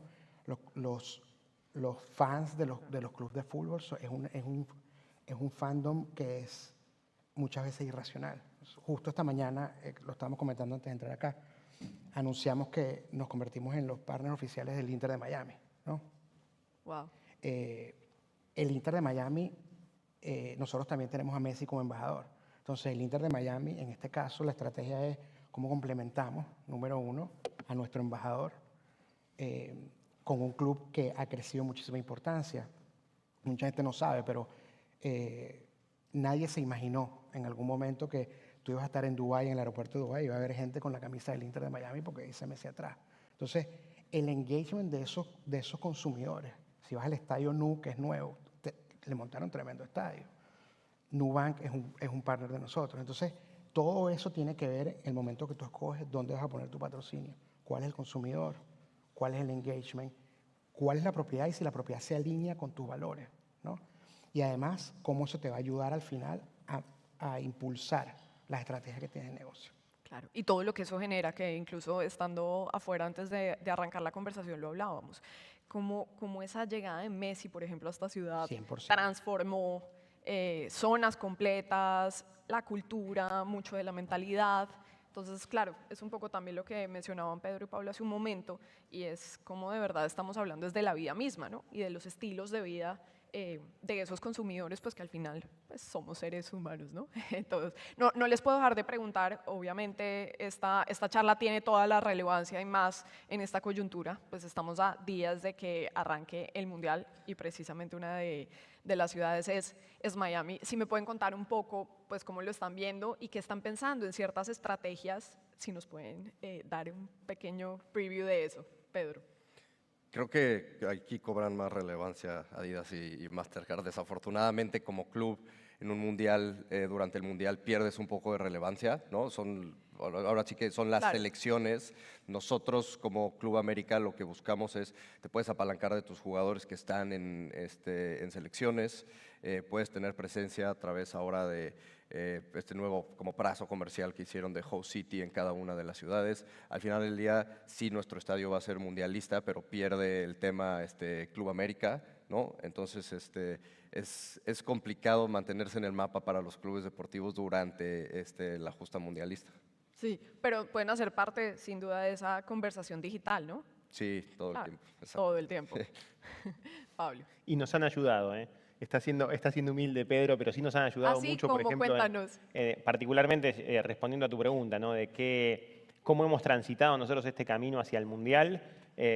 Nosotros siempre decimos que el Mundial desde Adidas empieza mucho antes, ¿no? No empieza solamente el 11 de julio con el pitazo inicial, sino que comienza generalmente internamente desde Adidas casi 2 años antes, con toda la planificación, los productos que se van a lanzar, pero también desde la llegada al consumidor empieza prácticamente 9 meses antes.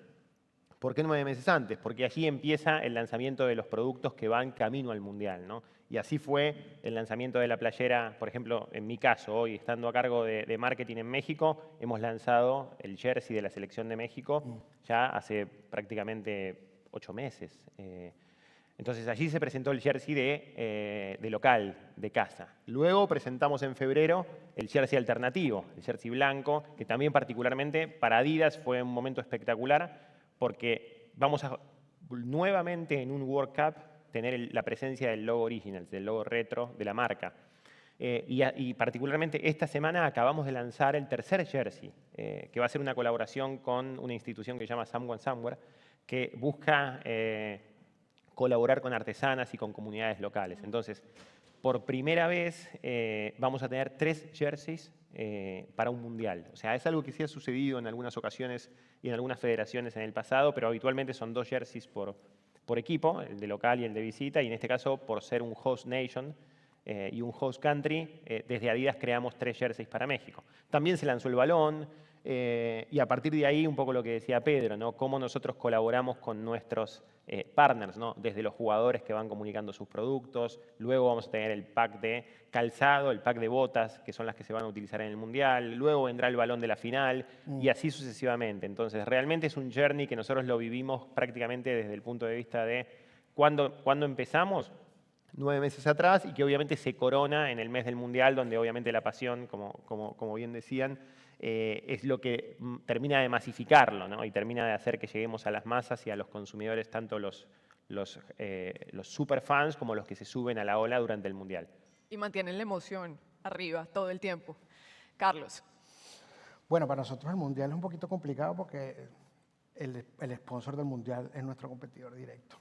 Entonces, digamos que no hacemos muchas actividades alrededor. Prefieren mantenerse. Y nos apalancamos en lo que tenemos, pues, en otras propiedades, en otros deportes. Vale. Digamos que ya para cerrar y antes de dar paso a las preguntas de la audiencia, hablemos un poco como de ese futuro del deporte y las marcas. Pedro, digamos que Club América, y lo mencionabas, ha crecido muchísimo también en Estados Unidos. ¿Cómo mantienen esa identidad que mencionabas desde lo local y a qué siguen apuntando en adelante?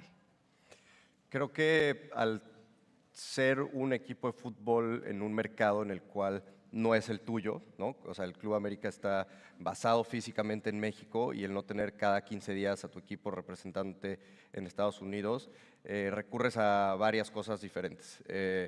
De hecho, por poner un ejemplo con Adidas, creo que una parte muy relevante del partnership que se hizo con Adidas fue esta misma visión de poder tener presencia en Estados Unidos. O sea, al final del día creo que un turning point importante fue nosotros queríamos estar presentes en los mayores lugares posibles en Estados Unidos y una de las maneras de que se pueden hacer mejores a través del jersey. Entonces, entre más puntos de ventas estés a través de tu partner principal en Estados Unidos, empiezas a cubrir esa presencia.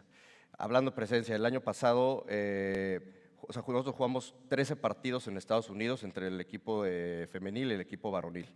O sea, llevar el club lo más cercana y lo más recurrentemente posible a la afición en Estados Unidos, con estos partidos, con torneos que se hacen en Estados Unidos de grassroots, el poder tener esta presencia ante el aficionado genera demanda real. Entonces, es acercarles al club, a los aficionados de la manera más recurrente posible, es lo que nos mantiene y es como la estrategia hacia futuro de poder decir en Estados Unidos cómo va el fan, o sea, esa identidad y esa relación que tiene con el club no la puedes dar por sentada, la tienes que cultivar, la tienes que seguir dando servicio, tienes que estar ahí con tu aficionado y no solo de manera digital, porque eso se va perdiendo a través de las generaciones si no lo cultivas tú como marca. Claro.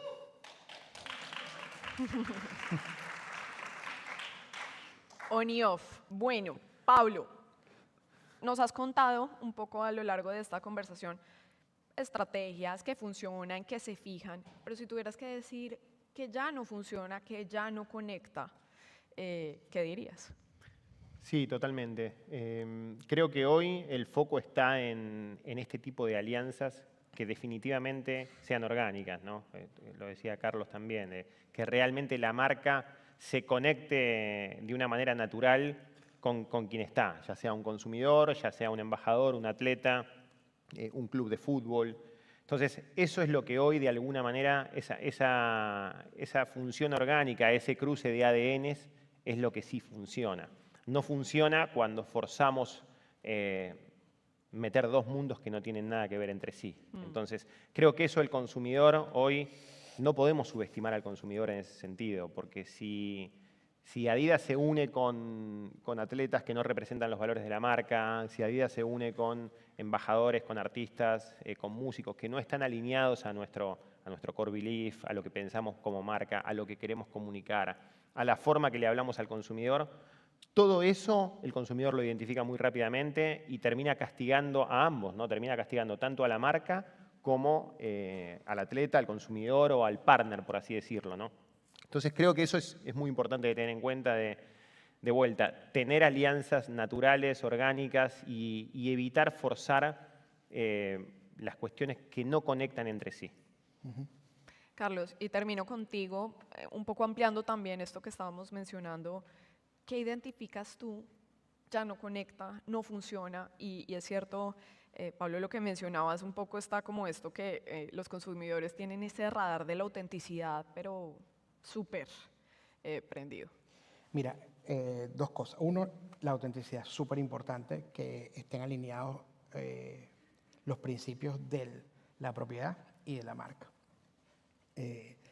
Lo segundo que te podría decir es la interrupción al journey del consumidor.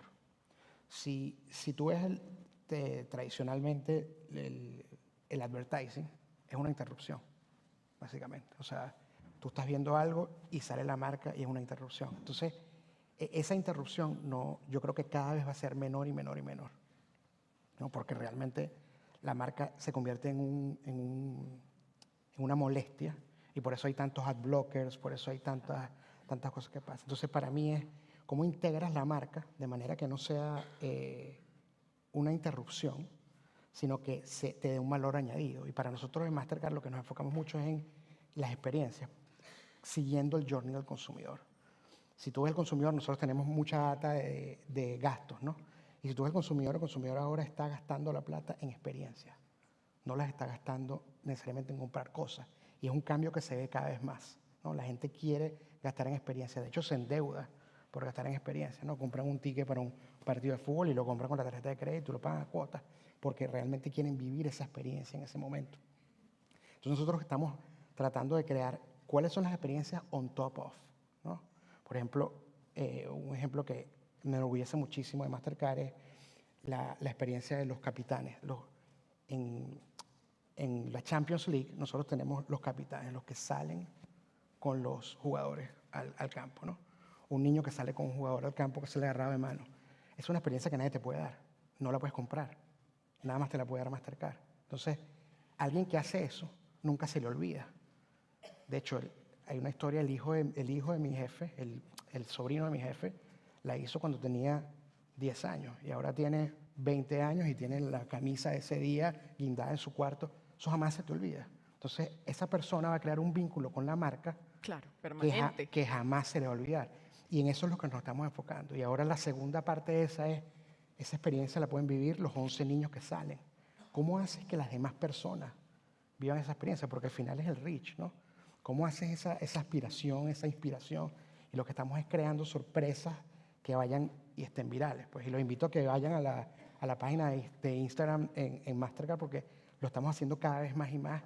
Y mientras más lo hace, más aprende. Entonces, para mí, ese es el futuro, ¿no? El futuro es qué experiencia, cómo integras la marca para darle experiencias top off y hacer que esas experiencias lleguen a todo el mundo. Claro. Perdón por el comercial del Instagram de Mastercard, pero no, pero les va a gustar. Espectacular, porque realmente trasciende y ahí hay un propósito, ¿no? No es solamente como esta mercantilización y ya, sino que realmente hay unos propósitos y pues que más que a través del deporte. Totalmente. Maravilloso. Bueno, tenemos unos minutos para abrir a preguntas del público. Si tenemos, por acá vemos una. Hola. Gracias. Vamos a darle paso a una pregunta que tenemos del público en streaming desde Argentina y esta pregunta es para Pablo. En 2025 vimos cómo la rivalidad Adidas-Nike escaló en Latinoamérica con acciones de marketing de emboscada, incluso en territorios tradicionalmente asociados a Adidas. Cuando un competidor irrumpe en tu cancha, ¿cómo responde una marca global sin caer en una guerra de ruido mediático? Bueno, muy bien, muchas gracias por la pregunta. Parece armada la pregunta, pero no lo es, porque me tocó vivirlo a mí en México. Fue parte de lo que sucedió y a lo que menciona el consumidor que nos envía la pregunta, sucedió en Argentina en el 2025 y sucedió en México en el 2024. Y voy a poner un ejemplo bien concreto. Adidas es sponsor de la maratón de la Ciudad de México y también de la de Buenos Aires. Y en México particularmente lo que sucedió en el 2024 fue que en el circuito de la maratón, alrededor del circuito, apareció, digamos, de alguna manera mensajes de aliento de parte de la competencia de los consumidores, en lo que de alguna manera parecía ser una estrategia de ambush marketing, ¿no? Porque el circuito de la maratón es un circuito que está a nivel de marcas deportivas, obviamente es Adidas el sponsor, ¿no? Entonces, obviamente cuando vimos eso, nuestra respuesta fue, bueno, a ver, nosotros estamos apoyando el deporte y de vuelta, yendo a esta alianza orgánica, ¿no? Donde nosotros invertimos el dinero y lo invertimos en maximizar la alianza con los organizadores, en este caso en México es Indeporte, en Buenos Aires es otro, que tienen que ver con el montaje del evento, que tiene que ver con proveer en México son 35.000 jerseys para los corredores, que sea el mejor jersey posible. Y hacia ahí invertimos, ¿no? Y obviamente cuando suceden estas cosas generan confusión en el consumidor, pero de vuelta, yendo al punto, el consumidor entiende quién le está hablando. Entonces, si en este caso el mensaje de Adidas es nosotros estamos apoyando el maratón desde adentro, lo que pueda venir es un poco de ruido mediático. Después, obviamente, sí, está la batalla del marketing y está todo esto que a nosotros los marqueteros o los marketineros nos gusta. Y de alguna manera, la segunda parte de la pregunta es cómo respondimos a esto. Bueno, ¿cómo respondimos? Respondimos con creatividad, porque también entendemos que es parte del juego que al consumidor hay que naturalizar también esta rivalidad de las marcas, ¿no? Y no volver esto una guerra mediática. Entonces, de alguna manera, cuando vimos eso, había algunos mensajes, por poner algunos ejemplos, que decía, bueno, bienvenidos al club del 1%, hablaba la competencia, ¿no? Y nosotros lo que decidimos salir a comunicar como marca fue, les presentamos el club del podio. ¿Por qué? Porque en ese momento Adidas había obtenido los 3 podios, varonil y femenil, en la carrera. Entonces presentamos a los 6 ganadores de medallas en la carrera. Entonces, bueno, de vuelta, es una guerra mediática que se puede dar, que en la conversación de negocios es divertido, pero que en el final, de alguna manera, hay que naturalizar también esta conversación, ¿no? Entre las marcas y con el consumidor, me parece que es la mejor manera. Entonces, pasó en México, pasó en Argentina también. Cada marca tiene su propósito y de alguna manera hay que saber de alguna manera estar a la altura de la circunstancia con un mensaje que haga sentido para el consumidor. Sí, de acuerdo. Responder de manera creativa, inteligente. ¿Otra pregunta? Sí, tenemos el punto. Sí. ¿Qué tal? Muchas gracias por cada una de sus presentaciones. Soy Samantha, trabajo en una clínica en Lima, Perú, y tengo 2 preguntas. La primera es para Pablo. A ver, como bien decías, ahorita esto del wellness está cada vez creciendo mucho más. En la clínica donde trabajo, justo hace 2 años y medio, lanzamos el servicio de medicina deportiva, que pues está teniendo un crecimiento año a año bastante importante. De hecho, creo que somos la única clínica que brinda ese servicio en Perú. Entonces, de cara a eso, Adidas está, además pues se viene el Mundial, yo me imagino que de hecho, la medicina deportiva no es solo para los deportistas profesionales, en realidad es para todos. ¿Ustedes están trabajando en hacer crecer también este otro lado de la moneda del deporte, que es más un tema preventivo, más un tema integral y de cuidado? Y la segunda es,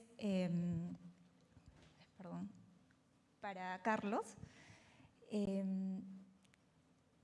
Como bien decías también, la experiencia, las personas están pagando por experiencia y no sé si solo en Perú, quizás también en Latinoamérica, el sistema de salud público es bastante complejo. De hecho, creo que está bastante deteriorado y tiene muchas oportunidades de mejora. Por eso es que muchas personas, al menos en Lima, acuden a servicios privados, ¿no? Y de hecho la clínica donde yo trabajo es una clínica con un ticket bastante alto. Y lo es porque la calidad del servicio también lo amerita. Tenemos los mejores médicos del Perú atendiendo allí. Somos una clínica de alta complejidad. Entonces sí tenemos muchos clientes que no pueden acceder a pagar alguno de los servicios. Y con Visa, de hecho sobre todo con BCP, estamos trabajando mucho en esto que mencionabas también de pagos sin cuotas, sin intereses, préstamos, etcétera, inmediatos ahí. Mastercard está trabajando también en este otro tipo de experiencia relacionado más a la salud. ¿Tienen pensado algo sobre eso? Porque pues lo que decía, ¿no? La salud pública, que es gratis, no está tan buena, no está tan accesible y los pacientes tienen que invertir mucho en un servicio privado. Gracias. ¿Quieres comenzar tú? Bueno, voy rápidamente. Gracias por la pregunta. La respuesta es sí. Si estamos de alguna manera colaborando en esa medicina preventiva al consumidor y al corredor, por ejemplo, poniendo el caso del running, que es el deporte que de alguna manera hoy más consulta genera, la respuesta es sí. Te doy un ejemplo concreto, por ejemplo, en la tienda de Adidas, en una de las tiendas de Adidas en Masaryk, en Polanco, tenemos un hub de running donde lo que buscamos es que el consumidor conozca cuál es su pisada y a partir de allí puedan los asesores de la tienda recomendarle el mejor calzado en función de su tipo de pisada y en función de su forma de correr. Entonces, eso apunta mucho a que el consumidor no solamente compre por lo que le gusta, sino también por su estilo de corredor, yendo al caso del deporte, en este caso en el running, y a partir de allí también conectar mucho en función de si el corredor corre 5, corre 10, corre 15. Si el corredor viene de una lesión, el calzado es diferente. Es un calzado que requiere más amortiguación, es un calzado que requiere otro tipo de amortiguación para el momento de esa persona. No es lo mismo cuando sale de una lesión de 3 meses a cuando está previo a una maratón. Entonces, sí estamos trabajando mucho en esa línea con lo que podríamos llamar, ¿no?, la asesoría. Ya puede ser deportólogos, pueden ser especialistas en pisada, y creo que hacia ahí es la personalización del consumidor que cada vez tenemos que buscar. Bueno, mira, muchas gracias por la pregunta. Yo te diría que sí, estamos haciéndolo, pero además te diría que de dos maneras concretas. Una es al apoyar el deporte, cuando un torneo grande va a una ciudad o a un país, el caso de Perú el año pasado con la final de la Copa Libertadores, pues eso crea un sistema económico increíble. Todos los hoteles, tienen que invertir en infraestructura, porque estos torneos a nivel regional y mundial tienen ciertos requerimientos. Y para eso el país tiene que prepararse. Entonces, al nosotros apoyar el deporte indirectamente, estamos apoyando a que el deporte vaya y cree esa infraestructura que es necesaria. La segunda respuesta que te daría a tu pregunta es, una de las pasiones, cuando leí el principio de las pasiones, una de las pasiones que de hecho están creciendo muchísimo, es wellness.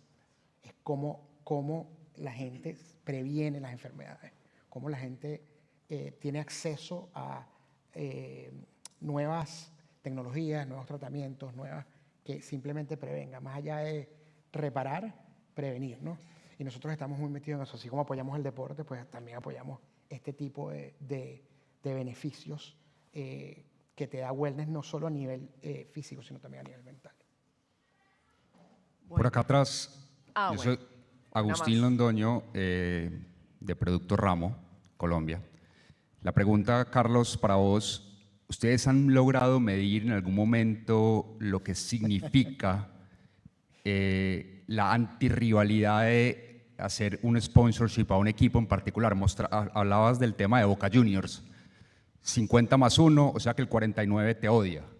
Y para efectos prácticos, lo que significa esa historia, ahorita Pedro mencionaba que el 34% de las personas se vinculan con esas marcas que están patrocinando un equipo. ¿Qué pasa con las rivalidades, sobre todo ese tipo de deportes en donde esas pasiones son tan fuertes y vos decís, X marca está patrocinando a mi equipo rival, ¿qué hago yo ahí? Porque está claro, por ejemplo, desde Adidas, cuando vos estás patrocinando deportes en general o lo que pasa con la Copa Mundo, pero cuando te metes en un tema como esas pasiones, cuando tuve la fortuna de ir a una carrera de Fórmula 1, yo no podía creer que también esas pasiones por esas marcas se vuelven tan fuertes en donde la gente empieza a odiar esas otras marcas que están patrocinando los otros equipos, como mencionaba lo de McLaren. ¿Qué pasa ahí? ¿Has logrado entender eso? ¿Qué podemos hablar del tema? Sí, mira, yo creo que es una muy buena pregunta y me imagino que en un año lo voy a responder distinto porque vamos a tener un año con Boca, ¿no? Pero yo te podría decir que depende de lo que tu marca quiere y la estrategia de tu marca y buscar ese nivel de autenticidad del cual Pablo estaba hablando, ¿no? Te doy dos ejemplos. McLaren, por ejemplo, es un buen ejemplo. Hay varios equipos de Fórmula 1. McLaren es uno que tiene el fandomness más equilibrado para lo que nosotros creíamos, Y algo importante que vimos en los equipos es que McLaren tiene unos fans que no son... McLaren es un equipo que no es odiado. O sea, hay equipos en la Fórmula 1, escuderías, que son amadas y odiadas y crean esa visceralidad. McLaren no es así, ¿no? Entonces, eso lo tomamos en cuenta cuando lo hicimos. El caso de Argentina es distinto porque claramente es la mitad más uno y claramente hay otro equipo bastante con un fandom de bastante arraigado, ¿no? Y en ese caso lo que dijimos fue, bueno, vámonos con Boca. Creemos que este consumidor es el que nosotros queremos. Nuestra posición en el mercado nos hace poder tomar el riesgo de acercarnos a este consumidor y bueno, más adelante se verá si vamos con otros o no, ¿no? Pero es un riesgo que estamos tomando y es una pregunta súper válida que nosotros nos hacemos cada vez que vamos a tomar una decisión de quién patrocinar y por eso yo diría que es una case by case basis, ¿no? Hay países donde tenemos 2 equipos, hay países donde dijimos, no, como Argentina, vámonos con este. Aquí lo hicimos con el Inter nada más, hay veces que lo que hacemos es el sponsorship de la liga, como Copa América, ¿no? o UEFA. Pero hasta ahora yo te diría que si hay esa autenticidad de unión de la marca con el fan y con la propiedad, y si eso se añade a la estrategia de negocio, lo que tú quieres crear en el país, los beneficios son mejores que esa desventaja que te puede crear el impacto con los que no son fans de este equipo. Vale. Bueno, eso fue. Muchísimas gracias. Gracias. Pedro, Pablo, Carlos. Gracias. Un gusto. Muchas gracias. Juanita, disculpa. Desde la transmisión de streaming de Grupo Semana tenemos algunas preguntas. Y mientras esperamos que llegue Juan Guaidó, podemos escucharlas. Ahí Bueno, la van a leer. perfecto. Gracias. Tenemos récord de preguntas a Sí, través del streaming. Se activaron las preguntas. Muy bien. Todo por ti. Muy bien, ¿eh? Y justamente tenemos una pregunta desde México para Club América, Pedro. Muy bien. Ayer Larinas Beauty dijo que es socio de ustedes. ¿Tienen oportunidades para empresas emergentes o solo para empresas con presupuestos altos de marketing? Nos gustan más los altos, pero definitivamente hay oportunidad para todos y hay partnerships grandes, hay partnerships chicos. Hemos hecho en Estados Unidos específicamente one-offs de un evento, ¿no? Por ejemplo, hay eventos recurrentes en Estados Unidos como el Clásico de México, que jugamos una vez al año al final del mes de la herencia hispana, en el cual hay marcas que lo que les funciona es activar, estar con la gente, estar con el tipo de gente que va a nuestros partidos y les funciona hacerlo solamente en ese mes, en ese evento. Entonces, han sido empresas de todos los tamaños y realmente hay espacio para todos, mientras, como lo hablábamos hace rato, esa co-creación de valor vaya hacia ambos lados. Funciona siempre y en todos los presupuestos, claro. También como Mastercard ahora está en ciertos países y igual entrar a México con una institución deportiva puede ser opción. Pero bueno, esa sería la respuesta. Gracias. De pronto resulta de acá algo. Muy bien. Vamos a hacer otra pregunta del público. Hola, ¿qué tal? Soy Ana Lucía Pesantes de Perú y quisiera saber, bueno, como los tres son marcas bastante ligadas a lo que es patrocinios y figuras públicas, quisiera saber qué opinan acerca de la idea de que no existe la mala publicidad. No hace poco se hizo viral que durante la captura de Nicolás Maduro usó un buzo Nike, el buzo se hizo viral, incluso se agotó, entonces quisiera saber qué opinan acerca de este tipo de visibilidad. ¿Quién quiere arrancar? Está complicado. Está complicada. Está complicada. Sí, está complicada la pregunta. Creo que de vuelta hay que volver a la naturalidad de las situaciones, ¿no? Un poco lo que yo comentaba antes de entender que de alguna manera hoy la dinámica de la conversación a nivel del consumidor se da y que a veces no es impulsada por las marcas. Seguramente en este caso se fue algo natural en cuanto al producto que allí aparecía. Y obviamente, independientemente que las marcas no estén saliendo a hablar al respecto, a nivel de consumidor se da. Y al final, lo que termina primando es el producto, lo que termina primando es la valoración de los consumidores acerca de las marcas, independientemente en ese caso de que por un caso fortuito, político o de la dinámica que tú mencionabas, el producto se hizo viral. Entonces, creo que al final lo que hace es que el consumidor quiera un producto, lo quiera ir a buscar, si el producto gusta o no gusta, y eso dispara un hábito de consumo, y hay que entenderlo como tal. No pasa por si es una publicidad encubierta o si es un mensaje al consumidor. Es un momento, como Carlos lo decía, no es una publicidad, no es un momento de interrupción, sino que fue algo que generó que alguien vea ese producto. Si ese producto gusta, se busca, se hace viral. Probablemente se habrían vendido infinidad o muchas unidades de ese producto antes y después. No lo sabemos, pero particularmente creo que hay que entender eso como un hábito de consumo. Yo complementaría un poquito con, es súper importante hoy que los valores de tu marca estén claros en la mente del consumidor. Porque la realidad es que por mucho que nosotros queramos, tú no controlas gran parte de la marca. Tú no sabes quién lo va a comprar, quién lo va a usar, quién va a salir con eso. En este caso fue ese ejemplo, pero hay miles de ejemplos donde se va. Entonces, lo único que importa es cuál es la imagen de tu marca dentro de ese consumidor, ¿ok? Cuando se haga viral, y cuál es la reacción de la marca. ¿Te pegas, no te pegas?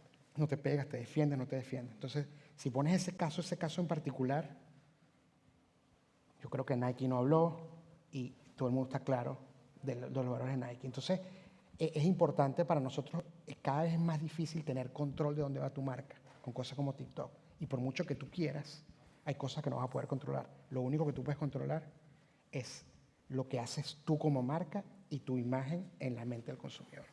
Sí, creo que sumando en ese punto, inevitablemente van a generarse estas situaciones en las que se genera, como tú dices, buena o mala publicidad, te puede en algunos casos generar ventas o no, pero en el punto de Carlos es mantener esa autenticidad de la cual hablaron mucho de la marca y fiel a sus valores, ese te va a determinar el cómo reaccionar a esos eventos que pueden darse.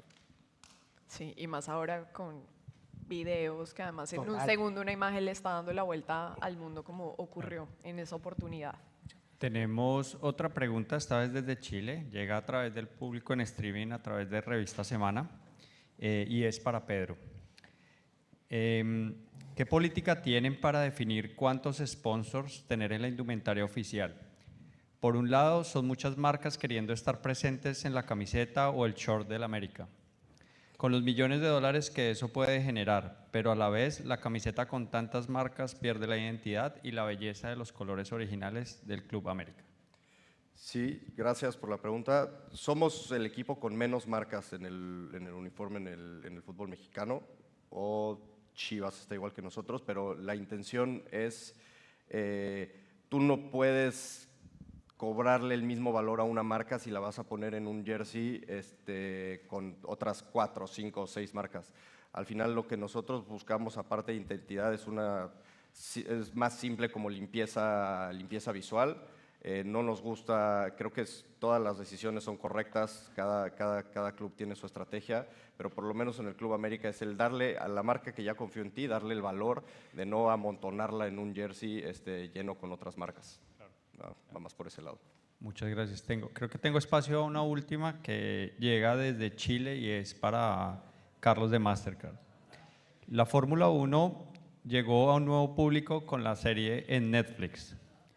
¿Cuán relevante es que el deporte tenga presencia en televisión o redes sociales para que ustedes se incentiven a auspiciar? No es relevante, pero no es el factor determinante. Es interesante el punto de F1 porque una de las cosas que nos hemos dado cuenta y que fue gracias a esa serie es 40% de los seguidores de Fórmula 1 son mujeres. Y el fandom está creciendo muchísimo. Entonces, qué maravilla. Yo no diría que es determinante, pero sí, obviamente es relevante porque tú quieres tener un reach y un engagement y maximizarlo, ¿no? Como marca.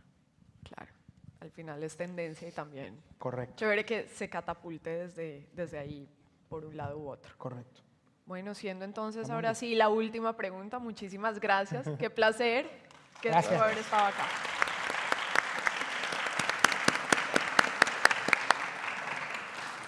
Muchas gracias, Juanita, Pedro, Pablo, Carlos. Muy interesante la conversación y ya damos paso a nuestro último panel, The Future of the Americas. Esta será una conversación con Juan Guaidó, expresidente interino de Venezuela y director del Democracy iLab. La conversación será moderada por Carlos Díaz Rosillo, director del Adam Smith Center for Economic Freedom de FIU. Muchas gracias, Carlos y Juan, por acompañarnos hoy. Juan Guaidó, former interim president of Venezuela and director of Democracy iLab. A widely recognized leader worldwide, he has transcended borders by demonstrating an unwavering commitment to democracy and freedom not only in Venezuela, but throughout the world. With a background in industrial engineering, he has played roles of paramount relevance in the political arena, including the presidency of the National Assembly and his historic tenure as interim president of Venezuela, recognized by the free world during the critical period between January 2019 and January 2023. Carlos Díaz Rosillo, founding director, Adam Smith Center for Economic Freedom. Carlos Díaz Rosillo, PhD, is an accomplished administrator, entrepreneur, political and policy strategist, and former senior government official. He is the founding director of the Adam Smith Center for Economic Freedom, where he is responsible for standing up and running the center, setting its strategic vision, and developing and implementing its programs. He previously served at the highest levels of the U.S. government, including as Deputy Assistant to the President and Director of Policy and Interagency Coordination at the White House, as well as senior leadership roles at the Department of Defense and the National Endowment for the Humanities. Buenas tardes, presidente. Un gusto siempre poder compartir contigo. Tenemos una media hora y en esta media hora quiero hacerte varias preguntas, no solamente de Venezuela, obviamente hay que hablar de Venezuela, sino también de toda la América Latina y conocer un poquito más tu perspectiva y tu opinión sobre lo que está pasando en la región. Pero me imagino que todos quieren que comencemos con el tema de Venezuela. El 3 de enero de este año, hace poco más de 5 meses, cambiaron muchas cosas en Venezuela. Estados Unidos, bajo el liderazgo del presidente Trump, extrae al dictador y comienza un proceso en el que estamos todavía en plena transición. Cuéntanos un poquito tu perspectiva de lo que pasó ese 3 de enero y cómo va el proceso. Bueno, gracias Carlos primero por la invitación, la amable invitación para conversar de Latinoamérica. Evidentemente hoy un elemento pivotal sin duda es Venezuela. Y mucho más luego del 3 de enero, no solamente las condiciones tradicionales de Venezuela, es decir, un hub energético o con potencial energético hoy. Como saben, la producción petrolera se redujo a menos de 1 millón de barriles, pero con las reservas más grandes del planeta. Es decir, ese gap es una expectativa, sobre todo después del 3 de enero, de cara a que la operación militar que extrae al delincuente, al dictador Nicolás Maduro, muy efectiva y muy exitosa, que viene además de un indictment con el presidente Trump 45 en el 2020. Es decir, ha sido un proceso que, a mi manera de ver, hablando de Latinoamérica, voltea la mirada de los Estados Unidos precisamente en la región y que para los venezolanos es no solamente una gran expectativa, es esperanza, es ánimo, es sentimiento de justicia, es ver reivindicado años de esfuerzo, pero que también entendemos que es un proceso continuo. Como dirían... Pero entonces, ¿apoyas la decisión del presidente Trump? No solamente apoyo la decisión, creo que marca un precedente importante de cara a este siglo que estaba carente precisamente de rule of law. Y para que haya precisamente rule of law tiene que haber acompañamiento y enforcement de ese rule of law. Creo que esto marca un precedente importante de cara a violadores de derechos humanos, personas que hoy, que tiene que ver con Latinoamérica también, por cierto, todo lo que significa el crimen organizado transnacional. No solamente, evidentemente, lo que es el tráfico de drogas, pero también lavado de dinero, entre otras cosas. Compartir información, compartir precisamente seguridad, estabilidad en la región, es también crear clima positivo de inversión. es crear estabilidad, es minimizar la crisis migratoria, es ver ciclos de producción efectivos en la región, es mejorar la posibilidad de no solamente mercadeo, la cadena de suministros, logística. Así que exista la posibilidad de enforcement, de hacer cumplir la ley. En Latinoamérica creo que es una gran noticia, una deuda histórica que, por cierto, tienen también las multilaterales. Es decir, ¿cuál es el rol de la ONU entonces? ¿Cuál es el rol de la OEA, de la Carta Interamericana de los Derechos Humanos? Y lo hago como crítica constructiva. Durante años colaboramos, además, no solamente con estos organismos, sino también con información, inteligencia. Y esta decisión tomada con mucha firmeza, con mucha determinación por la administración 47 del presidente Trump, y hago la distinción entre 45 y 47, porque hay un hilo conductor, obviamente, y tú lo sabes muy bien, tú participaste en la administración, además, 45 del presidente, y conoces muy bien el funcionamiento. Así que, y hoy estamos además, por cierto, paréntesis, que si bien no tiene que ver con Latinoamérica, tiene que ver, hay una visita a China oficial, que también tiene que ver con Latinoamérica, con el 3 de enero, con lo que está pasando en Cuba en este momento, y creo que de nuevo, para los venezolanos, vemos con optimismo, vemos con una perspectiva importante, entendiendo, insisto, que es un work in process, es decir, es un trabajo en proceso, es una transición que significa y necesita de muchas cosas en este momento en la región. Yo me imagino que como presidente interino por 4 años te hubiera encantado que esa extracción se hubiera dado a cabo en el periodo anterior del presidente Trump. ¿Qué falló? ¿Por qué crees que el presidente Trump no actuó en su primer gobierno y sí lo hizo en él? Bueno, lo primero es un contexto, es la pandemia. El presidente Trump pierde o pasó la administración 46. Es decir, hay un contexto global que influyó, que impactó. Evidentemente, la operación antinarcóticos del Caribe en el 2020, por cierto, era un poco más modesta, evidentemente, que el portaaviones más grande del planeta Tierra, el submarino nuclear más importante y el 25% de la flota militar que estaba en el Caribe hasta enero de este año. Está el indictment, la recompensa. También hay factores, digamos, internos, es decir, lo que era, por ejemplo, y ya hay algunos señalamientos recientes a el momento en el 19 y el 20, digamos, creamos una agenda de teléfonos, es decir, contactos militares, contactos con diferentes sectores. 48 minutos o 47 tomó la operación de extracción del dictador y delincuente Nicolás Maduro. Eso requirió no solamente la evidente fuerza y superioridad militar de los Estados Unidos, sino también mucho trabajo de inteligencia y de información. También eso fue un proceso. Es decir, no, si bien la operación fue overnight, ¿Crees que hubo ayuda desde adentro? Mira, más que ayuda, no tenían opción. Yo creo que el colapso del régimen de Maduro fue secuencial antes del denominado socialismo del siglo XXI. Es decir, ellos solamente han ido perdiendo popularidad, diplomacia, política, quedaron en evidencia y vulnerabilidad militar de manera muy grosera y evidentemente eso fue un proceso. A Maduro lo sacaron overnight, pero eso no fue, el proceso no fue overnight. ¿Pero entonces no lo entregó Delcy? Yo creo que hubo sin duda complicidad de parte de algunos del régimen, ya hay señalamientos incluso entre ellos. Usted no llega a FIU a buscar a Carlos y ustedes ya recorrieron probablemente el campus. Es decir, toma tiempo ubicar este auditorio en la puerta correcta. Imagínense el fuerte militar principal de una ciudad, entrar al corazón de la capital de Venezuela y extraer a quien estaba rodeado por una especie de guardia pretoriana cubana, en este caso, protegiéndolo porque no confiaba ya. Y eso pasó en 48 minutos. Evidentemente hubo información. Incluso rusos ya señalan directamente a Delcy. Incluso a lo interno del régimen hay señalamientos. Había un supuesto influencer argentino que hoy se declara, por cierto, desaparecido. No sé si es cierto o no. Simplemente informa a través de redes que señala directamente a los Rodríguez y a otros. Es decir, hoy Delcy Rodríguez y los Rodríguez caminan en hielo delgado, digamos. Es casi una situación imposible. Pero, de nuevo, esto es un proceso continuo.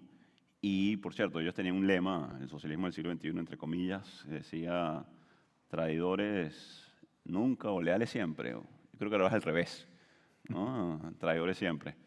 Pero eso ya es un tema interno. Yo creo que lo importante es devolver la capacidad de agencia al venezolano, a la oposición venezolana, tener la posibilidad de una elección y un cronograma de elecciones, la reconstrucción económica, la interlocución. Creo que el rol de María Corina y Edmundo González es muy importante, de la oposición en general, reconstruirla, generar confianza en los mercados, un buen clima de inversión, insisto, para que exista confianza no solamente en el potencial, sino en la ejecución y la efectividad de Venezuela, que eso impacte positivamente en Latinoamérica. Es decir, la balanza comercial Colombia-Venezuela eran $6.000 millones aproximadamente.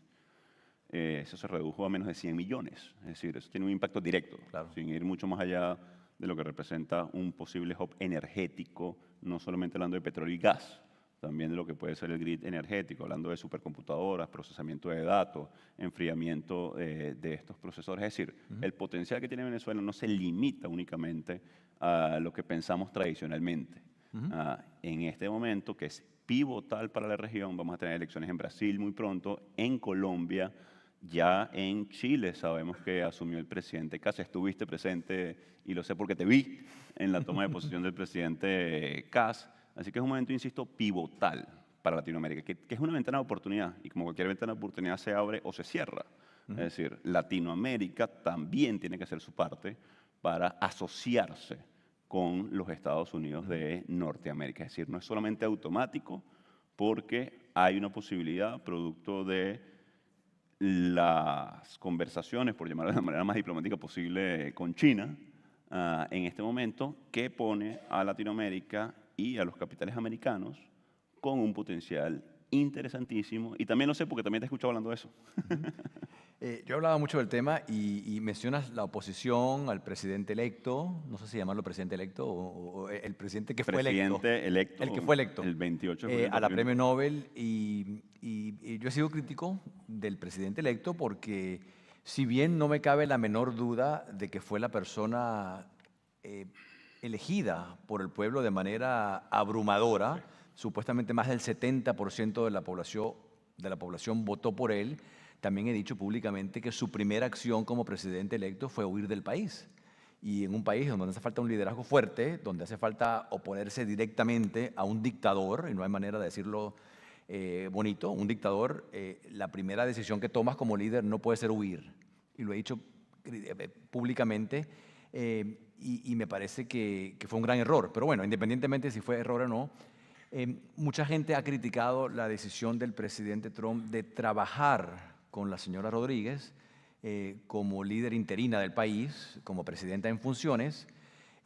Yo también he defendido esa decisión. Yo creo que Estados Unidos aprendió las lecciones de Irak y aprendió que no puedes decapitar un gobierno, que fue lo que pasó, y pretender que la democracia llegue de la noche a la mañana cuando tenemos a un país que lleva más de un cuarto de siglo bajo una dictadura comunista. Y por lo tanto, lo primero que se hace en una transición democrática es tomar control operativo del aparato del gobierno, de las Fuerzas Armadas, de las fuerzas de inteligencia, de las fuerzas de seguridad.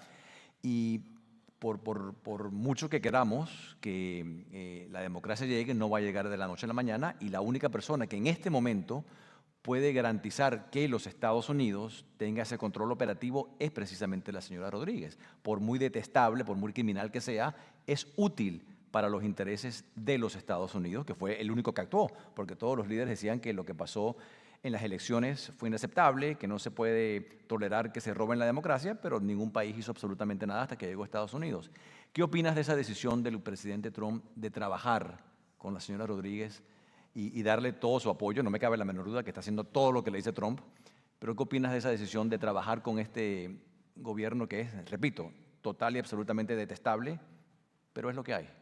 Mira, yo hubiese querido que asumiera inmediatamente Edmundo González Urrutia, sin duda. Es decir, fue el presidente electo el 28 de julio del 2024 por el 70% de los venezolanos que pudieron votar. Y digo esto porque 8 millones en el exilio no pudieron. No pudieron. Es decir, hubiese sido 90-10. Es decir, hubiese sido aún más la diferencia contra el régimen muy débil de Maduro, ya sin popularidad, mucho menos Delcy, por cierto. Esto es como una segunda degeneración de lo que era Chávez y el socialismo del siglo XXI, hablando de respaldo popular, diplomático, más allá del pragmatismo que con que puede manejar la situación en este momento el régimen interino, por llamarlo de alguna manera. Ahora, entiendo el proceso de transición. Es decir, si vemos esto como una transición y vemos esto como el desmontaje del aparato criminal, es decir, la primera visita a Venezuela fue de Ratcliffe, el director de la CIA. Durante años en Venezuela a mí se me acusó de ser un agente de la CIA, por cierto. Era parte del paquete de acusaciones típico del régimen en cualquiera de estos países comunistas, como tú decías muy bien, Carlos. Llama la atención que el primer funcionario que yo no conozco al director de la CIA, nunca lo conocí. Conozco al presidente Trump, al secretario de Estado Marco Rubio, a los congresistas, senadores, al secretario del Tesoro, es decir, del comercio. O sea, te pones una lista de 40 funcionarios americanos, pero el director de la CIA nunca lo conocí. Y fue el primero que envía. ¿Por qué? Porque es un aparato criminal y no hay ingenuidad de parte de los Estados Unidos de qué existe en Venezuela y qué está pasando. También hay claridad de un framework, a mi manera de ver, muy bien puesto por parte del Departamento de Estado y la Casa Blanca, que habla de precisamente estabilización, reconstrucción y transición. Entendiendo la transición además como el logro de la democracia. Se ha hablado de un cronograma de elecciones, se ha hablado también del tema económico. Pero yo pongo un ejemplo incluso más sencillo en estos casos, porque a veces cuando uno habla de transiciones, las instituciones, la confianza en el Estado, hace una semana en el Democracy iLab, en FIU, en el Adam Smith, hicimos precisamente el arco completo desde el trauma dictatorial, persecución, amenazas, censura, asesinatos políticos, crímenes de lesa humanidad, a que yo pueda regresar a Venezuela, incluso hablo en primera persona, y pueda confiar en el policía que me recibe en el aeropuerto. ¿Cómo pasa eso? ¿Cómo reparas a una víctima? ¿Cómo reparas a un país completo? ¿Cómo sanas las heridas? ¿Cómo se genera ese clima positivo de inversión y confianza institucional para que todos podamos ir? Porque lo que necesita un migrante venezolano o un perseguido político, por cierto, de Venezuela, es lo mismo que necesita un gran empresario. Confianza en las instituciones. Entonces, dicho esto, estamos en una transición. De nuevo, los Rodríguez, a mi manera de ver, son los más peligrosos de todos, por cierto. Más que el mismo Maduro. ¿En serio? ¿Por qué? Mira, meses antes de que Maduro veíamos trabajo en el Washington Post, en algunos otros periódicos, alabando a Delcy Rodríguez. Muchas personas del entorno de los Rodríguez estaban en Washington haciendo lobby para el levantamiento de sanciones. Es decir, ahí no tampoco hay ingenuidad de esa parte. Si cometimos un error, y tú me preguntabas de los errores, fue subestimar a la dictadura. No se puede subestimar a este régimen, que no tengas duda que quieren ganar tiempo, que van a hacer el delivery con respecto a lo que le pide a Washington y lo que le pide el presidente Trump, pero también hay mucha claridad del Departamento de Estado, de la Embajada, de la Casa Blanca, de que llevar la producción petrolera, para hablar de términos concretos, de 1 millón de barriles a 3 millones, que era la cota anterior que ya teníamos, y de ahí a 5 millones, estabilizar un hub energético, tener ese commodity tan importante en el planeta, requiere más que simplemente estabilizar ese régimen interino. Hace falta confianza, hace falta Estado de Derecho. Así que tenemos esto como un proceso de transición. Hay que apoyar y agradecer infinitamente la labor de los Estados Unidos, del presidente Trump. Creo que nadie más hubiese hecho eso, tengo que decirlo. Recuerdo muy bien cuando entré en el Salón Oval en el 2020. Tú conoces bien al presidente Trump, straight to the point, directo al grano, antes de saludar, hola, ¿cómo estás? ¿Qué vamos a hacer? ¿Cómo vamos a salir de Maduro? Esa fue la primera pregunta en lo que me bajé del camión, estaban los honores ahí. ¿Cómo vamos a salir de Maduro? Y de ahí se desarrolló no solamente en el Salón Oval, luego en el Cabinet Room, por cierto, con todos sus ministros o secretarios, en el caso americano. Y mira, y cumplió, tengo que decir. Cumplió cabalidad lo que hablamos en el 2020. Es decir, hubo determinación, hubo un equipo de trabajo, hubo curva de aprendizaje y este proceso de transición. Y lo decía antes con Latinoamérica, Carlos. A ver, tenemos que hacer nuestra parte. Es decir, la alternativa democrática en el caso de Venezuela, en el caso de Latinoamérica, para convertirnos en un polo y un socio para los Estados Unidos, también tenemos que hacer nuestra parte. Yo lo digo de manera amable. Si yo estoy en Washington, y a veces ese tipo de ciudades en ocasiones se pueden volver un poco cínicas, ¿no? Porque los que toman decisiones, vemos a lo lejos allá Latinoamérica, lo vemos un poco desordenado en ocasiones por los cambios. Sí, bueno, quiero ser un poco diplomático también. Bueno, hay que dar no solamente la sensación, sino que elementos concretos.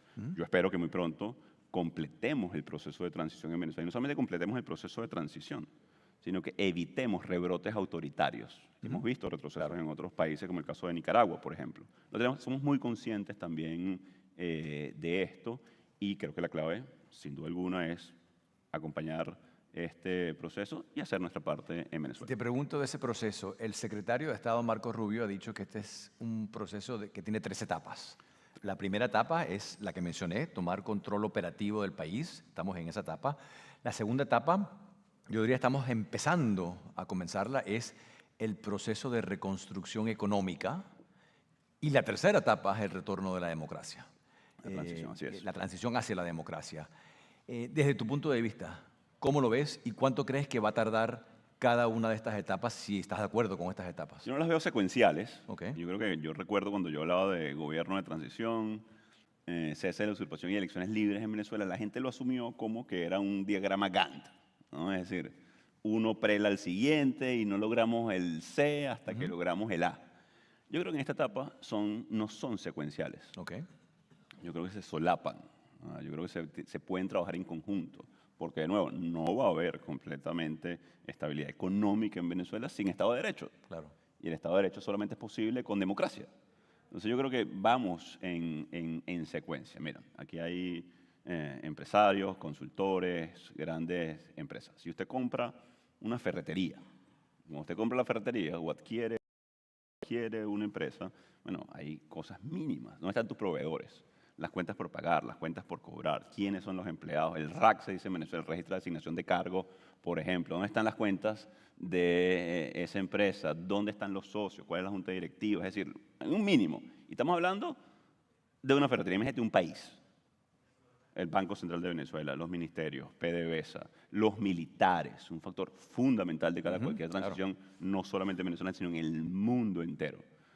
Entonces, entendiendo esto como un gran proceso, yo creo que las 3 frases asociadas, que algunas las comparan, por cierto, con el cese de la usurpación, gobierno de transición y elecciones libres, tiene que ver de un proceso que tiene años trabajando el equipo del presidente Trump. Así es. Y que hoy está concretando y que estoy seguro que va a llegar a término a la democracia plena en Venezuela. Y para esa democracia plena hace falta elecciones. Sin duda. ¿De aquí a cuándo ves elecciones?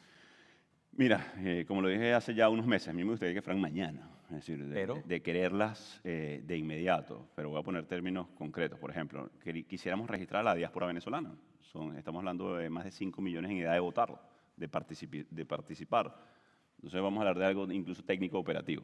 ¿Cuánto toma registrar de manera precisa, concreta, solamente a la diáspora? Es decir, el registro electoral toma un tiempo. Bueno, tienes que tener primero un organismo electoral independiente. Sí, pero voy a elementos que uno diría como opositor, evidentemente, a un régimen durante años. ¿Quieres participar en la próxima elección con la diáspora o no? Bueno, la respuesta es más que obvia, ¿no? Claro que queremos. O sea, no solamente porque sabemos su tendencia electoral, no solamente por eso, sino porque es un derecho, ¿vale? Es un derecho. Yo quiero participar si me encuentro en el exilio. Yo quiero que la gente que está afuera pueda tener decisión y elegir. Eso es lo que estamos luchando durante años, el derecho a elegir el futuro de Venezuela. Entonces, si solamente hablamos de eso, ya es muy importante. Pero luego viene el árbitro. Voy a hablar, por ejemplo, del Tribunal Supremo de Justicia, la justicia venezolana. O sea, que tiene que ser, va a ser transicional, evidentemente, hasta que logremos reparar todas las instituciones en Venezuela. Así que esto toma por lo menos 6 meses, este proceso. Así que, y ya estamos en mayo, vamos a llegar a junio. Así que dude más, ¿no? Es decir, estamos hablando, ojalá, que principios del año que viene, que pueda ser la elección. Hablemos del 2027, pero no quiero, digamos, cerrar una fecha, porque no, a mí me gustaría que fuera lo antes posible. Claro. Pero esto toma tiempo para hacerlo bien, y tomando en cuenta que esto es una transición. Y en esas elecciones, cuando se den las elecciones, sea pronto, sea más adelante, creo yo van a haber muchos candidatos de los que hoy forman parte de la oposición. Se está mencionando mucho una candidata en particular, que se ganó el Premio Nobel de la Paz, pero no es la única, ¿no? Hay muchos líderes de oposición. El único que llegó a ser presidente interino fuiste tú. ¿Te gustaría ser parte de esas Mira, yo creo que esas elecciones? la próxima elección la candidata tiene nombre y apellido ya. Creo que es María Corina La única. Machado, en este momento sin duda. Y yo creo que sería atentar contra el proceso de transición. Ahora, el proceso de transición no solamente se trata de una candidatura, es liderar un proceso de transición, de reconciliación del país, de encuentro de los venezolanos, de reconstitución de las instituciones nacionales. Es decir, pensar solamente que el retorno pleno de la democracia pasa por un hito electoral sería o no ver todos los hitos que hemos tenido en Venezuela electorales o incluso el proceso de transiciones a nivel latinoamericano, para no hablar de Serbia o hablar de algunos otros referentes en transición a la democracia. Y hablo de Chile porque estuve recientemente, pero ¿cuántos años estuvo de senador, por ejemplo, Pinochet? Sí. ¿No? Por hablar de un caso específico, podemos hablar del caso de Uruguay o de Argentina también. ¿Cuál va a ser el espacio o los puentes que se van a trazar incluso con el régimen interino? Es decir, la elección va a ser el hito fundamental, pero tenemos que construir una especie de comisión de enlace. Es decir, cuando usted gana una gobernación, una alcaldía o la presidencia de la República, usted designa equipos de transición para que vayan al Ministerio de la Defensa, la Secretaría, el State Department, o el Secretario de Guerra ahora, o el Pentágono, o lo que sea. Igual pasa en Venezuela, en Chile, en Argentina, en cualquier país. ¿Cómo construyes eso? Y eso creo que va a ser un momento estelar estos 6 meses, este 2026, con la administración del presidente Trump, con Latinoamérica. A mí me gustaría que se hiciera más presente también Latinoamérica en este proceso. Me entrevistaron mucho en septiembre, octubre, noviembre del año pasado preguntando por la operación militar en el Caribe, hablando de los Estados Unidos. Claro, genera polémica. Además, el tema militar, sin duda alguna, tiene que hacerlo, está bien el debate. Yo decía, mira, a mí me gustaría una operación militar latinoamericana. ¿Dónde está Latinoamérica en ese proceso?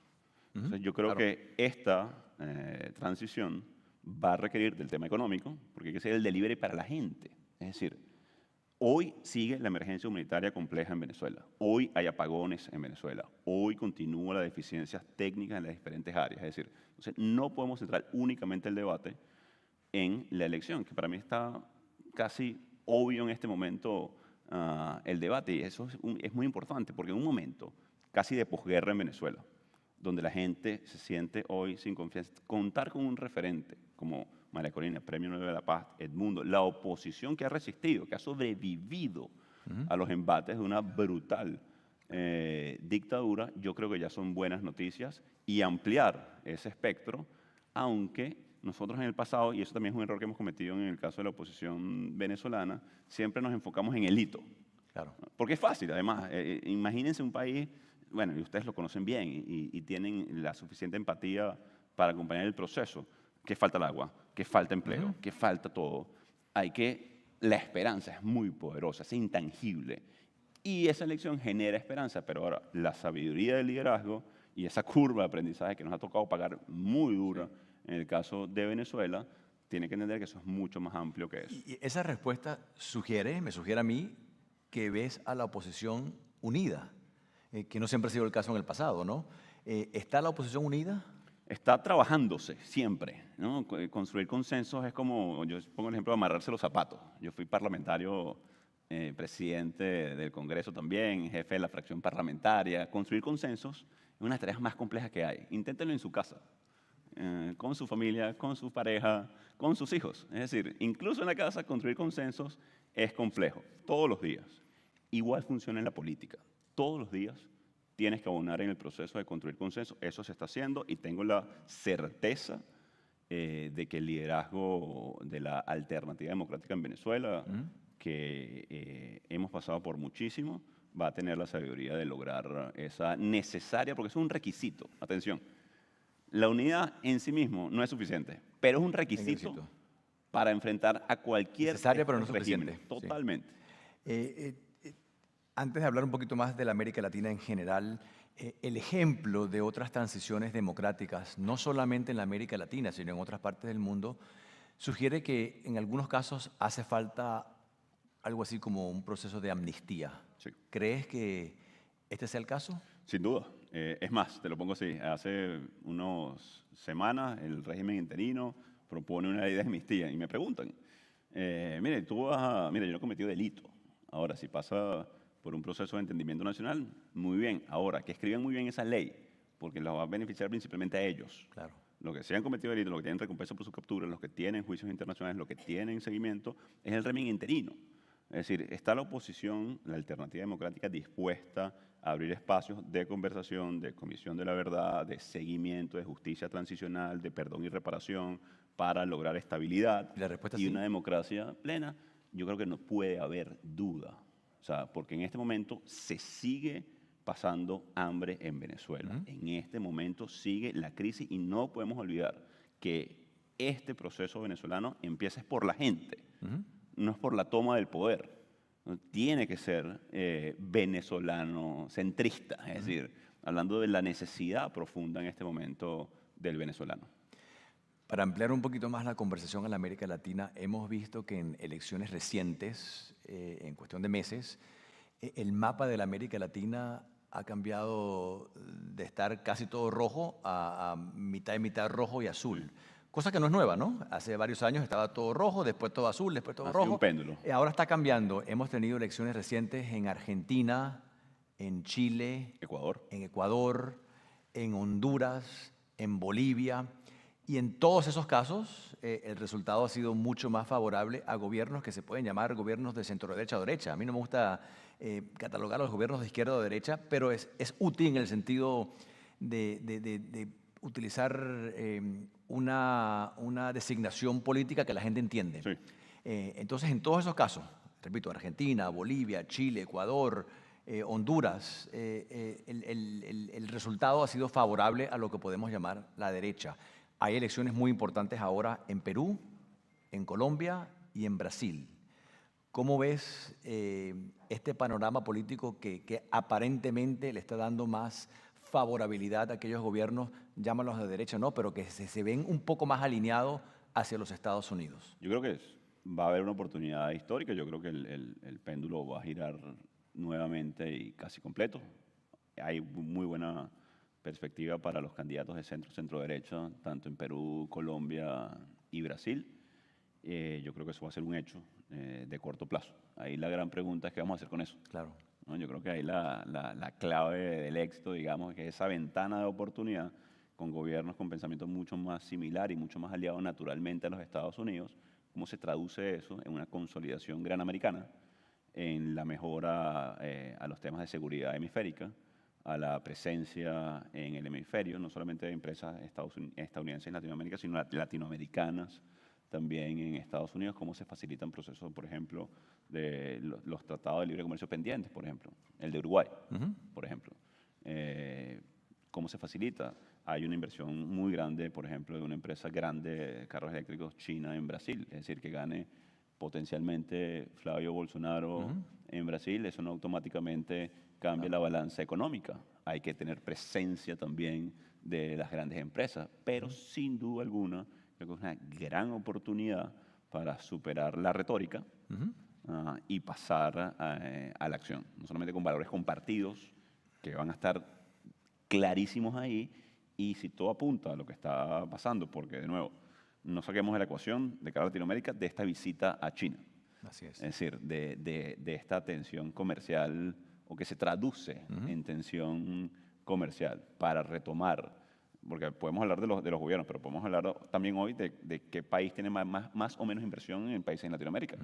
Y la balanza no está tan favorable como los gobiernos que están en esos países. Así es, Entonces, sin duda. yo creo que esto abre la ventana de oportunidad para concretar de cara al corto plazo con la integración, con el comercio, con una atención, atender el tema migratorio, con superar el gap de pobreza. Y yo lo he hablado mucho, lo hemos hablado tú y yo también. 700 millones de almas viviendo en Latinoamérica, con un pensamiento muy similar, culturalmente parecidos, con los principales assets y commodities, desde energía, pasando por tierras raras, hasta capacidad agroalimentaria, sin hablar del tema de manufactura, que ha venido creciendo de manera muy interesante en la región, con presencia, inversión, y la parte latinoamericana, estabilidad, confianza, creo que la oportunidad es de oro. Sin duda alguna, la Estrategia de Seguridad Nacional de Estados Unidos, publicada recientemente en noviembre, deja muy claro que el presidente de Estados Unidos está consciente de que por décadas Estados Unidos ha ignorado a la América Latina y que eso cambia ahora. Y por lo tanto, hay una gran cantidad de oportunidades de invertir en la región. Compañías norteamericanas que han estado ausentes ahora tienen una gran oportunidad de invertir, no solamente en Venezuela, las oportunidades en Venezuela son infinitas, Sí, sin duda alguna, sin duda. pero en otros países de la América Latina también. No, y se habla, se habla del nearshoring, se habla de otras aproximaciones a través del tema. ¿Qué consejos le das a pasado. aquellos que quieren invertir en la región? Mira, yo creo que es un momento estelar. Los Estados Unidos, como lo dice Carlos, están girando su vista a Latinoamérica. Creo que no solamente es el tema de los commodities y las oportunidades, sino también de consumo. Es decir, mejorando las situaciones económicas en cada país, vas a también empujar el consumo local en la región. Es decir, es redondo las oportunidades tanto en Venezuela como en Sudamérica, y la seriedad con que ha venido creciendo el empresariado americano también llama mucho la atención, y hay factores no solamente culturales, de aprendizaje común, de competitividad, que de la mano pueden ser sin duda el futuro de lo que resta de siglo. Ya estamos en un cuarto de siglo, ya estamos más cerca del 2050 que de 1990, no se sientan viejos, pero ya estamos más cerca de la mitad de siglo, que es el 90. Italia 90, vamos al Mundial ahora en el 26. Creo que lo que queda de siglo es Latinoamérica. Así es, sin duda alguna. Hablas del consumidor y es un buen punto para concluir esta conversación, porque nadie mejor para poder ayudar a persuadir a ese consumidor que Ola. Así que quiero concluir dándole muchas gracias a todo el equipo de Ola por esta oportunidad, por esta cuarta edición de este encuentro, que cada vez se pone muchísimo mejor, y ha sido un placer poder concluirlo con la presencia del presidente Juan Guaidó. Muchas gracias. Presidente.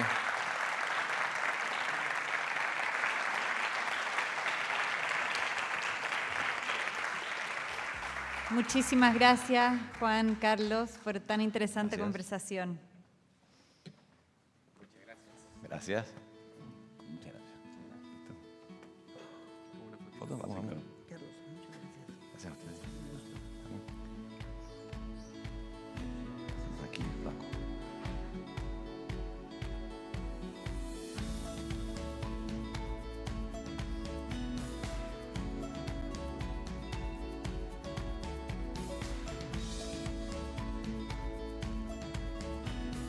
Y así llegamos al final del cuarto Latin Consumer Summit.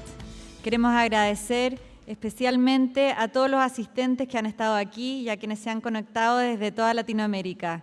Gracias por sumarse a la comunidad del Latin Consumer Summit, a todos los speakers, moderadores, a nuestros auspiciadores Tracks by Form, Juan Valdés, Falabella, Menulink, Bonding, Impulse, Cars for You y Pipeline. Y a nuestros media partners, Grupo Semana, Diario Las Américas, América Malls and Retail, Retailers México, Revista Estrategia y Negocio, Revista Abasto, Panorama, Retail Wire, y a todos quienes han amplificado este encuentro a lo largo de Latinoamérica. Nuevamente queremos agradecer al Board Editorial de Latin Consumer Summit, María Cristina Gómez, Juan Carlos Jiménez, César Jaramillo, John Price, Cristiana Amaral y Tom Mucio, por su visión, liderazgo y por acompañarnos en este proyecto. Finalmente, les recuerdo que detrás de su escarapela, gafete o credencial hay un QR. A través de este QR pueden contestar la encuesta para saber cómo vamos mejorando día a día. Pueden acceder a todas las fotos de estas dos jornadas y seguirnos en redes sociales, en donde pronto podrán descargar la memoria con todos los aprendizajes de esta cuarta edición del Latin Consumer Summit. Muchas gracias y nos vemos el próximo año.